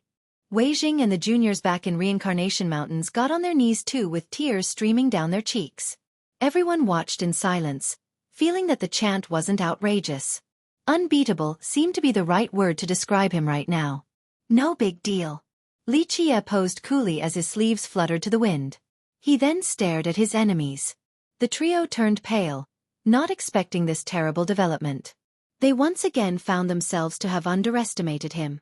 Unfortunately, there was no jumping off this path now. Don't waste my time anymore, let's end this.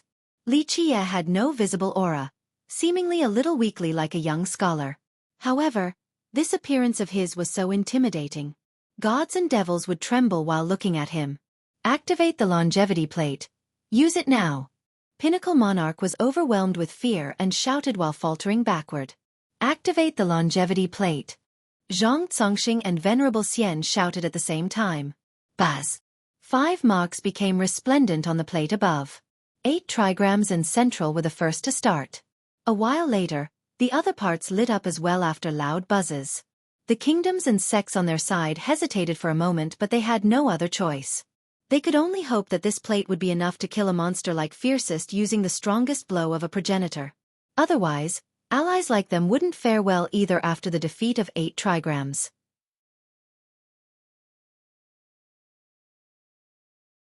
They must stake everything on this attack.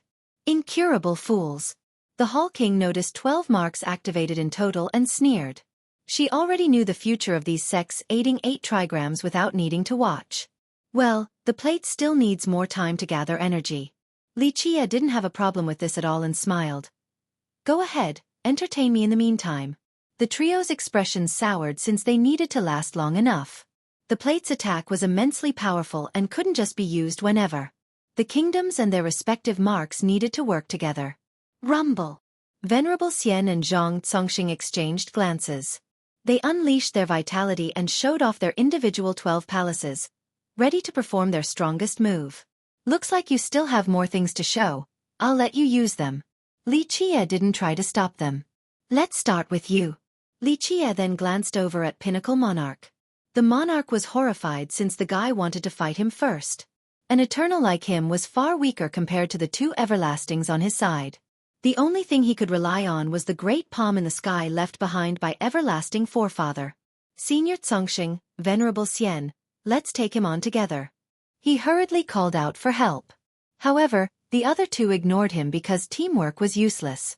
They were from different sects and didn't prepare a proper combination attack. This lack of teamwork meant limited efficiency, so the two just wanted to use this time to gather Grand Dao power for their own ultimate technique. Seniors, we fully supported your sect. Hell help me! He bellowed again. You can only rely on yourself during crucial moments. Li Qie chuckled. You're nothing but an ant with a little value to be taken advantage of in their eyes. Right now, Venerable Xian and Zhang Zongxing didn't even know if they could survive this battle. Why would they waste precious time on Pinnacle Monarch? They didn't give a damn about the guy. The crowd knew that this particular alliance was only using each other. If one party were to lose its value, it would be abandoned right away.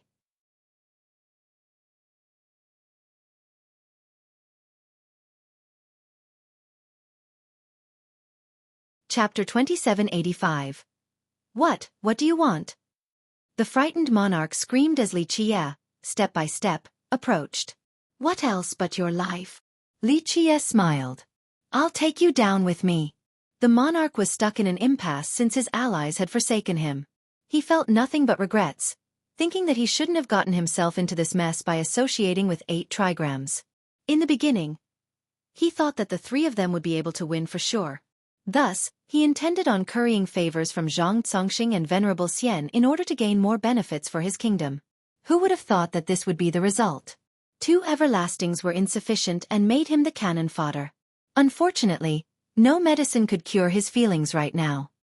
He made up his mind and gathered his vitality again. Flames erupted around him before soaring to the sky. Brothers, help me. His voice rang across the system. Creak. A gigantic mirror flew out from the distant Pinnacle Kingdom. The body was made from polished profound crystals. The mirror itself could gather numerous lights. Boom! The kingdom gathered a massive amount of Dao power at an incredible rate. Everything was accumulating at the center of the mirror. A loud explosion ensued. The mirror instantly spewed out a wave of dazzling brilliance. This thick pulse pierced through space and hit the monarch with haste. The monarch became the focus of the kingdom's foundation and power. His own flames became brighter and ravaged the sky like a tsunami, instantly drowning many stars in the process. His power naturally soared as well. Now the bright flames around him had lightning crackles coursing through them as well. Go to hell! The empowered monarch roared. The divine peaks on top of him turned into a massive palm again. This time around, the peaks have completely disappeared, replaced by a perfect palm strike. It poured down a heavenly aura brimming with progenitorial power. The monarch took the initiative and sent that palm down straight at Li Qie. Its destruction could crush everything beneath. This resembled the palm of a progenitor and instilled fear and awe into the spectators. People stood there and watched, completely captivated by the scene. That palm strike can destroy a kingdom. The king of an archaic state turned pale. Li Qie, on the other hand, didn't have a big reaction. He leaped upward and punched in retaliation. Break! Boom! The force looked like a rainbow going from one edge to another, or a true dragon crossing the sky. It pierced through the myriad realms in an unstoppable manner, certainly capable of thrusting through the chest of a god or emperor. Boom! Boom! Boom! A series of crumbling noises detonated in a tight rhythm. The first victim was the palm formed from the myriad peaks. It instantly crumbled. The force of the punch didn't stop there, still full of energy. It pierced through Pinnacle Monarch's chest and crossed through billions of miles to reach the massive mirror back in Pinnacle Kingdom. Boom! It penetrated the earth there too, leaving a terrifying abyss at the Imperial Palace. Just like that, the resources and foundation beneath the earth of Pinnacle have been destroyed. Rumble! More explosions occurred over the horizon. The spirit energy and Dao power in the palace area oozed out to the sky before scattering everywhere. Everyone in various counties of Pinnacle looked up at the sky. Auspicious dew poured down like the rain. The worldly essences of the world and Dao energy bathed the earth, a feeling akin to the return of spring. Many citizens in the kingdom unknowingly celebrated. They absorbed these worldly essences and energy, gaining great benefits in the process. Even the mortals would live much longer afterward. This punch of Li Qie defeated three things at once. It put an end to Pinnacle and their legacy as well. Quite a shocking feat. After a while, the monarch looked down at the gaping hole on his chest. His eyes became agape. He then turned around and looked back at his own kingdom and saw the palace being penetrated along with the broken foundation. Various forms of energies were surging out of it. Everyone knew that the destruction of a sect's foundation meant the end of it henceforth. Their kingdom has been built across many generations and stood strong. Who would have thought that a single punch would herald the end of them today? No! He screamed, but it was too late. He fell down backward and met his doom. His eyes remained open, for it was an indignant and unwilling death. He had dragged his kingdom down to hell with him. I can't believe it. The crowd was naturally astounded by the power of that punch earlier. The long distance didn't diminish its power in the slightest. At this moment, they could see the consequences of opposing Li Qie. If he wanted to destroy someone's sect, he didn't even need to go there in person. Just one spatial crossing punch was enough to turn their sect into ashes. A progenitor? An Eternal started sweating and wondered. But one hasn't come out this generation. Plus, I haven't heard of a progenitor like him before. A new progenitor successfully proving his Tao should be public knowledge. An ancestor murmured. This punch had shattered Li Qie's previous image. Everyone placed him on a higher level now. He's at least a heaven-defying everlasting, perhaps a pinnacle or supreme everlasting. Let's not rule out the far Tao level either. A trembling Eternal said. Meanwhile, Venerable Xian and Zhang Congxing had an ugly expression. The murderous glint in their eyes intensified. They needed to kill Li Qie at all costs right now. Failing to do so meant leaving a walking calamity around for their sect later. This calamity would, sooner or later, destroy 8 trigrams and Central. They would be powerless to stop him too. Pinnacle Kingdom was a prime example. Thus, these two masters became more determined. Today, only one side could survive. Your turn now.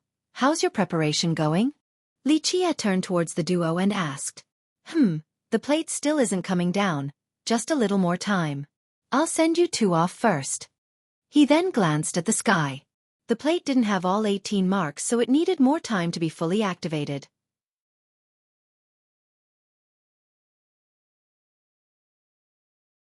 Chapter 2786. The everlasting duo wasn't used to this disdainful treatment since they were only inferior to progenitors. Normal emperors weren't on the same level as them. A swift shift from being revered and worshipped by all to this contemptuous attitude from Li Qie? The two of them became furious. Nevertheless, they restrained their wrath because Fiercest was clearly superior to them. The only thing they could do to appease their emotion was successfully killing him. Talks were meaningless. All eyes were on these two, awaiting their ultimate move. Can they do it? The perception has shifted. Most believed that these two wouldn't be able to match Fiercest despite the latter only using one hand. Prior to this, they considered Fiercest's choice to be ignorant and arrogant. Now, arrogance has turned into admirable confidence. The duo has become huge underdogs in no time at all. The crowd was completely deterred, shocked by what they have seen so far from Li Qie. Rumble! The entire system lit up after loud explosions and was filled with the aura of the progenitor. Each inch of soil poured out grand Tao power. Those who weren't watching the fight could sense the changes. They knew that a powerful existence was channeling the Tao power of their system. Venerable Xian and Zhang Congxing have gathered more than half of the power in the system. The Tao force and foundation of immortal demon accumulated around them. The only thing they couldn't do was controlling the Tao source. Of course, they had no way of doing so. No one knew the location of the Tao source. Some believed that it was in the possession of Longevity Hall. Nevertheless, 2 everlastings channeling the power of their system were quite mighty. This scene was magnificent with Tao power surging towards them from all directions. The entire system was engulfed by this process. Substantial changes manifested on the duo after the full absorption. They became significantly younger. The aged Venerable Xian looked quite spirited and turned into a middle-aged man. The influx of grand Tao power has taken them back to their peak state. They were brimming with vitality. They stood there and one could already feel the forces hidden in them. They could raise one finger and there would be a loud thunderous bang. Just one palm from them could destroy the entire world. They're very strong now. Everyone couldn't help becoming afraid. Every disciple in the system could borrow the power of the system. However, only a few could reach this level of the duo. They were virtually borrowing everything from the land. It's time. The duo finally stopped and shouted. They have gathered the very limit of Tao power and felt as vigorous as ever. Their age was no longer a disadvantage. I've been waiting for a while now. I'll still use just one hand to kill you too. Lichie smiled and said with one hand behind his back. The crowd didn't find this ridiculous at all and gave the upper hand to Lichie. The duo had a serious expression as well despite Lichie's self-imposed handicap. Go! Venerable Xian roared. A boundless and majestic land appeared behind him. It was covered in clouds and mist, looking just like the land of immortals. Central sacred ground. Many recognized this area right away. Boom! An ancient pond filled with black water came into sight. The water poured out and revealed themselves to be runes. They billowed with a massive momentum capable of flattening everything. The roaring runes looked like a true dragon crossing through the area. However, it didn't emit a draconic aura but rather a progenitorial one. It seemed that a progenitor had turned into this dragon. Clank! The runes attached themselves onto Venerable Xian and turned into armor plates. With this new armor on him, exuberant rays shot out, seemingly tearing the world apart. This light of a progenitor made him massive. More importantly, a peerless figure loomed behind him. This figure was identical to the statue in front of the ancestral shrine. The progenitor? The crowd became afraid. Some actually got on their knees to worship the figure. Clank! Clank! Venerable Xian raised his hand and numerous sword rays flew out of central sacred ground, culminating in an ocean of blades. The sword suddenly changed. The end of the hilt suddenly curled and touched the tip, resulting in a circular shape of yin and yang. Clank! One ultimate sword of them all flew out of this ocean. It was the Lord of the Blades. Just one thrust from it could pierce through the high heaven. It emitted a supreme aura, untouchable across the ages. Venerable Xian held it and gained the aura of a progenitor. Incredible, the rumors are true. One shocked ancestor said. The progenitor really gave central sacred ground a peerless armor and a supreme sword. These two things combined should be unmatched. Such glory and honor. The big shots became jealous after seeing Venerable Xian and his equipment. From this, one could see how much everlasting forefather liked central sacred ground back then. He named it on top of passing down these ancestral weapons. It looked like only Mount Guard and Longevity Hall enjoyed a similar treatment. Good sword, decent armor too. Lichie smiled and said, Longevity forefather doted on your sect. It's a shame that its descendants are so worthless. Rumble. Meanwhile, Zhang Congxing also had explosions stemming from his body. Supreme laws from a progenitor were crushing the area nearby.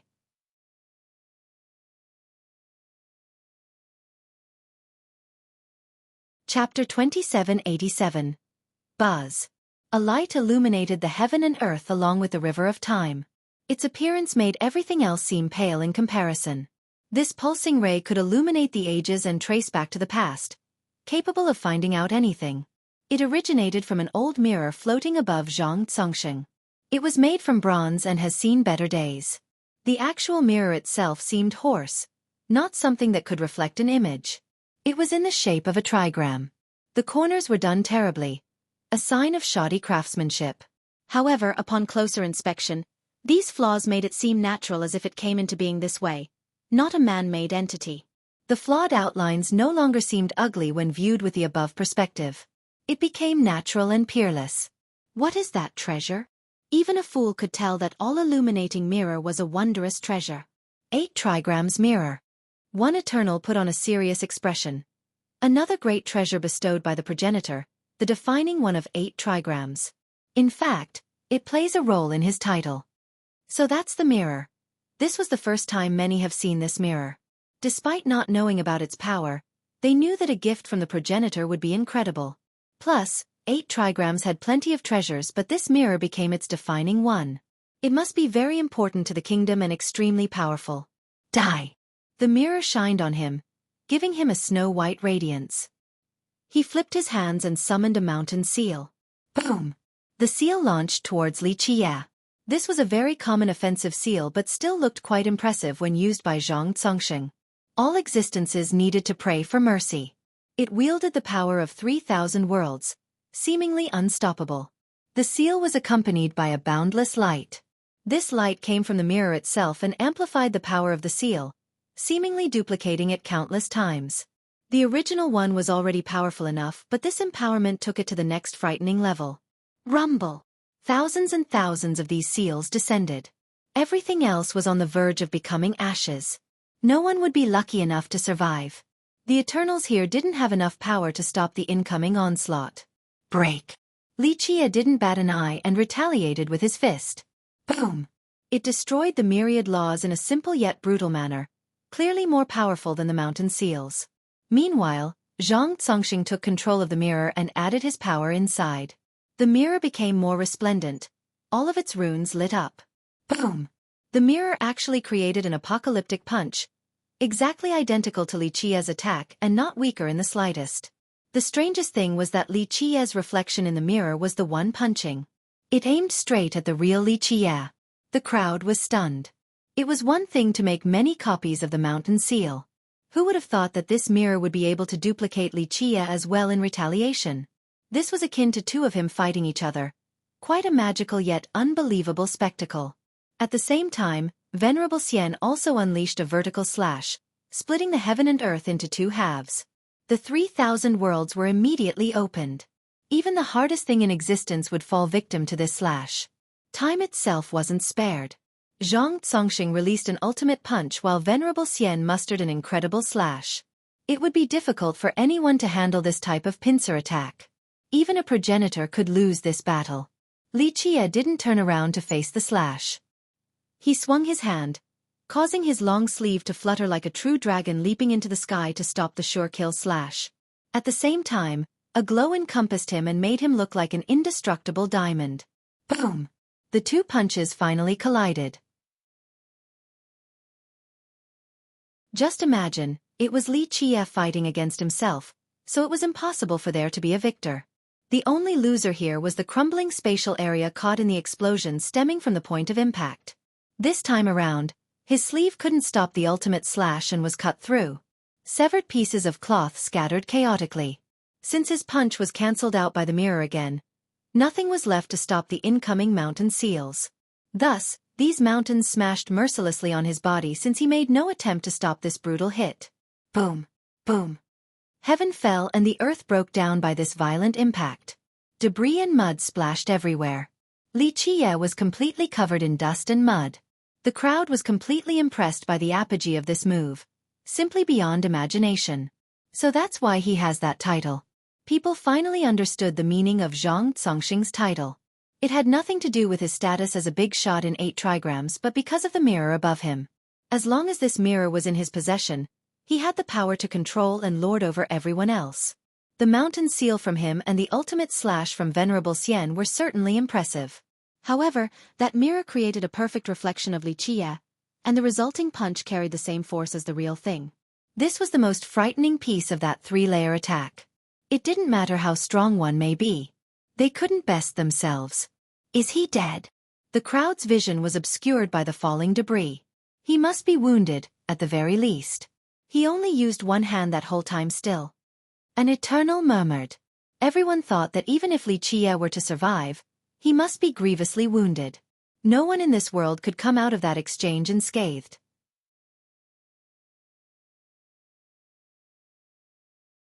Chapter 2788.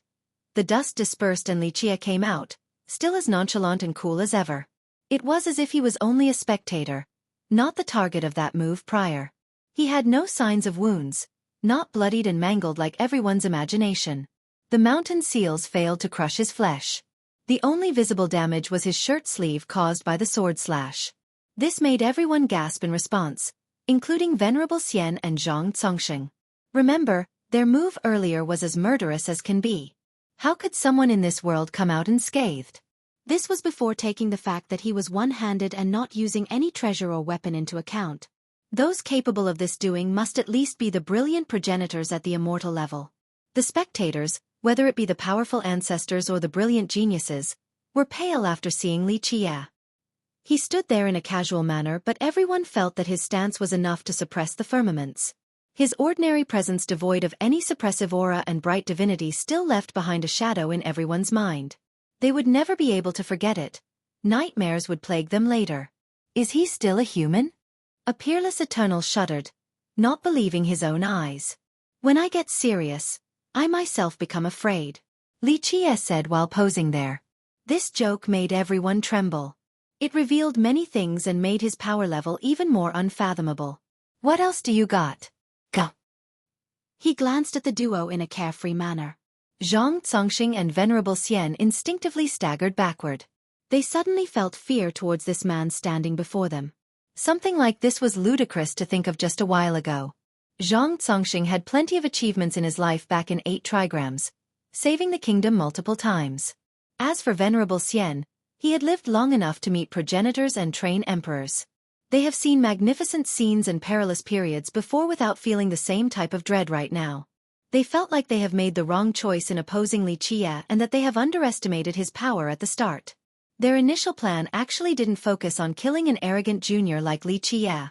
The main goal was to build up 8 trigram status in the system and gain more authority in the process. Who would have thought that 2 everlastings like them couldn't take on Li Qie? They barked up the wrong tree this time around. I see, it's my turn then if you won't do anything. Li Qie smiled and said to the 2 frozen combatants. Boom! His first move was waving his hand and making a half circle. It didn't look that special at the start, but it instantly took in the heaven and earth, then created the primordial chaos. Next came the yin and yang along with a cosmic stabilization. This casual wave could create and destroy an era.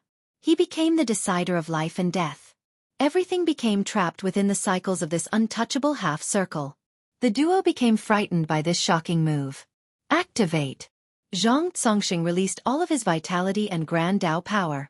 He became resplendent and sent all of his energy into the trigram floating above him. Buzz! A bright mirror appeared in place of the trigram. Li Qie's reflection was on its surface. This figure also waved in the same manner. Another half-circle appeared and pushed towards Li Qie. It had an identical amount of power as well, with all the same oppressive affinities. Everything else became trapped in the same motion. The mirror is really incredible. Many were in awe after seeing this treasure in action. It seemed that possessing the mirror meant being unbeatable because it could always duplicate an enemy's technique. Thus, regardless of the enemy's powerful merit law and profound technique, they would never be able to win while fighting against themselves. This allowed the user of the mirror to be unbeatable. Of course, not just anyone could control a treasure of this level. Only Zhang Congxing could duplicate an attack from Li Qie in all of 8 trigrams. Venerable Xian didn't sit idly by either. He roared and his sword became blindingly bright. Clank! A sharp glint gathered before he thrust his sword forward in a simple manner. There was no technique and variation, but it had the accumulated power of the sword Dao and sharp energies from all over the world. It pierced forward with a peerless speed. Remember, this was the blade of a progenitor. Its power was not to be trifled with. It had the same fatality effect as the stinger of a scorpion as it pierces through the victim's throat. The thrust came at the exact same time as the duplicated move from the mirror. This was an example of great timing and teamwork. It left behind an indelible mark as it crossed through the sky. Meanwhile, the half-circle technique destroyed the area, then rebuilt it, resulting in an unimaginable force. This move should be enough to push Li Qie towards his death. Anyone else wouldn't stand a chance at all. Just right when the sword and half-circle were about to hit him, he slightly moved and his body dimmed down. The world also quaked once in response. Everyone felt time slowing down. The most powerful masters actually felt it reversing. This reversal only lasted for a split second, virtually undetectable. His reflection in the 8 trigrams mirror also dimmed in the same manner. Meanwhile, the real Li Qie disappeared from sight. The sword thrust couldn't pierce him because he had reversed time and was no longer in the same time-space. It suddenly changed direction and aimed for the reflection in the mirror instead. Both Venerable Xian and Zhang Congxing couldn't stop their attack on time. Boom! Fiery sparks from the impact destroyed the stars above. They exploded like fireworks during the night. The two ancestral weapons struck each other in a shocking manner. Chapter 2789. Boom! The entire reincarnation mountain seemingly got lifted off the ground from the vibration due to the impact. People were scared out of their mind after the soul-crushing blast. The power of this exchange was apocalyptic. If this area wasn't blessed with defensive measures, so many buildings would have collapsed already. The ancestral sword and 8 trigrams mirror didn't hold back on each other at all. The fiery sparks stemming from the point of impact instilled horror into the crowd. This force swept through the world, suppressing the firmament like a cataclysmic storm.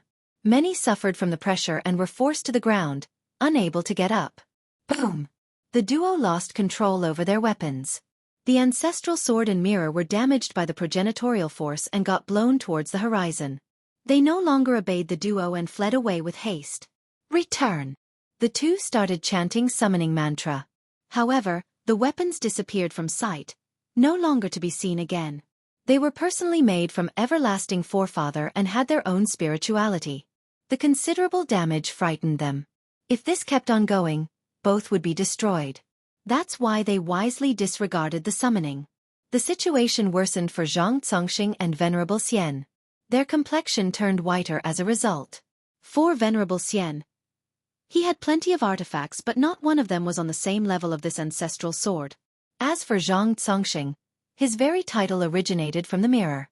This was a great blow to them and heavily decreased their battle potential. What a shame. You two can't fully control those weapons and have been abandoned. Li Qia's leisure voice sounded. Everyone looked over and saw him standing in the same spot as if he didn't move at all. How can this be? The juniors didn't understand at all. The mirror had a perfect duplication but it was suddenly nullified. His speed is too fast, enough to reverse time, albeit only for a split second, but he still reversed time. One powerful Eternal said, he's capable of doing that but not the mirror so it couldn't reflect that action. At the same time, the ancestral sword thought that the reflection was him, resulting in friendly fire. So heaven-defying, it's such a clever way to beat the mirror. People started praising Li Qia after understanding the events. Many believed that the duplication from the mirror was unbeatable. Who would have thought that Li Qia could redirect the sword slash using his speed? So scary, we haven't seen his arts and weapons yet, still just one hand so far. All existences had fear in their eyes while staring at Li Qia. Time to end this? Li Qia smiled at the two. The duo couldn't help but look up at the plate in the sky. These techniques made the crowd think that a lot of time has passed due to their anxiety and anticipation. However, only a few seconds have actually gone by with these fast moves. The plate wasn't fully lit up yet, only a few places were finished by this point. It still needed more time before delivering its ultimate attack. Take him down. The duo knew that they must buy time. Perhaps the plate would be able to kill him, so delaying this until a full activation was essential. Clank! Clank! Clank! Countless swords flew out from central sacred ground like an ocean. It aimed straight towards Li Qia. They crossed through the far distance and instantly made it to Reincarnation Mountain. It was as if Li Qia was only a few inches away. Venerable Xian had a bloody glow since he started burning his true blood. Sharp rays emanated from him as he turned into a bloody sword. Clank! A straight slash came down with a red glow. The world turned into an ocean of blood and nothing inside would be spared. One gigantic sword along with countless little ones was definitely a murderous move. At the same time, Zhang Congxing roared and spewed out a blinding heat wave. He also burned up his true blood and gathered Dao power from a mortal demon system. This resulted in an explosion of 10,000 suns. This heat wave could burn everything in this world. The gigantic battleship hovering above also emitted a frightening light. Bright saber slashes split out the sky and sent down strands of primordial chaos. It looked like an unsheathed divine saber capable of severing the azure along with the golden river below. Its sharpness was unimaginable. The ship was no longer there, replaced by this great saber. The crowd became astonished after seeing this. So that is a saber, not a battleship. I see. A junior murmured after calming down. Clank. This snow-white slash should be a sure kill against anyone and successfully intimidated the crowd. It could destroy the world and slay gods and true emperors. These were the strongest move from Venerable Xian and Zhang Congxing without their ancestral weapons. Moreover, They normally couldn't perform these slashes, not even in their peak state since they wouldn't burn their true blood. Everlastings like them didn't have much longer to live, so their true blood was very precious. They would never use them under normal circumstances. Alas, they had no other choice since they would die in the next second if they didn't put up a good fight. Burning their true blood now, albeit begrudgingly, could save them from death by allowing them to use these incredible slashes. Break! Lichie didn't care at all and shouted. A golden brilliance poured out as if a great Buddha was reincarnating. He then unleashed a fist strike.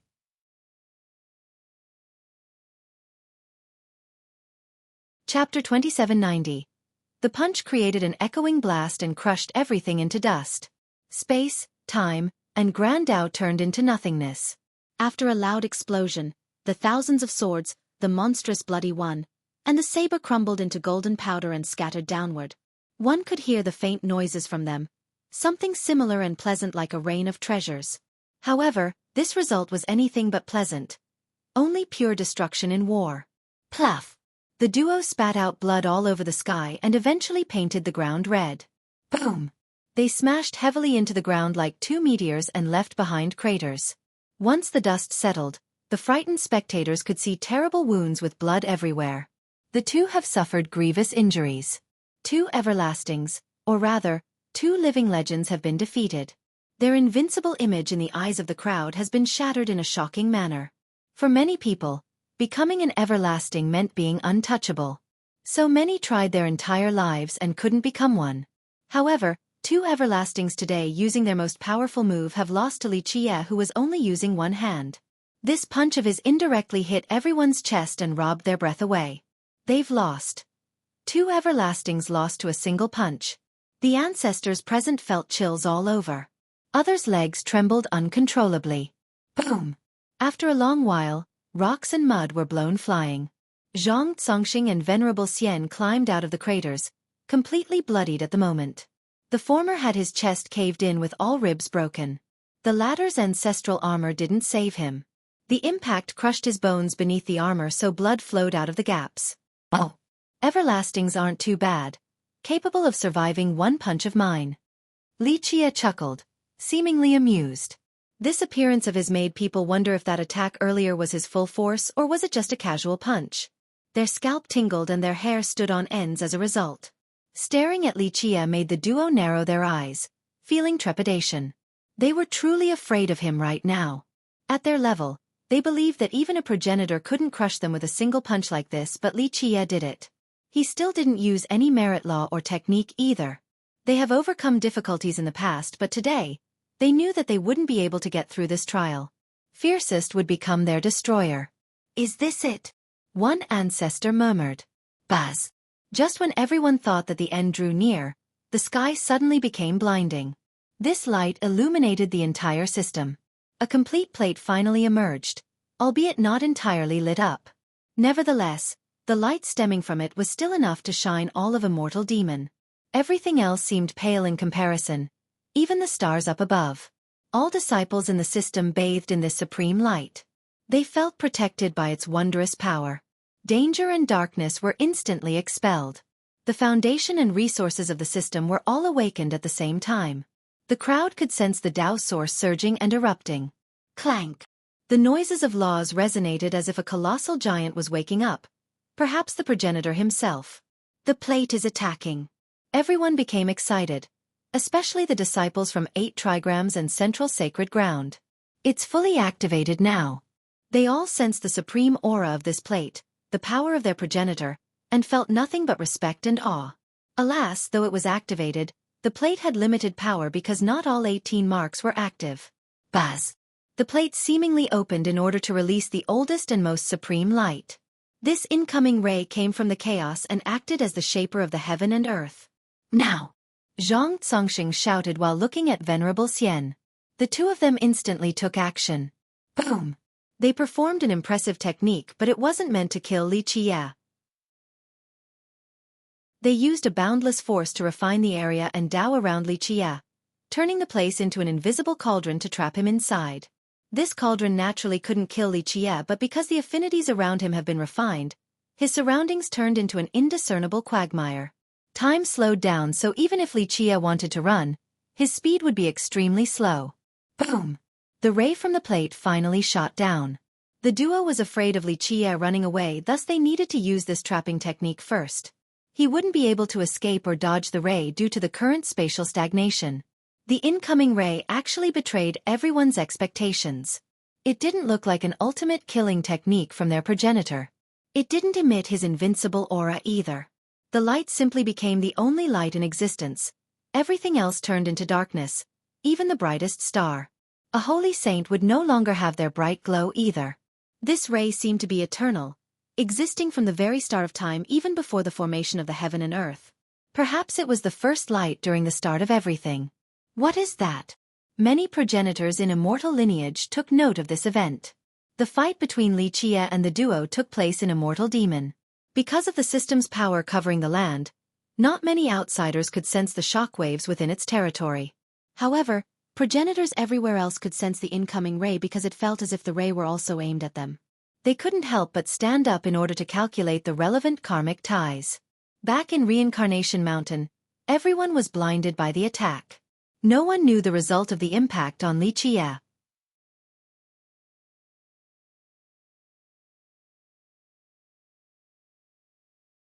Chapter 2791.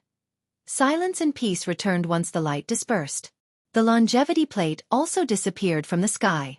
One thing left behind was a terrible scar. The sky was divided into two halves. This scar could probably remain there for an eternity. The ground had a terrible fissure, as well as if the sharpest saber had just slashed through it. It was bottomless, also separating the system into two sides. Wow! The crowd was horrified due to the destructive capability of the slashing ray. No one could have survived. They realized why the plate hasn't been activated in a long time. It had too much power and could probably slay a progenitor. For some of the spectators, this was their first time witnessing this attack.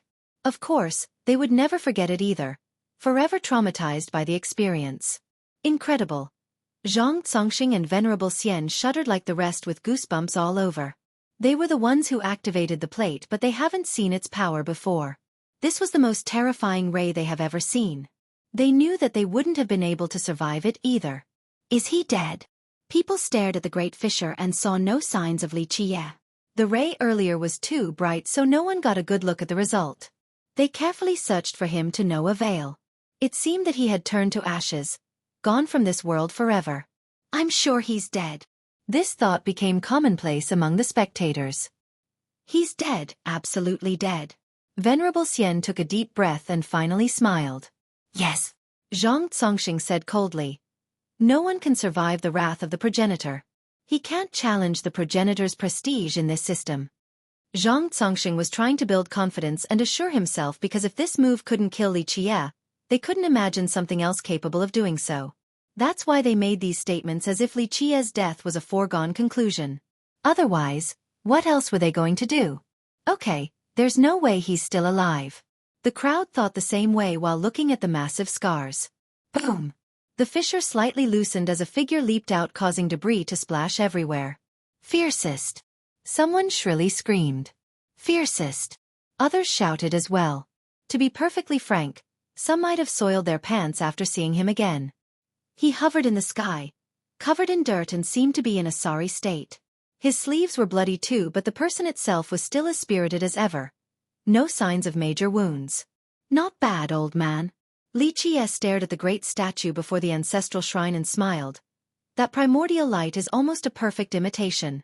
Unfortunately, it's still just an imitation, not the real thing, or it might have been able to slay me. You couldn't obtain this item, but it is in my possession now. The longevity plate unleashed a power named Primordial Light. Of course, it wasn't the real thing. Everlasting Forefather simply used a brilliant method to imitate it. The real light was powerful beyond imagination. Few have actually seen it in person. Li Qie was one of them. It's a shame that the plate didn't possess the actual light. Otherwise, Everlasting Forefather might not have lost in the past. Impossible, impossible. The duo was overwhelmed with fear. They staggered backward and trembled from top to bottom. The only reason why they were still standing was due to their high cultivation. As Everlastings, they knew just how horrifying that light was earlier. Thus, Li Qiye's survival carried great significance and implication. How can someone like this exist? The masters among the crowd were intimidated, no longer daring to look at Li Qiye since being the object of his gaze would be too much to take. He's invincible. One old ancestor finally concluded. Unfortunately, that wasn't enough to kill me. It wasn't bad, just lacking a little bit. Li Qiye stared at the duo and smiled. A real primordial light could have killed Li Qiye or anyone else in existence, unlike this imitation. Who are you? Zhang Congxing tumbled backward. Immortal demon system shouldn't have someone of this level. Right now, he would gauge Li Qiye around the same level as Everlasting Zhang. However, a second Everlasting Zhang should be very famous, not an unknown character like Li Qiye. Li Qiye, fiercest. Li Qiye revealed a soft smile. Fiercest. This title became carved in everyone's mind, not just the duo. All right, time to end this. My turn. Li Qiye concluded and punched again. Boom!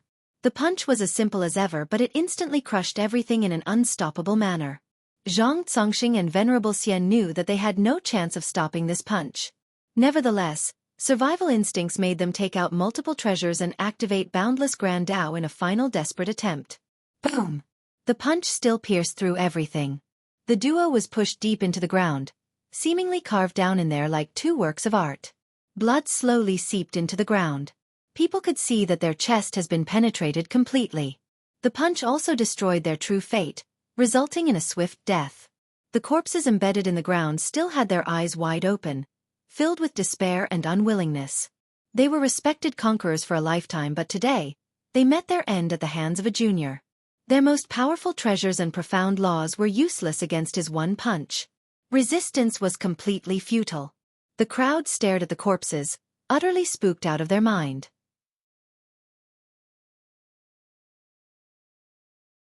Chapter 2792. The chills of horror bit bone deep like 1,000 needles. The death of Venerable Xian and Zhang Congxing traumatized the rest of the crowd. The everlasting realm was unreachable for virtually everyone here. They could try for a lifetime and never find success. This realm was the peak of true gods in many's beliefs. It meant being invincible, not counting progenitors. However, 2 everlastings have fallen today and didn't even put up a good fight. Li Qiye was clearly superior in all regards, a one-sided domination. It became obvious that Li Qiye's actual realm was also unreachable to the spectators present. They would never be able to see his true capabilities. So our system has another Far Dao everlasting? One true god stared at Li Qiye with reverence. If the everlasting realm was the peak in the eyes of the commoner, the Far Dao realm was the true pinnacle, the desired limit of all true gods. It served as a measuring pole of the Dao. Many have tried, but only a few have reached the top. Numerous ancestors and eternals exchanged glances of reverence. Far Dao everlastings were exceedingly rare in immortal lineage. In Immortal Demon, the only person in this realm was Everlasting Zhang. He was considered to be the number 1 in the system after the great progenitor. He should be unbeatable with his peerless Grand Dao. Thus, if Li Qiye was proven to be a Far Dao everlasting, it would be way too shocking. Not just Immortal Demon but all of immortal lineage would be shocked by this. It meant that Immortal Demon had 2 Far Daos, allowing it to stand against any other system, whether it be Dragon Palace, Immortal Cauldron Mountain, or the Academy of Light. Either he's won already, or he isn't that far away as a supreme everlasting, a peak one at that, only 1 step away from being a Far Dao. An experienced Eternal speculated. No, this can't be. Laments could be heard all over the mountain. The death of the 2 ancestors left their disciples in shock. They couldn't accept that their unbeatable ancestors have been killed by Li Qiye. Thus, they cried and bellowed in horror while being filled with despair. They didn't even have the courage to look at Li Qiye, let alone wanting revenge. They were nothing more than ants in comparison. Even those wanting revenge were powerless like a struggling ant. The only thing they could do right now was lament, not only because of the dead ancestors but also because of their sect and their own fate. However, the other spectators only stared at them emotionlessly. No one tried to console or show them any sympathy. This scene where the strong eat the weak was too common in the cultivation world. Most wouldn't care if Central and 8 trigrams were to be destroyed. After all, for many millions of years now, 8 trigrams and central have ended numerous lineages and taken their territories. A cycle of rise and fall was the order of things. Please sit on the throne, young noble. The Hall King remained calm, seemingly expecting this outcome. Li Qie smiled and walked towards the ancestral throne. His pace looked weak and feeble, unlike that of an invincible existence. He resembled a feeble scholar that needed to take a break after every few steps. The Hall King came over to help him climb up the stone steps, not caring about her power and authority as an everlasting and the leader of Longevity Hall. She stayed humble and assumed the role of a maid. Everyone watched with full attention while she respectfully helped him climb up the stairs. They suddenly felt that this was how it should be. Any existence needed to show reverence in Li Qie's presence. So many ancestors were sighing, extremely impressed with the king's foresight. She had vision and insight beyond anyone here. She showed her support in the very beginning, and even threw away her noble pride to carry him up. This initially perplexed the entire crowd. Why would she do something like this, they thought. Now, they understood that it was the difference between them and her. Venerable Xian and Zhang Congxing didn't have the same vision either, hence their unsightly death. Worthy of being a ruler for 2 generations, capable enough to have full reign. One ancestor praised, admiring her wise conduct. Fiercest's power became as clear as day. Mount Guard was going to rise at an unprecedented rate. But now, it was too late to curry favors after Li Qie had shown his abilities. Sycophants wouldn't gain his grace right now. This wasn't the case for the Hall King. She chose him when he was the underdog and showed full sincerity and respect, certainly winning a favorable impression. Perhaps Fiercest wouldn't do much for her on a personal level, but the benefits for Longevity Hall were considerable. On the other side, 8 trigrams and central have chosen to antagonize Fiercest without holding back. This meant that on a bad day, Fiercest could decide to destroy both of them. This resulted in people being envious and jealous, not because Fiercest was enjoying this gentle treatment from a beauty. They were actually jealous of the Hall King for having this chance of making Li Qie happy. They weren't qualified to do so anymore since the opportunity was gone now. Li Qie sat down on the ancestral throne, looking quite normal. This throne served as a supreme symbol for the rest of the system, but it was just another chair to him. Anyone else objects? He asked while peering at the crowd. People shuddered in response, especially those who have voiced their dissatisfaction earlier. This group started sweating. Their legs trembled uncontrollably. They were afraid of retribution. It wouldn't be hard for Li Qie, if he were petty enough, to destroy their sections. You are the real deal, young noble. We are utterly convinced about your worth. Someone immediately shouted. I wholeheartedly agree.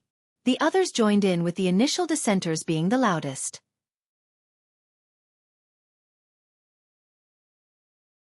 Chapter 2793. Li Qie ignored the chants and gave them the side eye. He didn't care about others' opinions and approval. He shifted his attention towards the statue in front of the shrine. The face of everlasting forefather remained shrouded.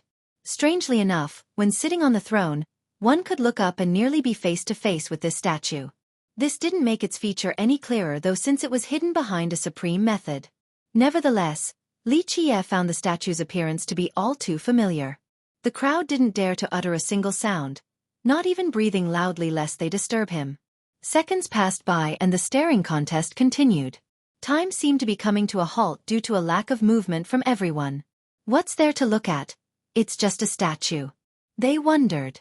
Some have seen it so many times in the past. It was just an ordinary statue with no hidden mysteries. Li Qie started floating and flew towards the massive statue before the perplexed gazes. Boom! The statue suddenly erupted with a blinding wave of light. Particles pulsed outward, seemingly able to turn the mountain range into bits. The particles spread across the system before jumping into the rest of immortal lineage. This statue exuded its might. All other auras paled in comparison like a tiny creek compared to an ocean. The might of a progenitor. The statue managed to exude the majestic aura of a progenitor but not the same type as one would find from a treasure or weapon. The aura here was pure and boundless as if the progenitor was here in person. Oh great progenitor! Everyone in Immortal Demon got on their knees, both cultivators and mortals alike. They felt as if their progenitor was standing before them right now. Our progenitor is back. A kneeling Eternal looked up and saw the massive statue slowly lowering its head. Its size was unimaginable with celestials rotating around its head. All things were born from his grand Tao as if he was the sole creator. This statue's face became clear, a transcending old man with a pair of eyes filled with wisdom, able to see everything at once. Great progenitor. People finally realized that this was another manifestation of their progenitor. All eyes were on him while tears streamed down their cheeks. His light didn't only illuminate a mortal demon but all the other locations. This particular system had its own spatial dimension. The light from the progenitor was resplendent and traveled through space. The innate power protecting a mortal demon could no longer contain this light. Why?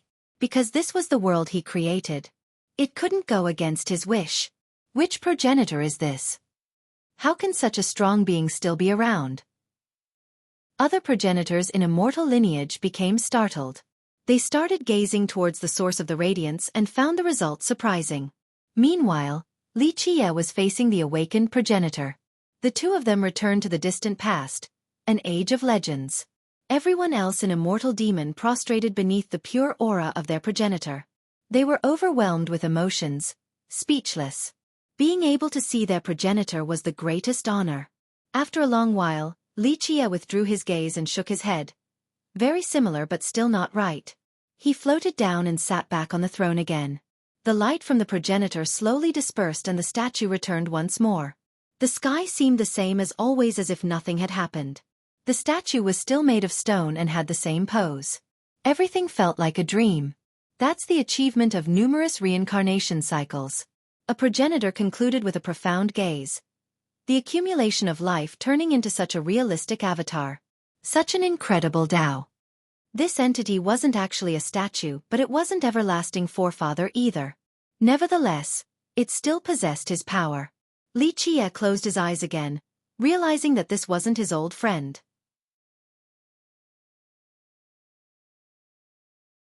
His goal in coming here has been fulfilled. A knot on his heart has been untied. After all is said and done, the old man still left his marks in this world. As for the rest of the people present, they thought that it was their progenitor just now, that he was still alive. We pay our respect to you, great ancestor.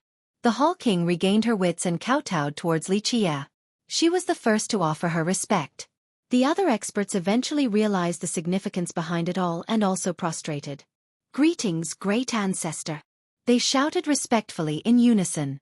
A while ago, though no one dared to stop him from sitting on that throne, some weren't that convinced by him. They were simply afraid of his power. They didn't think he had the status nor was qualified to sit up there. But now, there was nothing but admiration left. They have finally recognized his prestigious status. The progenitor himself came to meet Xueqi earlier. No one has earned this honor for millions of years now. Not a single disciple got an audience with the progenitor until Xueqi. This meeting was indicative of his skills and peerlessness. What was more glorious than earning the recognition of everlasting forefather? Nothing. He was the creator of the system. Earning his recognition meant being recognized by this land. Xueqi might be able to control its Tao source too. Thus, Xueqi had all the necessary qualifications: power, status, and approval. He became the apex of existence in a mortal demon in no time at all. Everyone else had nothing but adulation for him. Xueqi glanced at the kneeling experts without showing any emotion. In fact, this was completely insignificant to him. Rise, there's nothing else to see here, leave. Xueqi said. The kneeling experts bowed their head towards him one more time before quietly dispersing. The place was filled with people, but their departure was completely silent in order to not disturb him.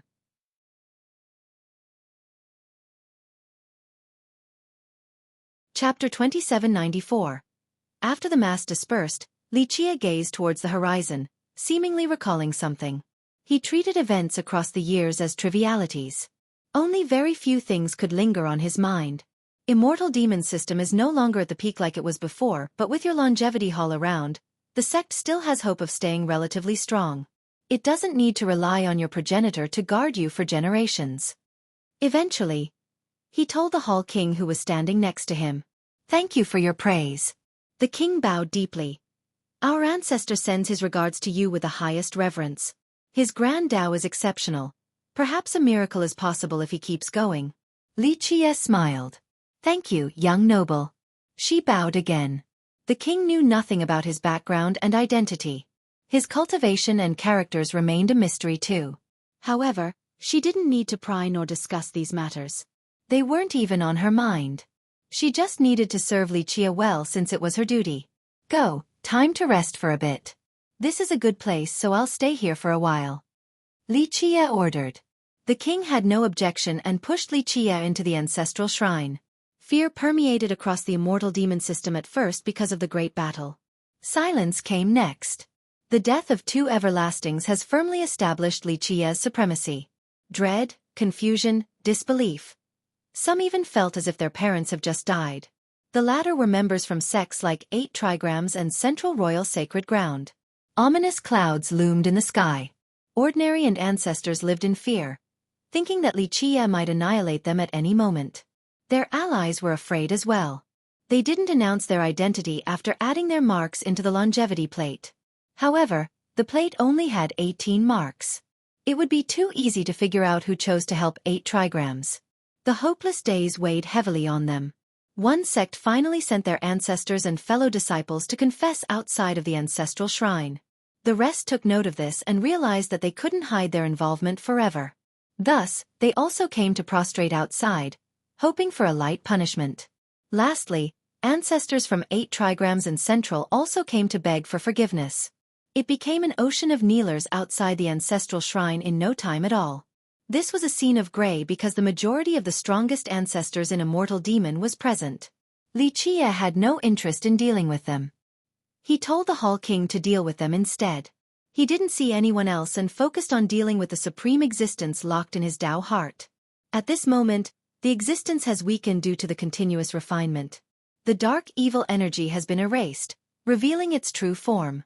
A creature that has never been seen before, even for Lichia. Some ancient scrolls contained brief descriptions of it before, but they were considered legends. It had a pair of golden horns with a violet glow, looking quite delicate and ancient. The horns seemed to be polished by the breath of the ages, brimming with temporal power. Anyone could tell at a glance the might of these horns. No other weapon could compare. It had 3 eyes. The left and right decided the yin and yang, and the third was in charge of the samsara. If I was in my prime and my eternal life wasn't destroyed by them, you wouldn't have done anything to me. Your body would have been mine. The ancient sounds coming from the creature might not belong to any modern language, but listeners still understood. If Lichia was the lord of all in his Tao heart, no one could resist his wish or escape from the fate of demise, especially under the suppression of the primordial will. This particular being was powerful beyond imagination. Unfortunately, it had fallen into Lichia's trap. It doesn't matter how you all hide and fight, only destruction awaits.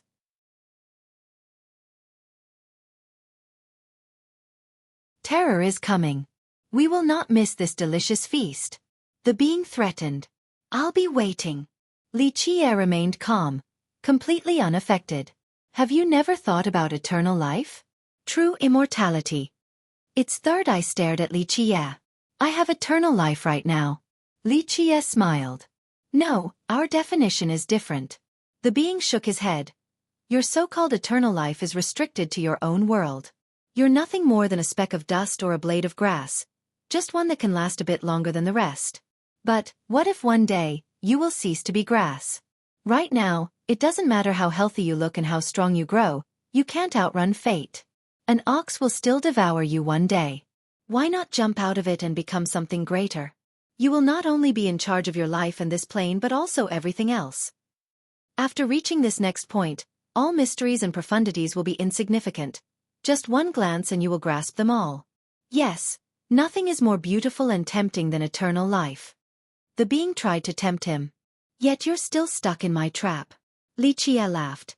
You said that everything else is only a delicious feast to your kind. Well, you're a sumptuous meal right now. You don't understand, and I don't blame you because you are stuck in this mortal world. Your intelligence and vision are restrained.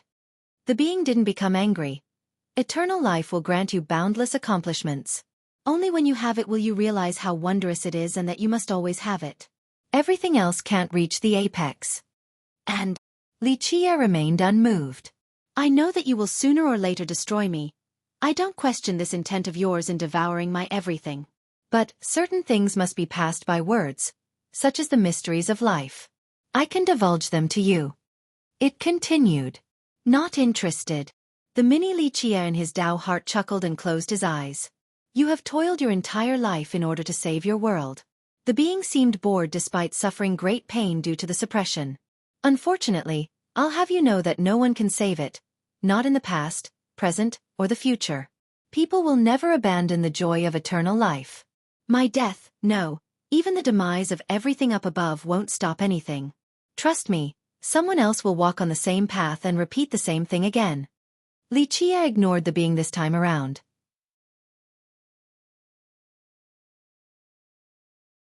Chapter 2795. Though Li Qie was cultivating inside the ancestral shrine, he wasn't actually there right now. His body was inside a boundless ocean. However, it wasn't filled with surging water but rather the energy of the world, the essences of the Tao and dense true energy. The waves were made of runes containing profound mysteries. Each rune was part of a greater text. All were supreme merit laws. The sky here had shimmering stars.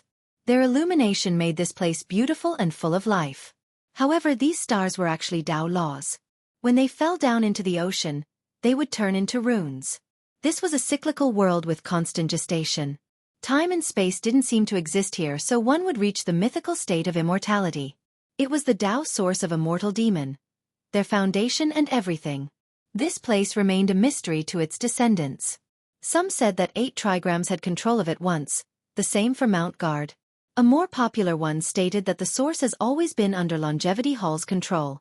That's the reason why this sect always had everlastings and maintained its authority over the system. In reality, the source never belonged to a single person or sect. It was special and independent, continuing to gather the faith and determination of the system members for generations. This eventually gave birth to the avatar in the form of the statue outside the ancestral shrine. The boundless Tao power and worldly essences surrounded Li Qie. Every inch of his flesh was brimming with power. Of course, he wasn't trying to take it for his own or becoming one with this Tao source. He simply intended on borrowing its power in order to accelerate the internal refinement process. Everlasting Forefather was an incredible being, so the Tao source he created was immensely heaven-defying as well. Though the system was no longer in its golden age, its Tao source didn't weaken in the slightest. Its actual potential exceeded everyone's imagination, so it was very helpful for Li Qie.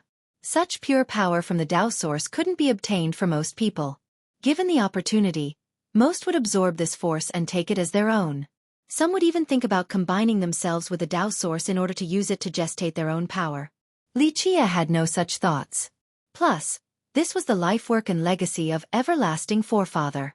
Li Qie had a fateful connection to both Everlasting Shao and Everlasting Forefather, so he wouldn't take their legacy. Meanwhile, the entire system was in a lull, more peaceful than ever before.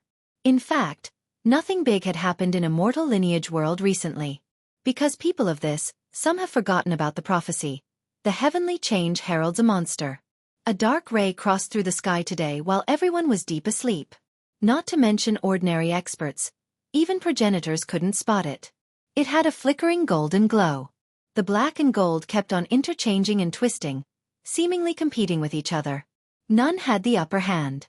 Li Qie inside the Tao source opened his eyes and activated his heavenly gaze, instantly locking onto this darkness.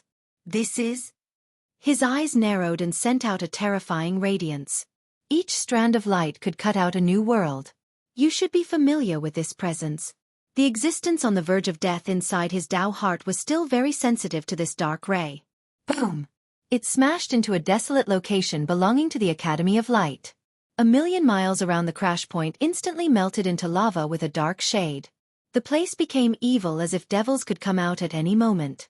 In the next second, strands of sacred light drilled out of the ground and began refining the dark land. At the same time, Li Qie's body flashed and he crossed through numerous realms and domains, instantly entering the Academy of Light.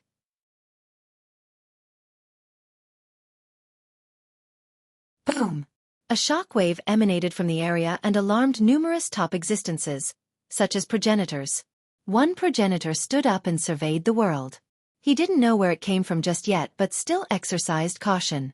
How can this nefarious intent be here? Another progenitor calculated the event. His expression soured as a result. He then activated his heavenly gaze in order to find the exact landing location of this darkness. All of these great beings were slower than Xueqi since he had already made it to this remote region. He saw the black lava instantly incinerating anything that comes in contact with it and the sacred lights from the ground trying to fight back. The latter seemed to be endless and relentless. They seemed tiny compared to the gushing lava, but giving up didn't seem to be a part of their nature. One wave came after another. If this continued, they would certainly be able to purify this evil land in time. A saint or devil? Xueqi became sentimental during his observation. No wonder why the old man said that he used to be a man of light before succumbing to the darkness. His sacred self still eventually faltered to the unending tides of darkness. Or, maybe his light originated from a survival standpoint, a last-ditch effort in trying to save himself from the darkness. No one had an answer because no one knew the state of mind of the progenitor from the Academy of Light during that moment. It comes down to a single thought. Xueqi shook his head and entered deeper.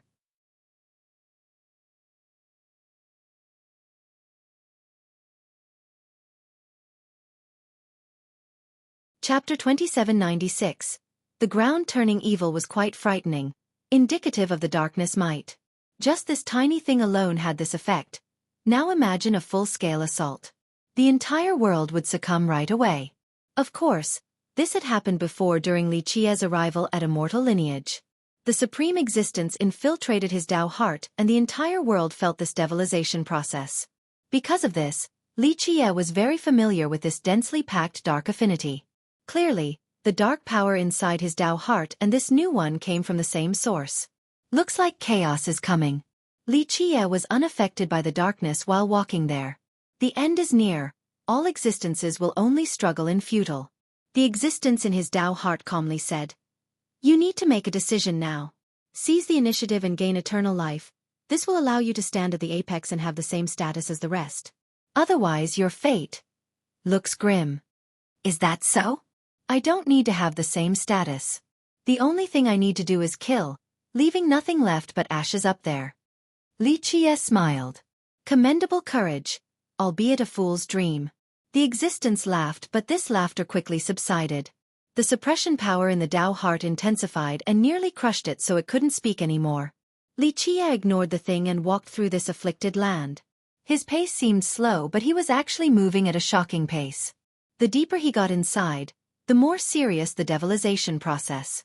After reaching the next area, the dark power here was as thick as ink. It seemed that he wasn't walking on the ground but rather in a pool of ink. However, this process was far scarier than a pool of ink. The darkness continued to infiltrate the body and try to corrupt his Tao heart. Merit laws and defenses couldn't handle the tides of darkness. It would corrode these lines until a complete takeover. The Tao heart would suffer greatly. For example, the emotions and desires buried deep in the heart were forced to the surface, such as violence, murderous bloodthirst, cruelty, greed. If one's Tao heart wasn't firm enough, these extreme emotions would explode and drive the person crazy. Next, the darkness would take advantage of this and take over their Tao heart. Alas, Xueqi remained unaffected. The dark power here was certainly powerful and pure, but it couldn't compare to the thing trapped inside his Tao heart right now. This entity was unimaginable with enough influence to an entire system evil right away. The darkness outside paled in comparison. Meanwhile, strands of holy light from the ground continued to assault the ink-like darkness. After all, this was the Academy of Light, a holy land. This system had majestic power. Alas, the holy light couldn't destroy the darkness right away. A full cleansing required more time. Strangely enough, mixed with the dark power were golden strings.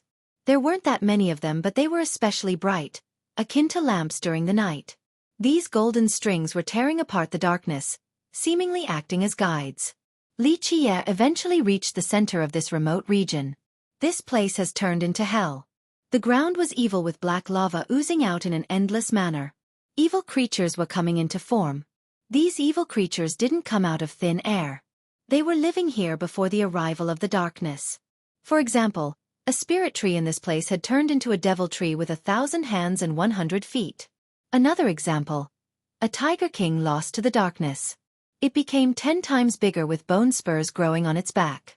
Evil flames surged beneath its paws. It looked primed to devour the world. The tiny ants weren't spared either. The transformation made them grow much bigger. Their pincers looked like black sabers now that could cut through heaven and earth. Rah! Evil screams emanated everywhere from these large monsters. They wanted to run out of this plane and attack the rest of the world. Anyone would be shocked to see the current state of this desolate area. Rah! These creatures saw the uninvited guest, Xueqi. They roared and their eyes became filled with an intimidating bloody glimmer. A massive serpent began the attack, slamming its mountainous tail straight at him. The other creatures didn't want to falter behind and lunged forward. One spewed out miasma, another shot out a storm-bone spurs from its back. One more sent the dark lava at him. A flood of evil beasts came straight for him.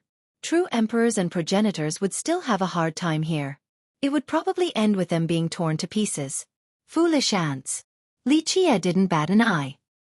He raised one finger and the stench of death appeared. Buzz! The creatures died instantly the moment it touched his death affinity. Though they were born in the darkness, they still couldn't resist the touch of death. Nothing in the world could do so outside of those with eternal life. These creatures were incinerated into ashes and slowly died. This process of death couldn't be reverted regardless of how strong one may be. Recreating the body was impossible too. After seeing the death of the first wave, the rest of the evil beasts became afraid. Being evil didn't mean that it wasn't afraid of death. They turned to flee but it was too late. The terrifying aspect of death took their lives. Pop! What's left of their body exploded and turned to scattering ashes. Xueqi watched this scene of death, completely unperturbed. Next, he made it to the impact point of the darkness. It looked like a volcano with black lava oozing out of it. These waves of lava had enough momentum to pierce through the sky. Standing here gave a feeling of the apocalypse. The darkness here was 100 times denser than the outer region. This tide of darkness emanated from below this place and propagated everywhere to turn the land evil. A 12-palace emperor wouldn't last long here. Their Tao heart would be affected in no time. Xueqi stood there and gauged this unending darkness. Meanwhile, the ladder and the existence inside his Tao heart started to resonate as well.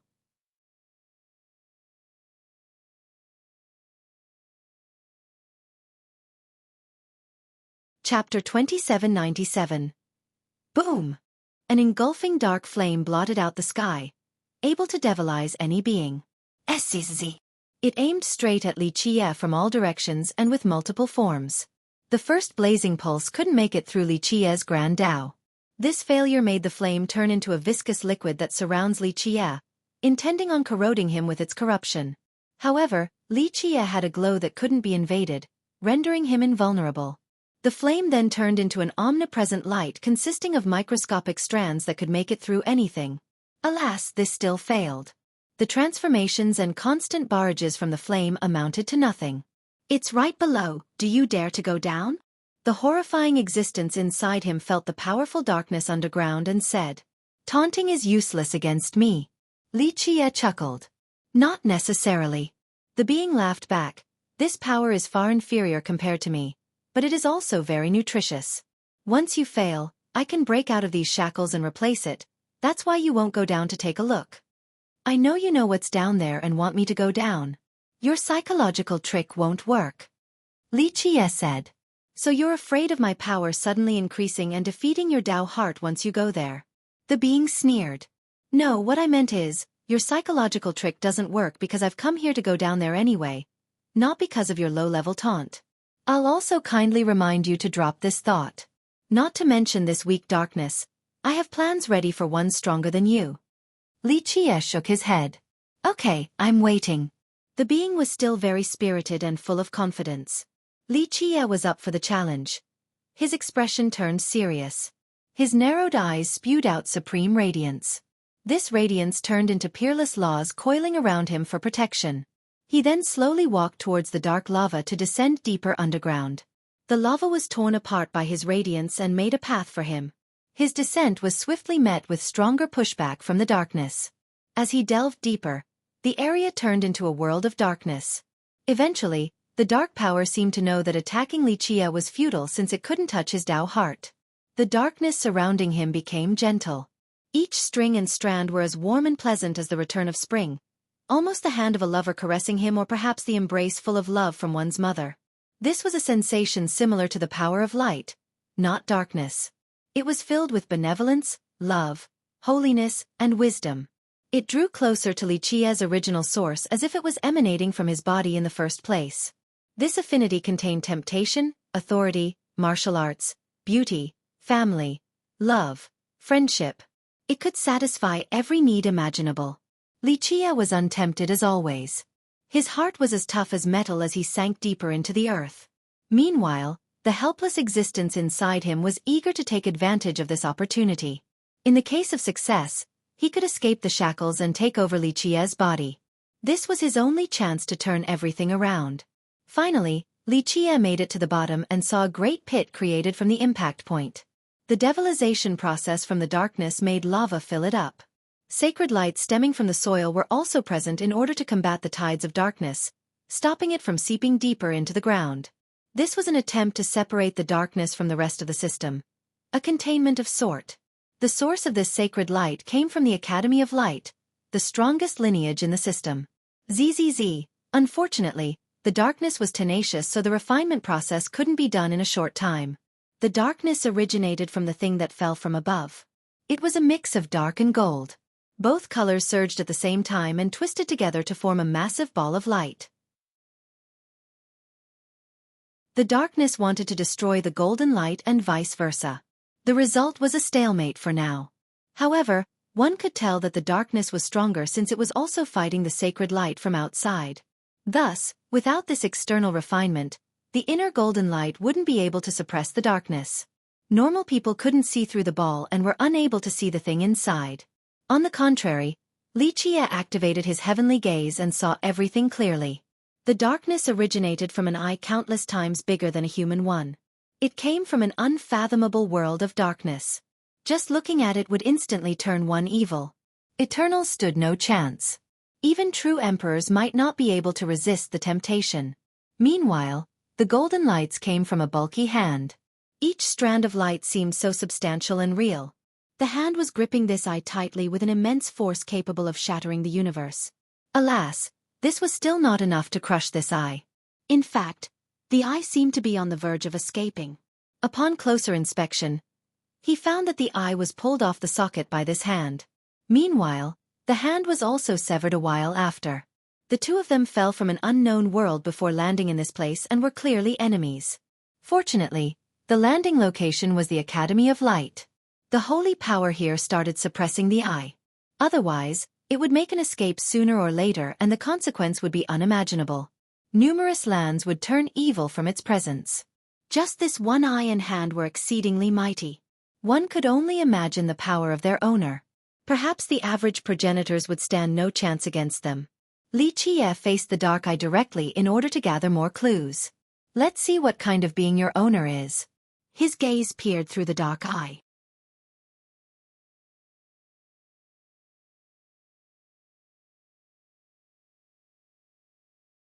Chapter 2798. He saw a dark eye with no end in sight. A heavenly gaze capable of gazing through the temporal limits didn't suffice against this darkness. Gazing at it would result in falling into the abyss. This overwhelming darkness would take over them, leaving no room for escape. This was the darkest affinity in existence. When gazing at this eye, it also gazed back at the depth of one's mind.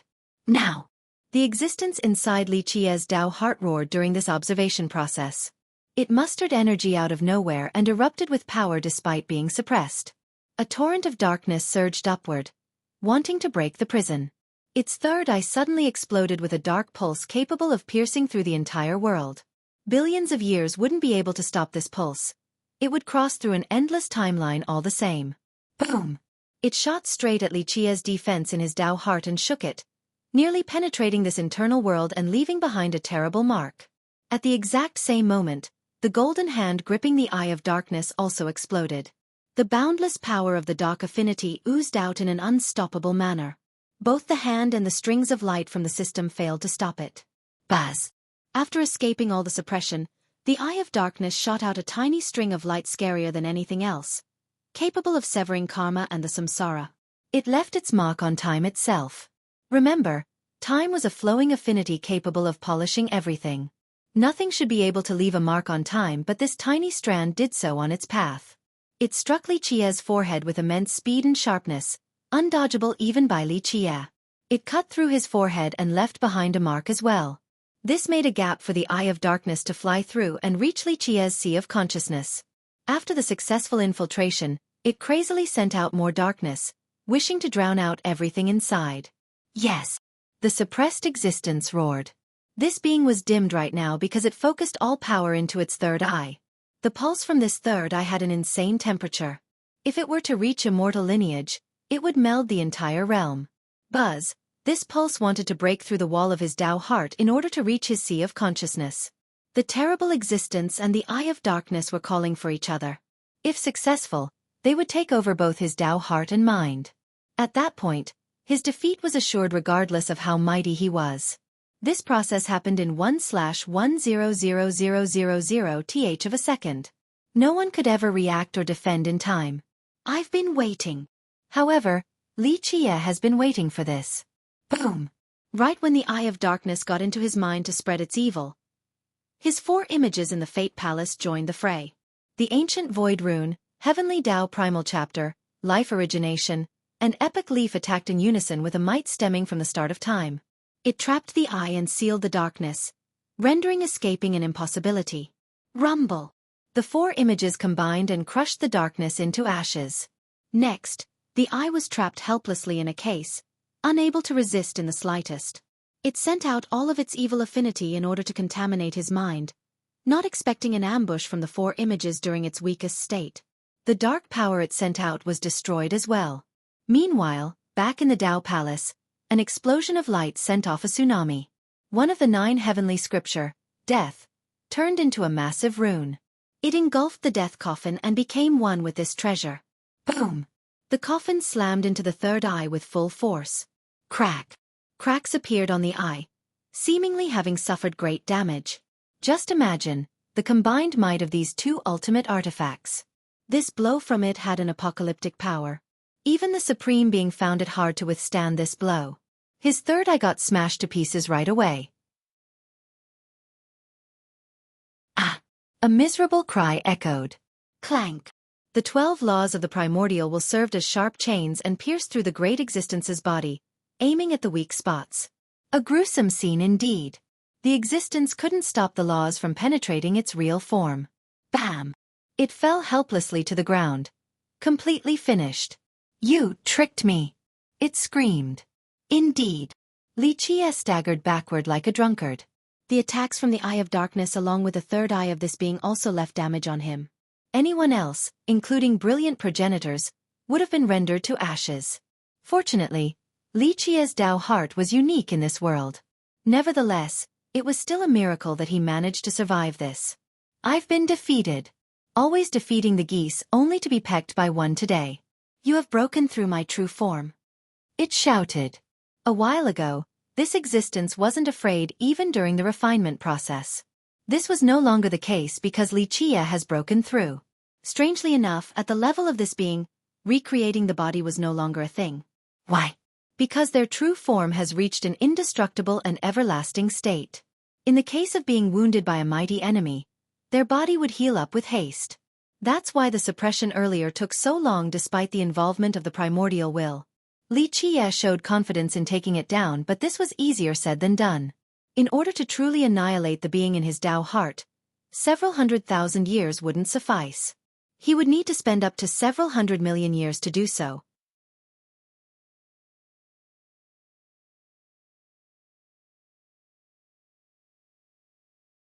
Chapter 2799.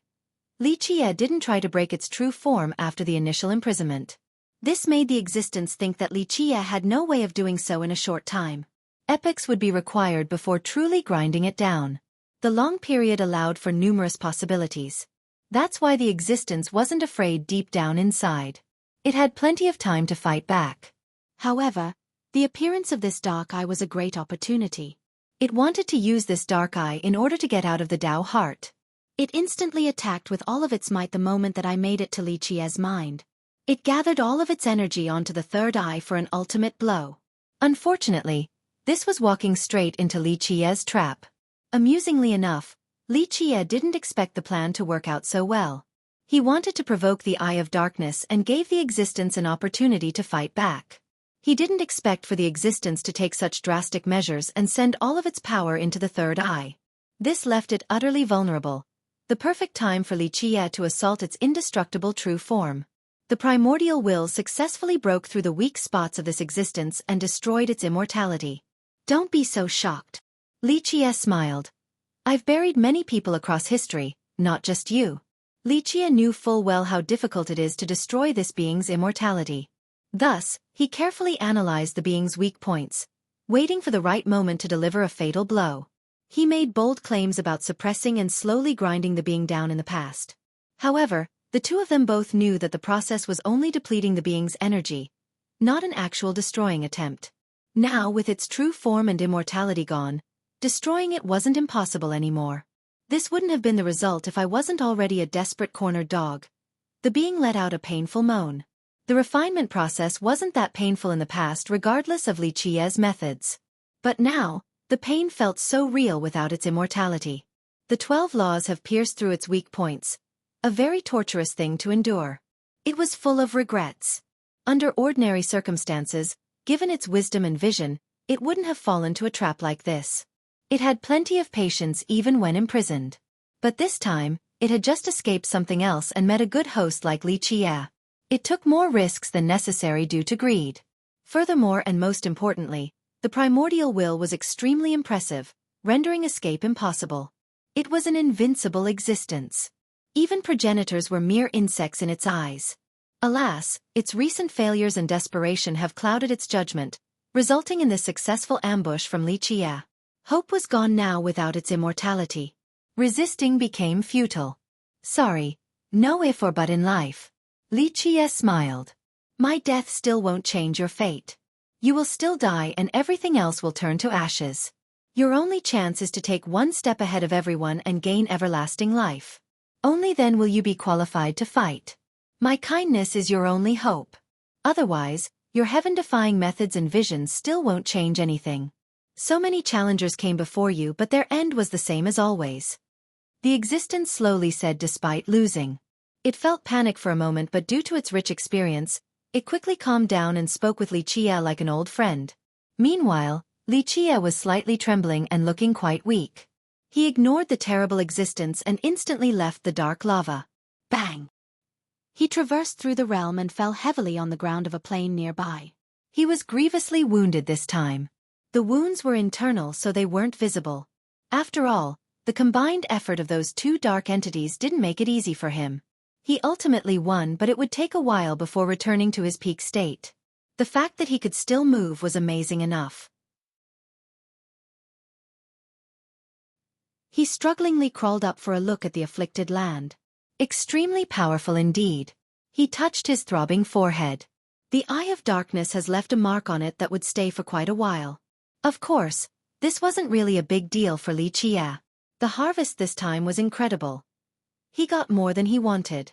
It would only take a short period for him to destroy the Existence inside him now that it no longer had immortality. He would then be able to seize whatever he wanted from it. Time to go. He rubbed his wound before smiling. The Existence in his Dao heart continued to shout, but Li Qie ignored him. He started walking like a regular mortal without using any movement technique. His slow pace wasn't only due to his grievous injuries. This remote plane was actually a very good location for him to refine that Existence. During this refinement process, he gained a newfound understanding of its immortality. It had given up by this point and wasn't afraid of death. It chatted with Li Qie about everything. These conversations were extremely beneficial as well. Their gossip contained shocking topics. Just a few leaked sentences could shock all the Supremes outside and make them go crazy, emperors or progenitors alike. The topics included things that cultivators in history have searched for forever but couldn't come up with an answer. Progenitors themselves couldn't reach the things talked about. Only someone like Li Qie was worthy to talk with this terrifying being. Plus, he was one of the few who could understand these mysteries. They spoke about the everlasting timeline, immortality, the villainous heaven, and what lies above the firmaments. The Existence had accepted its fate and knew that Li Qie would eventually take everything from him. Thus, it no longer had any qualms and spoke about everything. This remote plane belonged to the Academy of Light. Whenever travelers saw a lone mortal like Li Qie, they didn't think much of him. In fact, people were flying by over him. Some progenitors have arrived as well, but they dismissed him like the rest.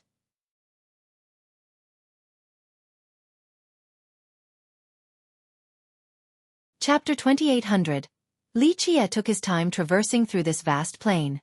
Any other mortal could walk for a lifetime here without sensing anything. This wasn't the case for Li Qie.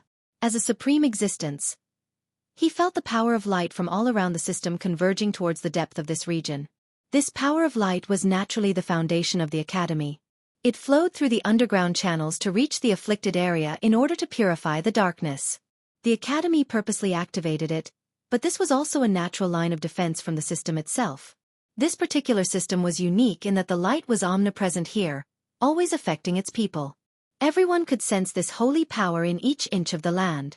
Bathing in this light could wash away their sin and purify their spirit. Light and darkness were eternal enemies. That's why the light still activated in this remote region to fight against the darkness. This old man is not bad indeed. His light has reached this incredible level. Definitely comparable to Saint back then. Li Qie nodded approvingly after seeing the purity of the light underground. The name of the system was also the Academy of Light. It wasn't a system in the traditional sense. Its progenitor was very interesting as well.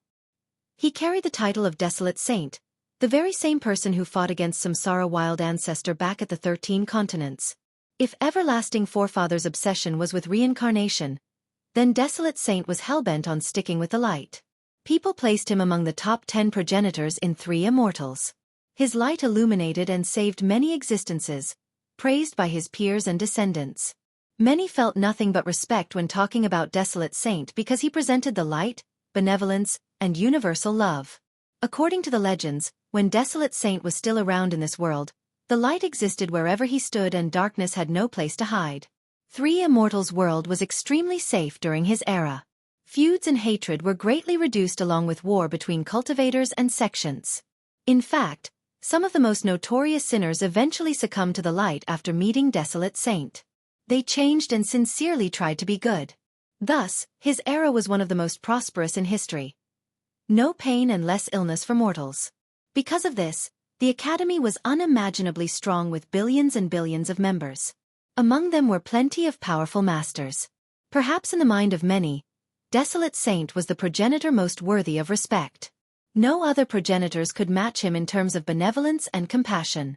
Light continued to be the ruling affinity in this system, thanks to the progenitor's effort in the past. This system wasn't actually a single academy despite its name. In this boundless land, there were millions of academies. There were no strict requirements to stop someone from starting one. As long as one had a building or even a room, they could start an academy. The crux of this issue was finding students that want to cultivate. 4 particular academies stood above the rest in terms of fame: Dawn to the east, Lightless to the south, Sacred Bank to the west, and Northern Academy. They were the strongest on top of having the highest number of students. Later on, some believed that the title Academy of Light took 1 character each from these 4 academies. Many students came from other systems. Even the lords of some systems came here to learn the Tao. Because of this, the Academy produced plenty of true emperors and progenitors.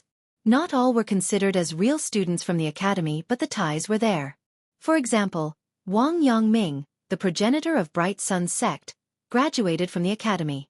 He was an actual student here. As for people like Alchemy Immortal, Panlong, Skysplitter Saber progenitor, they came here after proving their Tao. They themselves claimed to be pseudo-students of the system. The Peerless Radiance True Emperor also graduated from here. Moreover, the academies, especially the Big 4, had plenty of merit laws. The majority of them were open to the public. This was a special and rare phenomenon. Some of these laws were left behind by Desolate Saint himself. Their values were unimaginable. Most systems would keep these merit laws hidden away from any outsider. Even their own disciples wouldn't have access to them.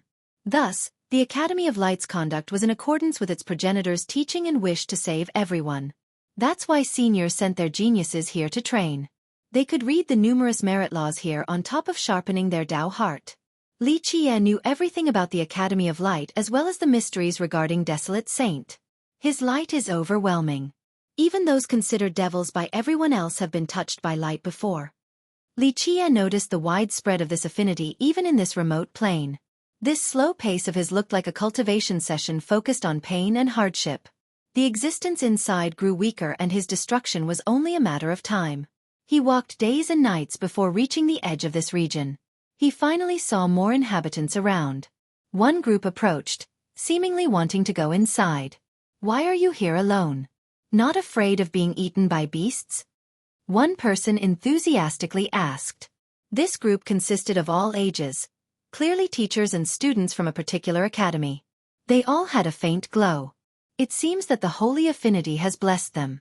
In fact, it was very easy to distinguish the natives versus outsiders in this system.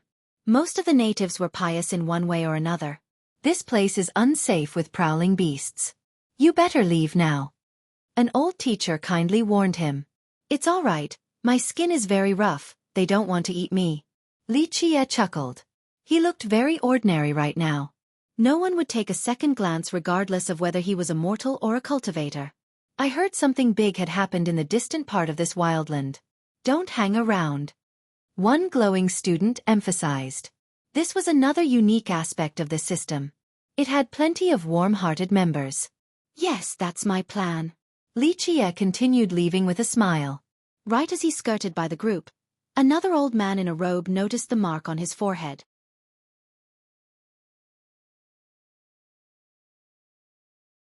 The pinyin is Guangming Shang Yuan, but no one reads Guangming as two separate characters, and Shang is an adjective for Yuan, so they're connected too. I don't think it's crucial enough to the plot to change the names for worse, but if it comes up again, we'll see what we can do. It depends on Lightless' actual meaning too.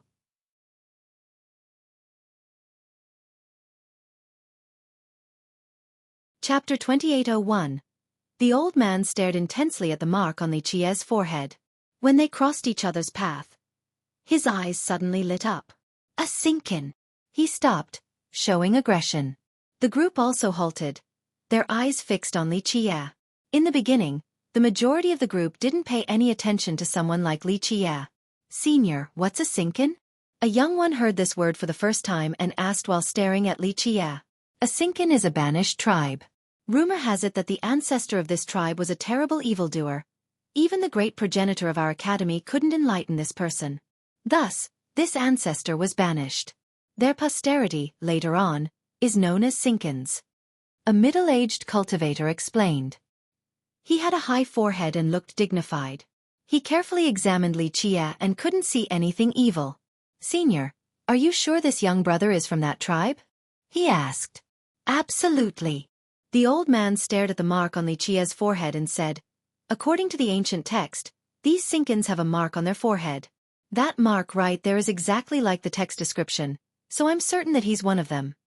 "I've never heard of this Sinkin tribe." Li Qie smiled and shook his head. "This mark is from an unexpected wound, not a symbol. Excuses are useless." The old man became serious. "When the great progenitor banished your kind to Repentant City, he hoped that your future generations would be able to change. However, they disappeared later on into the wild, no longer showing themselves to the outside world. Looks like this is true with you here." All eyes were on Li Qie. Some of them had a glimpse of animosity. After all, they came from the Academy of Light and instinctively viewed a member from a banished tribe as an enemy. "I heard the ancestors of this tribe are all evil with darkness in their heart. Some might be devils from the darkness. Their future generations probably belong to this evil affinity as well." A relatively older youth has heard rumors about this tribe before. "From the darkness?" Some youth staggered backward while their aggression intensified. "How shallow. Let's say that my ancestors are indeed Sinkins. Does that make me evil too?" Li Qie shook his head. "Humph, hard to say, a dog can't stop eating feces. You might be just like your ancestor." A person glowing with holy light coldly uttered. "Sinkins haven't shown up for a long time, so this is very surprising. This wildland had some changes in the last several days, with darkness turning the land evil. Perhaps this is related." An old man became cautious. "Maybe this is the work of their tribe." Another suspected Li Qie right away. They began to crowd around him while slowly taking out their weapons. What do you want? Li Qie glanced at the group. Speak, did your kind do this? A youth shouted. You must be scheming against our academy, or maybe your ancestors are still holding a grudge about being banished back then and want to return. You have a rich imagination. Li Qie chuckled in response. You're wasting your talent by cultivating instead of becoming a storyteller. Don't run your mouth and surrender or we'll let you have it. The youth barked back. Senior, is this accurate? The middle-aged man with the high forehead said with uncertainty. He found Li Qie to be an ordinary person, not a big schemer with ties to the darkness. It's better to be prudent, the old man said. A scout said that the situation deeper in there is extremely grave with rampaging darkness, worse than our expectation. What should we do? The man looked at Li Qie. After all, Li Qie hasn't done anything evil yet. They shouldn't capture him just because he is a Sinkin. The young ones exchanged glances. Say, killing Li Qie was an unreasonable decision. Nevertheless, they still had animosity towards him. They have never seen Sinkins before and had no feud with Li Qie. However, the history of this particular tribe made them view him as a bad person with darkness in his heart, a preconceived prejudice. This is your light? Li Qie couldn't help but laugh. Not distinguishing between right and wrong and wanting to kill from the start just because a person is of a different Dao. Don't try to twist the situation with words. The glowing youth had a murderous glint. He's not one of us and definitely has nefarious intent, especially with the darkness in his heart. He'll cause trouble for sure. Kill him now to avoid needless complication. So this is a student from the Academy of Light. How disappointing. Li Qie shook his head disapprovingly. Ignorant fool. Insulting our academy? That's even more deserving of death. The youth unsheathed his sword, ready to kill. Don't act blindly. The middle-aged man yelled at him. The youth begrudgingly listened while still pointing his sword at Li Qie, waiting for an opportunity to strike.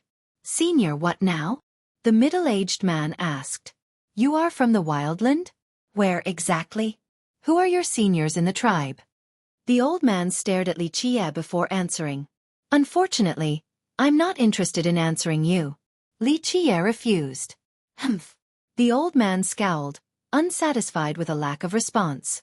However, because of his status, he wasn't in a position to deal with Li Qie. Let me capture him. He'll spill everything right away. The youth earlier became excited. What's happening here? Suddenly, a voice capable of swaying the soul came from above. Light emanated and flowed like water before the coming of this speaker. It was as if a layer of white snow was covering the ground. This light was warm and had a cleansing nature like a hot breeze amidst a world of snow. It could clear a lost traveler's mind. A girl appeared once the light dispersed. Everyone instantly bowed towards her with a look of reverence. She was quite young, only slightly over 20. Beautiful features, tall and thin, more than enough to make the fish and birds hide from feeling inadequate. Her white snow dress accentuated her flawlessness. Most importantly, her hair draping over her shoulders was white as well. She looked like a princess from a world of snow. However, the most noticeable part about her was her sacred glow. The light followed her wherever she went. She even had a pair of wings made of light particles.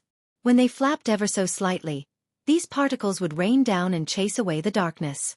She was a holy and inviolable beauty. Both men and women stared at her in awe.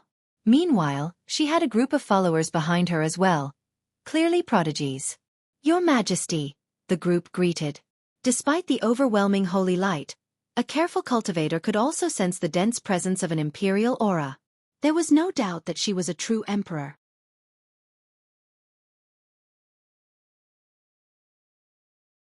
It's just that she chose to converge this imperial aura. 1. I was going to use sinner in the first introduction, but sinner wouldn't make sense in this context since the student wouldn't ask what a sinner is. The literal characters are sin plus tribe. Creating a new word in sin plus kin works well in the narrative, although it might sound strange at first.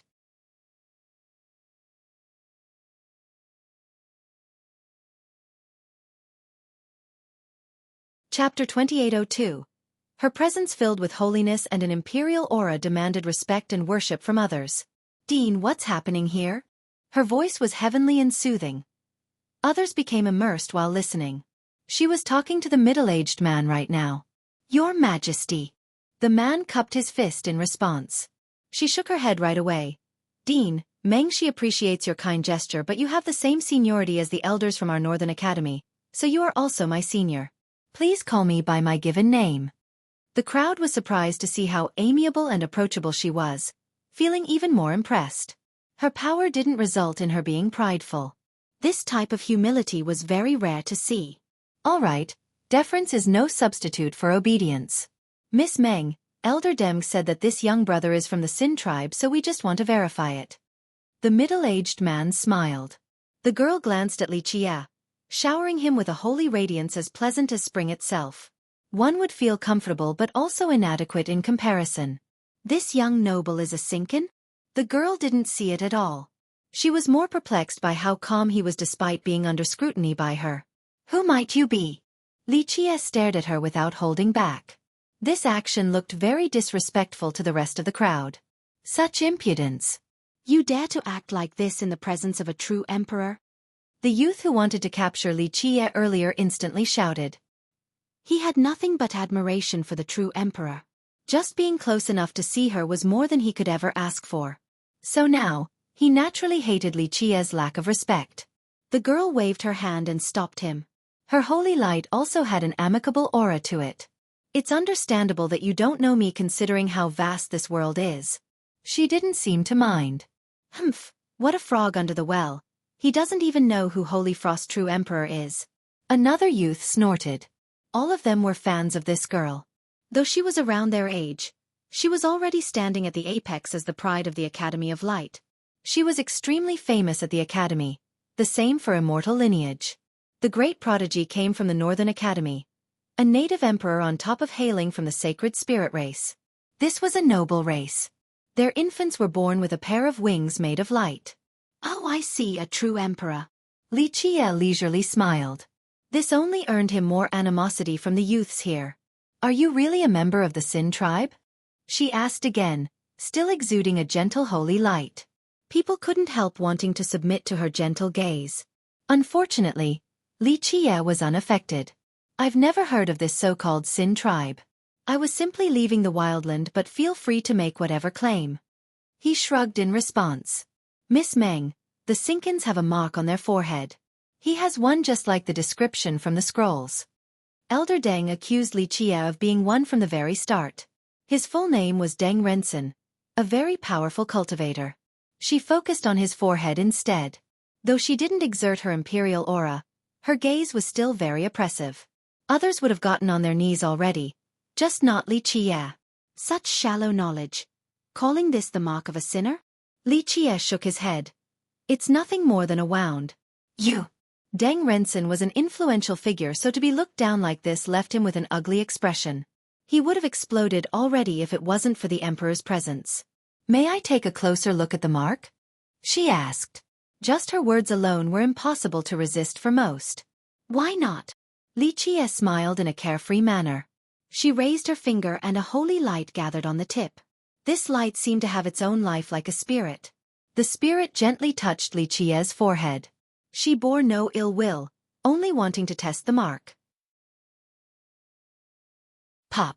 The spirit instantly dispersed after experiencing immense pressure. "You have a dark affinity in you." She was surprised to see this. "See. He's clearly a Sinkin, a creature from the darkness. We need to capture him right now." The glowing youth shouted. His name was Lu Shermao. The group became frightened. Some started pointing their sword at Li Qie. If the emperor said that he had darkness in him, it was definitely true. Just think about it. How could that mark not have a trace of darkness when it was caused by the eye of darkness? It didn't affect him too much, just another scar that would take some time before it goes away. This wouldn't be the case for another person since they would be affected by the mark. "So it's true." Deng Rensen glared at Li Qie. Nefarious creatures are roaming in this wildland, so no travelers can guarantee that they won't be infected by dark affinity. How foolish to construe this as a sign for Sinkins. Li Qie laughed. Deng Rensen's eyes flashed with murderous intent after hearing this taunting. Li Qie ignored him and turned towards this emperor, seemingly more interested in a cultivator like her. You were just there? She gazed towards the direction of the wildland. To find some stuff. It is an evil land now. He casually revealed. I see the wildland has turned evil. She withdrew her gaze and looked at him.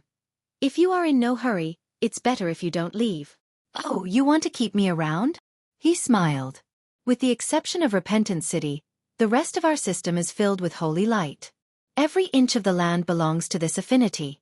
As you are right now, you will be suppressed by the holy light if you were to leave, and that will be very painful. Perhaps staying at Repentance isn't a bad choice either. She said. Her Majesty is so kind. The young group gossiped among themselves. I suppose staying at Repentance is just fine since I'm just wandering around aimlessly.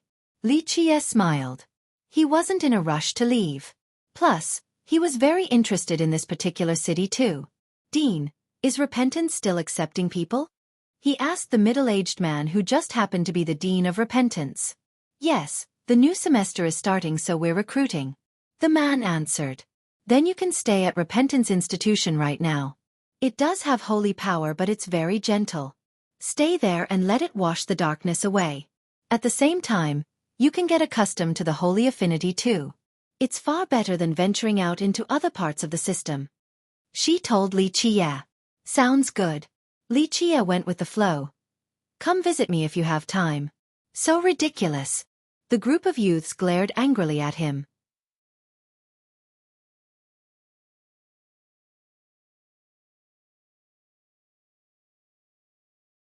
Chapter 2803. His flippant attitude infuriated the others, just not the Emperor herself. I'll visit Repentance if I have free time later. She nodded in response. Her attitude shut others down. If the person herself didn't mind, it wasn't their place to say anything.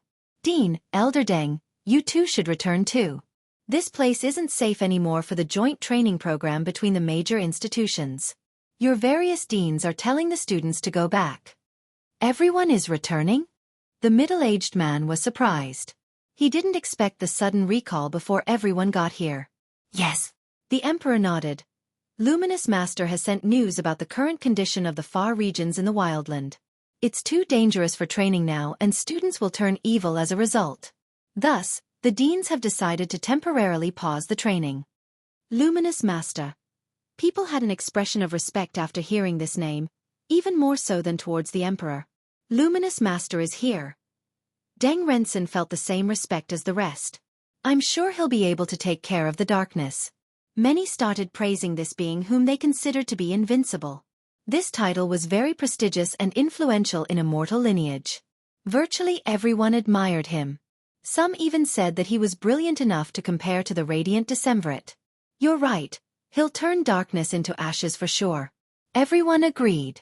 What a shame that we can't see him in person. It would be a life worth living. One young female disciple looked like a huge fan. Of course, no one found these comments to be unreasonable. Numerous people in immortal lineage virtually worshipped Luminous Master. It's best not to go if Luminous Master said so. The middle-aged old man nodded.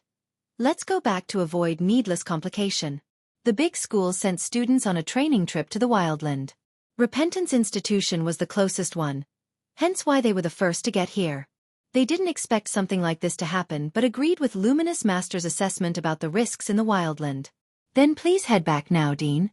I'll delve deeper for a look and see if the fellow Taoists there require assistance.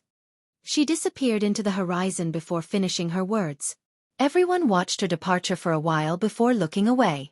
When will I be strong enough to sweep the darkness away like the Emperor? Someone said with envy. They knew that the fellow Taoists she referred to were the top beings in the contemporary or the greatest geniuses. They were so far from reaching this goal, just something for them to wish for. Let's go. Young brother. Follow me to Repentance Institution.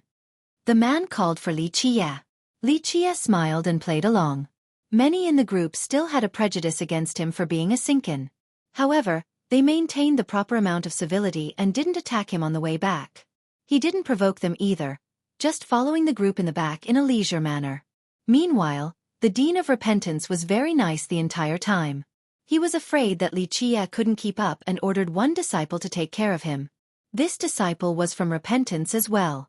The youth did quite well with his training and had many achievements. He had an impressive stature and wore his emotion on his sleeves. A dependable and honest youth. Junior brother, how about I carry you the rest of the way? His name was Xueqi. He noticed Li Qia's feeble appearance and felt the same way as his dean. Since the emperor told him to stay, Dean Du Wenrui didn't want anything to happen to Li Qia either. That wouldn't be good for their institution. It's fine. Li Qia smiled. He wasn't weak right now and could destroy everything with a single even when injured. He simply wasn't in a hurry because he was still spending more time and energy refining that existence in his Dao heart. This made Xueqi think that Li Qia couldn't keep up because of fatigue. The middle-aged man led the group back to Repentant City. The Academy of Light was a special place. Other systems were filled with Grand Dao power, but this type of power had little effects on the living beings there. This wasn't the case for this system. The holy light here was overwhelming and omnipresent. Just imagine the people growing up in such a system. They were devout believers. Even the mortals believed in the light and had a kind disposition. Some beasts bathed in this holiness and became sacred creatures as well. The emperor was also right about Li Qia being suppressed by this bright affinity. The system simply didn't allow for darkness to exist. Anyone stained by the darkness would be suppressed then refined. However, the light didn't reach one particular location as if it had abandoned it, Repentant City and its vast territory. The reason for this remained unknown. The power of light was still flowing through this land, just not to the same overwhelming amount as other places. One wouldn't be able to feel the flowing holy aura here. Future generations had several explanations for this phenomenon. One stated that this city used to be the gathering den of evil. Desolate Saint himself couldn't save or change the villains here. Later on, their descendants populated this place. Some said that this city was actually a prison created by Desolate Saint to jail evil beings. Now it became home for their progenies. The third speculation asserted that Desolate Saint purposely removed the light, wanting to turn this place into a trial for the heart. While standing before the gate of the city, the words Repentant City popped out like a sore thumb. Some students in the group were from the other academies. One of them asked, "Why is it named Repentance?" No one could answer this question, not even the dean. Because it washes away the sin caused by the light, hence the name Repentance. Li Qia chuckled. Nonsense, the light is the holiest force in the world. The only thing being washed is the sin caused by the darkness. One student from another academy refuted. These foreign students were blessed with light in their own academies. They condemned repentance and thought this was a place of sin, the reason for the absence of light. So now, they naturally became infuriated when Li Qia said that their light was also a cause of sin. If there is nothing but light in this world, how can darkness exist? Li Qia elaborated, without darkness as a yardstick, how do you know that the light is the holiest force?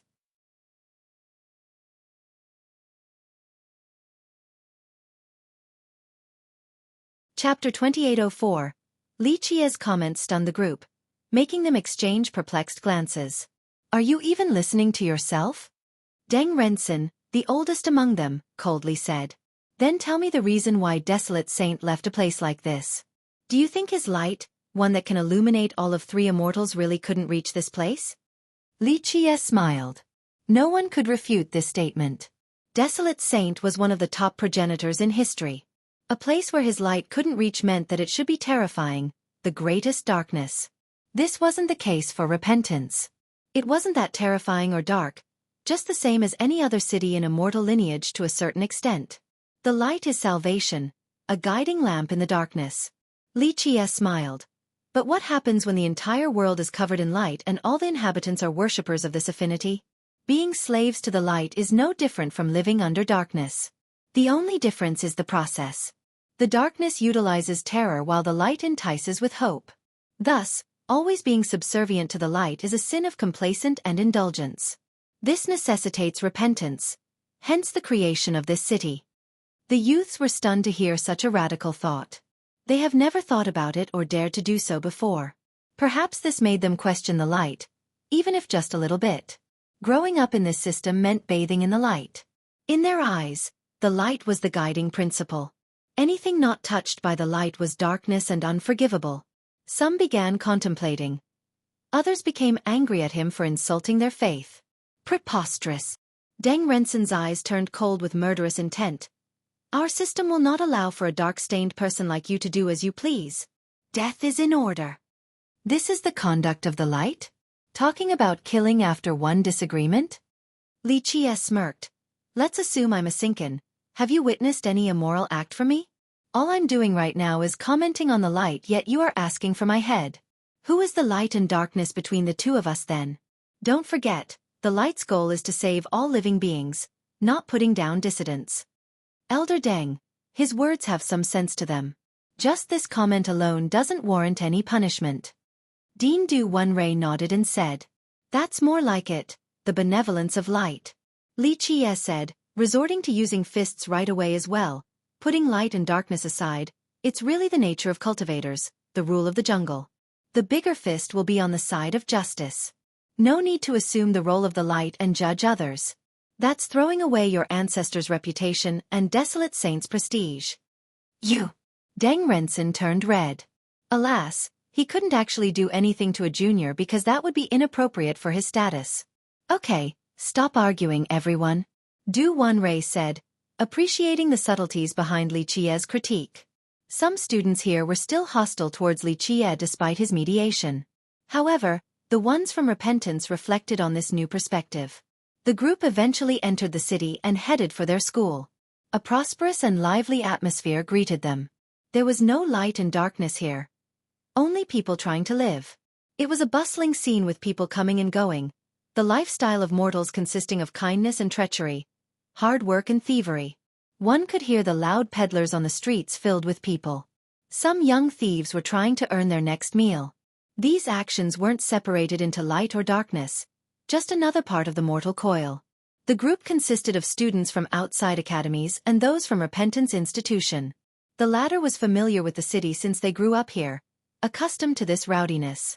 However, this wasn't the case for the outsiders.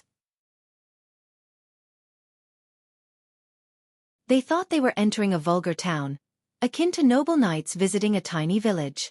Other places in the system were filled with light. Their lives revolved around faith and worshipping. This affinity made their soil fertile, allowing them to live in riches. Thus, they spent their time learning the etiquette and customs of nobility. They couldn't adapt to this situation. Some even looked down on this way of life. Degenerates, how unsightly, they dare to consider themselves people of the light? Deng Rensen observed the thieves and dishonest peddlers, finding them an eyesore. Buzz! A powerful aura erupted from him like a soaring dragon.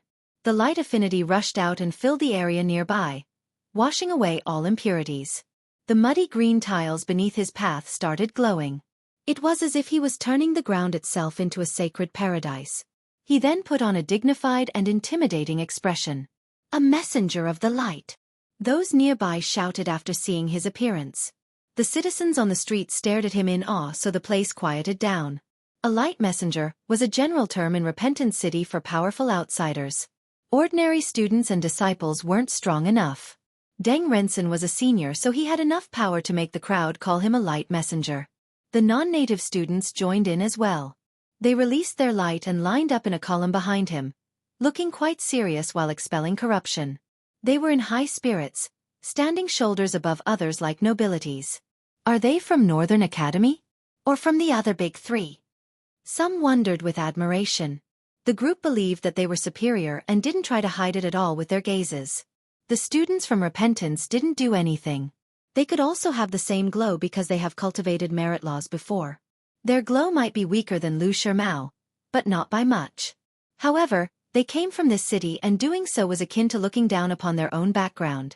They didn't want to have a conflict with Lu Shimao's group either, so they lingered behind, eventually walking next to Li Qie. The dean of Repentance Institution remained quiet with a natural expression, not showing his stance on this matter.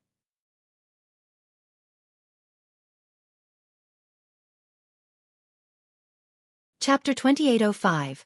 The people on the streets made way for Deng Rensen and the others who were glowing with light. Zhao Qiushi and his own peers found this sight discomforting, akin to a rich guest visiting one's humble abode, bragging about their wealth while making fun of others' impoverishment. Dean Du, Repentance Institution is an influential academy in our system. Deng Rensen told Du Wunrei while walking forward. It should be responsible for spreading the light to every nook and corner in this city so that it can cleanse everyone's heart, turning them into devout believers. Renson was clearly rebuking Du Wenrui and his academy for not upholding their responsibility. Wenrui simply smiled without retorting. They're only regular mortals trying to survive, not like they're villains or anything with darkness inside. Why must they worship the light? One student from Repentance in the back couldn't help but speak up. Deng Renson and his group clearly considered themselves to be superior, treating others like they couldn't see the light. What else are they going to worship in this system? The darkness? Shermao joined the conversation. We cultivate the path of the light originating from our progenitor and obey his wishes. As a member of the Academy of Light, we should spread his light even more. Even this city should be under its influence. Idiotic. Li Qie smilingly shook his head. An absence of light is not a sign of evil. All living beings have their own consciousness, free will, and Tao heart. They don't need to worship the light. Desolate Saint himself never said something like this when he was around. Saving the world and its inhabitants is his will. He never forced others to worship him and the light. The light must illuminate everything in order to stop the spread of darkness. Renson coldly uttered. Even more idiotic. Li Qie repeated his headshake. Forcing the world to worship your religion, that's something that darkness would do. I've had enough of your hogwash. A Sinkin like you deserve death. Lu Shermao raised his sword. Gentlemen, this is our academy's business. We'll come to a conclusion ourselves. No need for you to worry about it. Du Wenrui interrupted the fight. Shermao's expression became frozen since this was not the right time and place, so he couldn't respond. Dean Du, we only want what's best for everyone. Deng Renson said flatly. And I appreciate your kind intentions. Wenrui smiled. Wenrui once again mediated successfully. Nevertheless, the animosity and disdain only grew between the non-native faction and Li Qie. As for the natives like Zhao Qiushi, they were annoyed with Shermao's attitude but couldn't do anything about it. On the other hand, they actually felt closer and had a better opinion of Li Qie, who came from the Sin tribe. The conversation stopped after this fight as they made their way towards Repentance Institution. Repentance was the largest academy in this city. Well, it was the only one. Thus, the majority of people aspiring to cultivate would pick it. Of course, those who have the means to travel further would try to join other academies. Alas, their background was a disadvantage during the recruitment process. The other academies were prejudiced against them, thinking that they were descendants of sinners. Repentance was actually quite large. It was more than just an academy in the city. One could even say that it was the city's governing body. It was built long ago. Some even believe that it was started during the foundation of the system by Desolate Saint himself. That's why a few lists included it as the fifth great academy of the system. However, it hasn't been on the same level as the other four, partly due to the undesirable location. No outsiders wanted to join, so there was a lack of available talents. After the arrival, Zhao Qiushi followed Wenrui's order and prepared a place for Li Qie.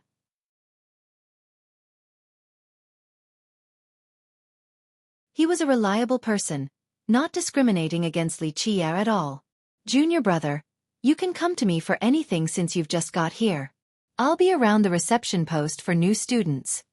He even told Li Qie before leaving. Li Qie smiled at the enthusiastic youth and didn't say anything. After the guy was gone, he sat on the bed and closed his eyes, seemingly falling asleep. You've been spying for quite a while now. Li Qie slowly said. Provoke me and I'll drag your sect down here from the sky. There was no one around him, only thin air. But with that threat, spatial ripples appeared along with a person. She wore a blue silk dress and hid her face with a veil. Li Qie had met her back in the pavilion during the training trip with the 7 youths and Chen Weijing. She eventually fled after getting a taste of his power. She came back before him now, completely undetected by anyone else. Senior, I have no ill will towards you. I simply want to end this comic tie. She bowed respectfully while speaking with a voice as pleasant as an oriole. You can't do anything to me anyway. A finger of mine can crush you and that monk. Li Qie didn't bat an eye. She stood there with both hands straight down to show subservience. She knew who she was dealing with this time around and that he wasn't lying about his abilities. Well, you're at least a little capable, following me here from a mortal demon. Li Qie said. Senior, The truth is that the ancestor had given me a treasure capable of deducing your traces. She hurriedly revealed. Jade Zenith is indeed gifted, especially with calculations and divination. Lichia didn't mind. You know our progenitor? The girl became startled. No, but since she dared to pry at the heavenly order, I'm sure she knows I'm here. Those who cultivate a heavenly scripture are indeed capable, but my background isn't something she can spy and calculate. I was foolish and might as well not have eyes. The girl started having cold sweats. Well, you're not as dumb as that monk, Lichia said. She lowered her head and listened obediently. He already showed mercy for sparing her in the past. Though her identity and backing were impressive, they weren't enough to get into his sight. Perhaps he viewed her the same as an ant. Since you should be good at searing, what have you seen? He glanced at her and asked. The girl heaved a sigh of relief since earning his attention was an honor. Senior, I am incapable and didn't get anything specific, only that the future is dark and impossible to calculate. She honestly answered. You're not qualified to calculate this matter, he said. I'm ashamed of my lacking. The girl added. I've previously left the sect under the order of the ancestor in order to settle a karmic tie and ended up offending you. The heavenly change heralds a monster. Lichia repeated this phrase. Yes, senior, she said. What's your take on this?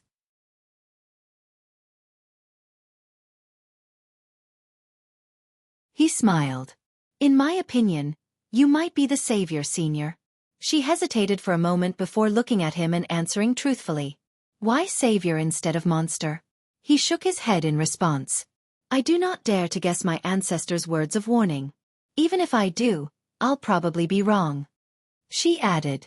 Savior or monster, that's up for debate. However, the overarching situation has changed indeed.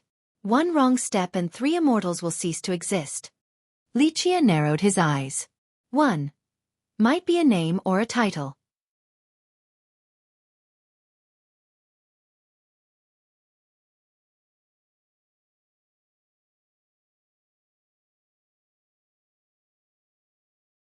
Chapter 2806. Really? The frightened girl murmured in a daze. I'm not a quack fortune teller. Plus, Jade Zenith left this message for a reason. Lichia chuckled. The girl was shaken. Yes, Lichia had no reason to trick her. Plus, her progenitor was the one who left the cryptic and ominous message. This has to be the truth. She took a deep breath, thinking about the destruction required to turn 3 immortals to ashes. In the past, everyone would think that this was impossible, just groundless fears. After all, 3 immortals have existed for who knows how long? One era came after another regardless of the ruling sections. Disasters struck before, albeit only on a small scale. 3 immortals remained the same. The only things that changed were its inhabitants. Worst of all, this might actually happen during her generation? She was also powerless to stop it like the rest. She recalled the sudden darkness several years ago during the divination attempt. That scared the hell out of people and it remained a mystery even today. This dreamlike sequence made the progenitors around become cautious. It was also the reason why she entered the world. The progenitor only left this prophecy for us. We have yet to meet. She shuddered after thinking it through and bowed deeply towards Lichia. Prying into the machination of the heaven and the momentum of the earth isn't a good thing. Failure would result in death. Lichia stated. The girl didn't dare to respond. Take off your veil, he ordered while glancing at her. Her origin was extraordinary. The same for her cultivation. Her status alone warranted love and respect. So many systems would treat her like an esteemed guest. Alas, she didn't dare to refuse and slowly took off her veil, revealing her appearance. Pretty she was with starry eyes capable of illuminating the night sky, and leading the way for lost travelers. The purse of her lips gave a mature look and a special temperament. Spectators couldn't help themselves from being in awe as if she was a pure lotus deep in the valley. Disciple of Heaven Calculating Pavilion, Su Xiaojin, respectfully greets you, senior. She bowed her head again. Most people would be shocked to hear the name of this sect but not Lichia. This was within his expectations. I'm 18 so stop making me look old with that address, he said. I understand. She refrained from laughter and maintained a serious expression. Forget it. Don't be so serious either. Li Chia waved his sleeve. I'll be sure to remember, young noble. She was smart and flexible. As she was about to leave, Li Chia told her, if you meet that monk, warn him about his silly thoughts or I'll twist his head off. I will let senior brother Daju know. She knew that Li Chia wasn't joking and left. Li Chia closed his eyes to meditate once more. His time at Repentance Institution was peaceful because everyone else was busy with their own matters. No one came to bother him, giving him time to fully focus on refining the terrible existence. Alas, on the second day, the Dean of Repentance, Du Wenrui, came to see him. The Dean took out a folded document and smiled. Young fella, are you used to living here? What do you think about the institution? Dean, if you have to fart, just do it, don't beat around the bush. Speak. Li Chia opened his eyes. The man turned red for a second before putting on a dignified look again. He held the document in front of Li Chia and said, You have agreed to join our institution, so you're a student now, but we're still not done with the paperwork. Write down your name and put your fingerprint right there and we'll be done. How rare, for a dean to personally recruit a student. Li Chia smiled. Du Wenrui coughed before arching his chest to speak with sincerity. The truth is that our institution loves talents on top of treating everyone equally. Dean, you're a good liar, spewing bullshit so naturally.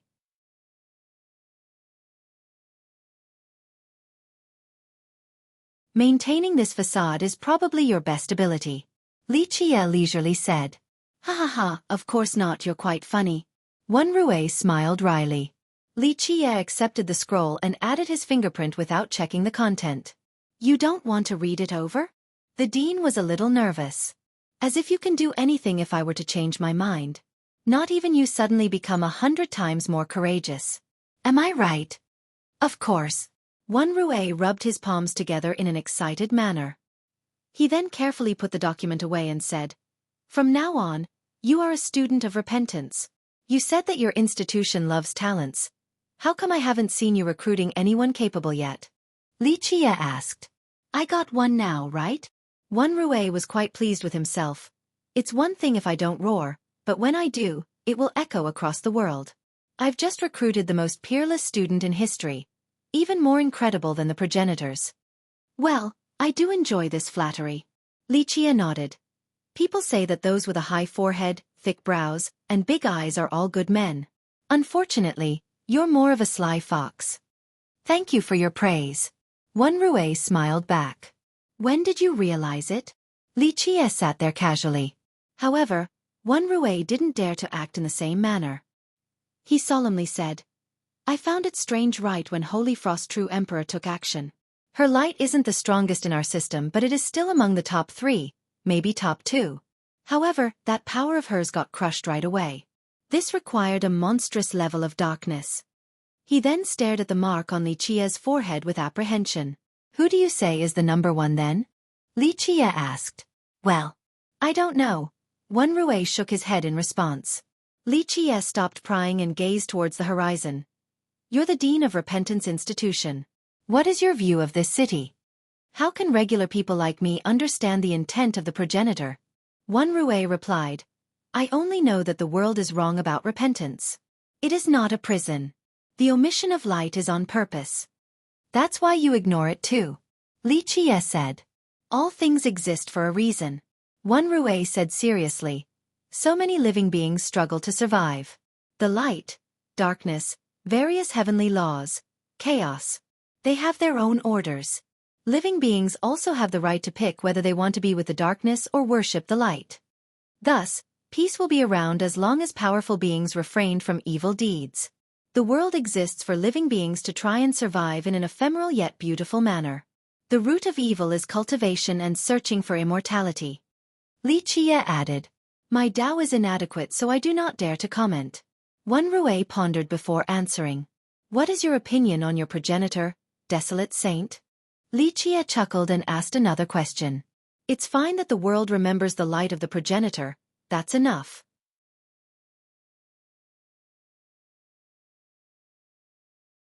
No one is perfect, so how many can actually become a saint? The answer came after a brief moment of hesitation. There are saints, albeit not that many in the long course of history. Unfortunately, this Tao dooms one to solitude. His light still illuminates everything. One Rue ended with this. Clever, avoiding the important and dwell on the trivial. No wonder why you are staying in a place like this. Li Qie praised. One Rue chuckled without responding.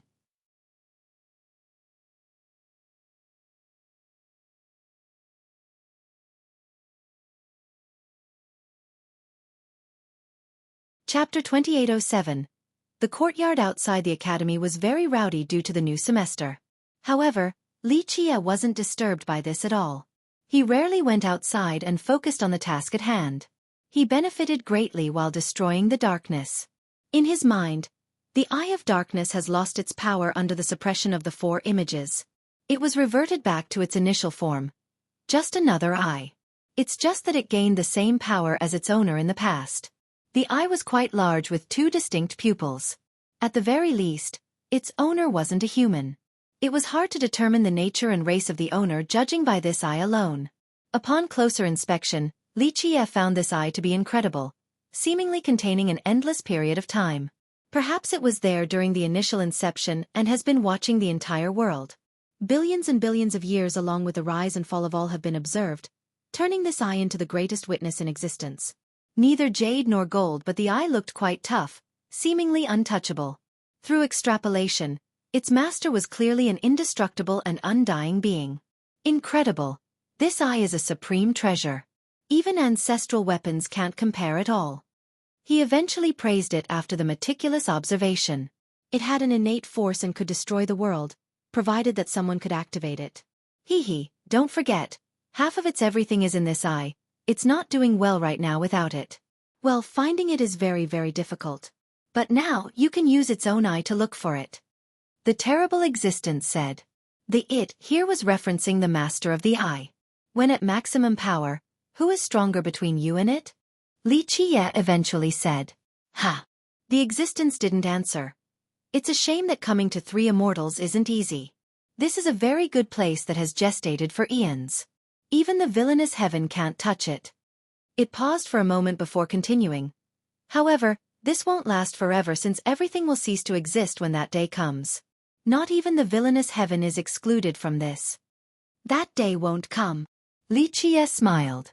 It's good to be confident, but you will surely lose this match. The existence said. Compare yourself to that villainous heaven under your strongest state. I will certainly come back triumphantly. Li Qie's gaze became profound. However, you will die above the firmaments. The existence said, it doesn't matter how strong you are, even to the point of being able to kill me. Your fate is already sealed. That day comes to all of us. Living and dying are the same things to me as long as I get to fight until the end. Li Qie calmly said. Good mentality to have. The existence pondered for a moment before speaking. It's very difficult to maintain this mindset though. As you grow stronger and learn more, especially while standing at the apex and looking down on the world, you will no longer want to die. Your only pursuit will be immortality. My immovable Tao heart is eternal. All I want is just one chance to fight. Li Qie said. I see. The existence sighed in response. I'm inferior to you in this regard. So what if I had a lifetime of brilliance? I suppose losing to you isn't shameful at all since I can't break your Tao heart. Your death will be meaningful due to the values that come after. Li Qie smiled. The existence didn't answer, ending the conversation. Li Qie turned his focus back on the eye devoid of the dark affinity now after reverting to its original state. He put it away and took out the severed golden hand. One would mistakenly think that it was cast from gold instead of being a part of someone. The muscles and various lines had a metallic appearance. It gripped the eye tightly even after slamming into the ground. This successful suppression was due to 2 things. The power of the hand along with the undying intent of its owner.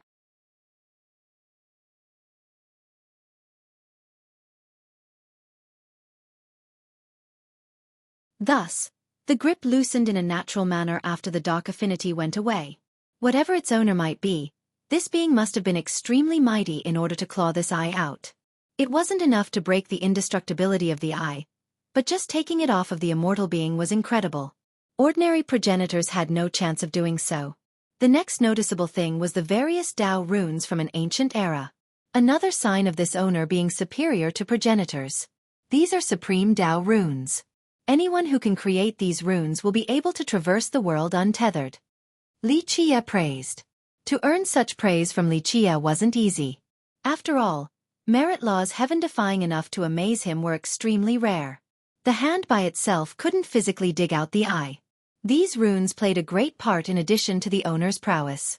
From this, he speculated that these runes weren't imprinted by the owner of the hand, but by an even more impressive existence. The owner of the golden hand was already beyond imagination, but there was someone else even stronger? A brutal war. Li Qie put the hand away and gazed through the sky vault. It's inevitable. Come, I'll be waiting. You might be ready, but what about everyone else? Are those true emperors and progenitors ready? The existence jumped in again.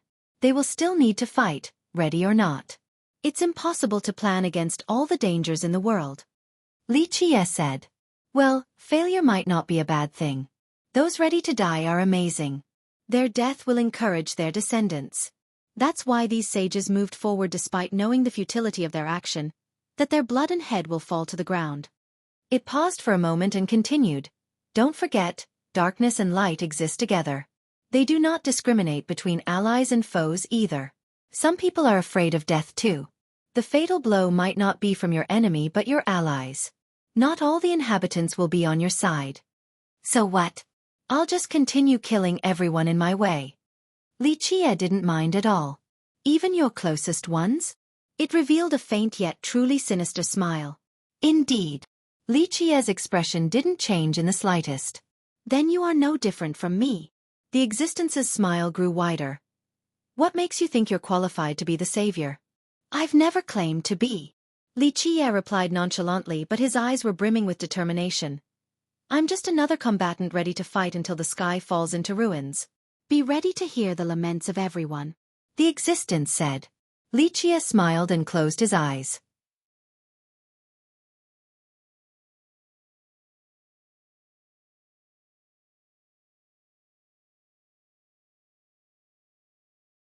Chapter 2808. Li Qie never lost sight of his goal and ignored all external matters at the institution. Zhao Qiushi came to visit him today. In fact, this youth has been visiting every day since Li Qie's arrival. He didn't dare to be careless after being assigned this task by the dean himself. He was afraid of Li Qie not being used to this new place. Junior brother, do you want to go outside? You haven't gone out at all. Qiushi noticed that the guy has only been meditating. Cultivation isn't done in one day. The weather is perfect, so why not go take a look around the institution? Indeed, cultivation isn't done in one day. Let's go take a look then. Li Qie agreed and smiled at the youth. I'll be your guide, Qiushi enthusiastically said, feeling much better.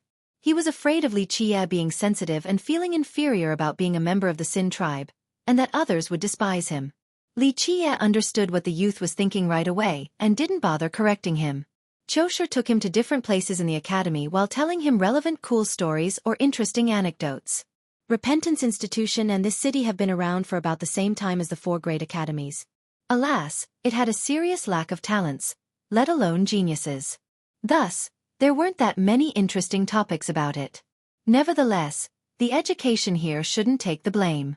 Only natives would join Repentance, so there existed a clear lack of potential recruits. On the other hand, everyone in the system wanted to join any of the four great academies. Moreover, the stigma stemming from the lack of light also hindered its reputation. Think about it. The merit laws taught in this place were still of the light affinity passed down by Desolate Saint. Therefore, not having the light affinity in abundance slowed the cultivation process. Students at the other academies studying the same merit laws could train less yet gain more in comparison. All of these factors culminated in a lack of success and prodigies in Repentance.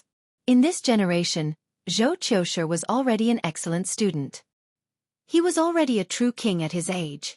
If he had joined one of the four great academies, he might be a true god right now. He was relatively older and nearing his graduation date, just missing a chance to go on a training adventure. That's why many students here respected and came to greet him. Of course, some glanced at Li Qie too. Most have heard that he was a Sinkin. However, they didn't share the same animosity towards him like the students from other academies.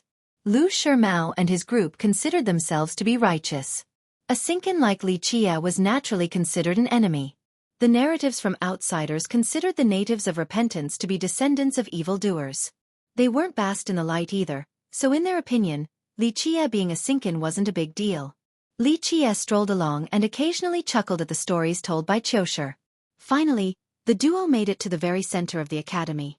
There existed a great pond with surging spring water. This was the only place in the academy, no, in the entire vast city, that actively exuded the light affinity in a continuous manner. A stone statue of an old man was in the middle of the pond. It wore a simple robe and sat in the meditative pose with its head lowered. One couldn't see its face too well. A sword was laying on his knees, ashen in color and had ancient runes carved on the blade along with its name, Repentance. Seeing these two characters written in an aggressive style left the spectators with a heavy heart. Lichia paused and looked at the old statue, then the sword. This is our sacred spring, also named Repentance, the only spot in this land with light and the power source of our institution. Zhao Xueqi proudly said. The water came from the bottom of the pond along with the power of light. Xueqi was right to be proud.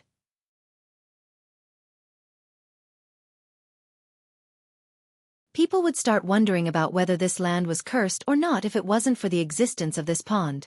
At the very least, it showed that light hasn't abandoned this place completely. Lichia smiled and nodded, still looking at the sword. It's a statue of our progenitor, of course. I heard he himself put it here. Plus, that might be his personal sword too. Xueqi said with respect. It's definitely a fine blade. Lichia nodded and stopped looking. A peerless divine sword. Xueqi was still full of pride. Rumor has it that no one can take this sword away ever since the progenitor left it here. It's unique and needs to accept a master. Using brute force is useless. This pond, the statue, and the sword were symbols and evidence of the institution's orthodox status. If it wasn't for them, who would actually think that this land was a part of the system and that it was started by desolate saint? They would have accused the place of being part of the heretical Tao long ago, denouncing its role as an academy. Fortunately, these remnant artifacts stopped everyone from ever refuting the academy's status. No one can take it away? Lichia glanced at the sword again and chuckled. Junior brother, just holding it is impossible, let alone taking it away. Xueqi put on a serious expression. According to the dean, for millions of years now, only a few beings can actually pick it up. Even a true emperor must be recognized by the light before trying. Just picking it up is no big deal. Now, taking it away is indeed difficult. Lichia smiled. Those who can't pick it up just lack a firm Tao heart. You must be new here. A student nearby overheard Lichia and shook his head. He didn't mean to mock Lichia at all. Seems like you don't know much about this blade. Its name is Repentance as well. Students like us have no chance, the same with the older masters. In fact, the only person currently known to be capable of picking it up is Holy Frost True Emperor. He's right, junior brother. It's an impossibility. Holy Frost True Emperor is from the sacred spirit race. She has cultivated in Northern Academy since youth and is the strongest light user in our system. She's the only one who can pick it up, but she still can't take it away. Don't underestimate this sword. People like us have no chance of taking it away without being chosen. Xueqi said. He wasn't exaggerating, only merely stating facts. All along, few have managed to pick it up. The successful ones eventually returned it to this spot. The brilliant Radiance True Emperor had visited this place too. He held the sword before putting it down again, ending with a comment, "This sword belongs here." You're tuning in to the Xueqi's Martial Arts Saga YouTube channel. Don't forget to subscribe and join us on this journey to catch the most captivating stories.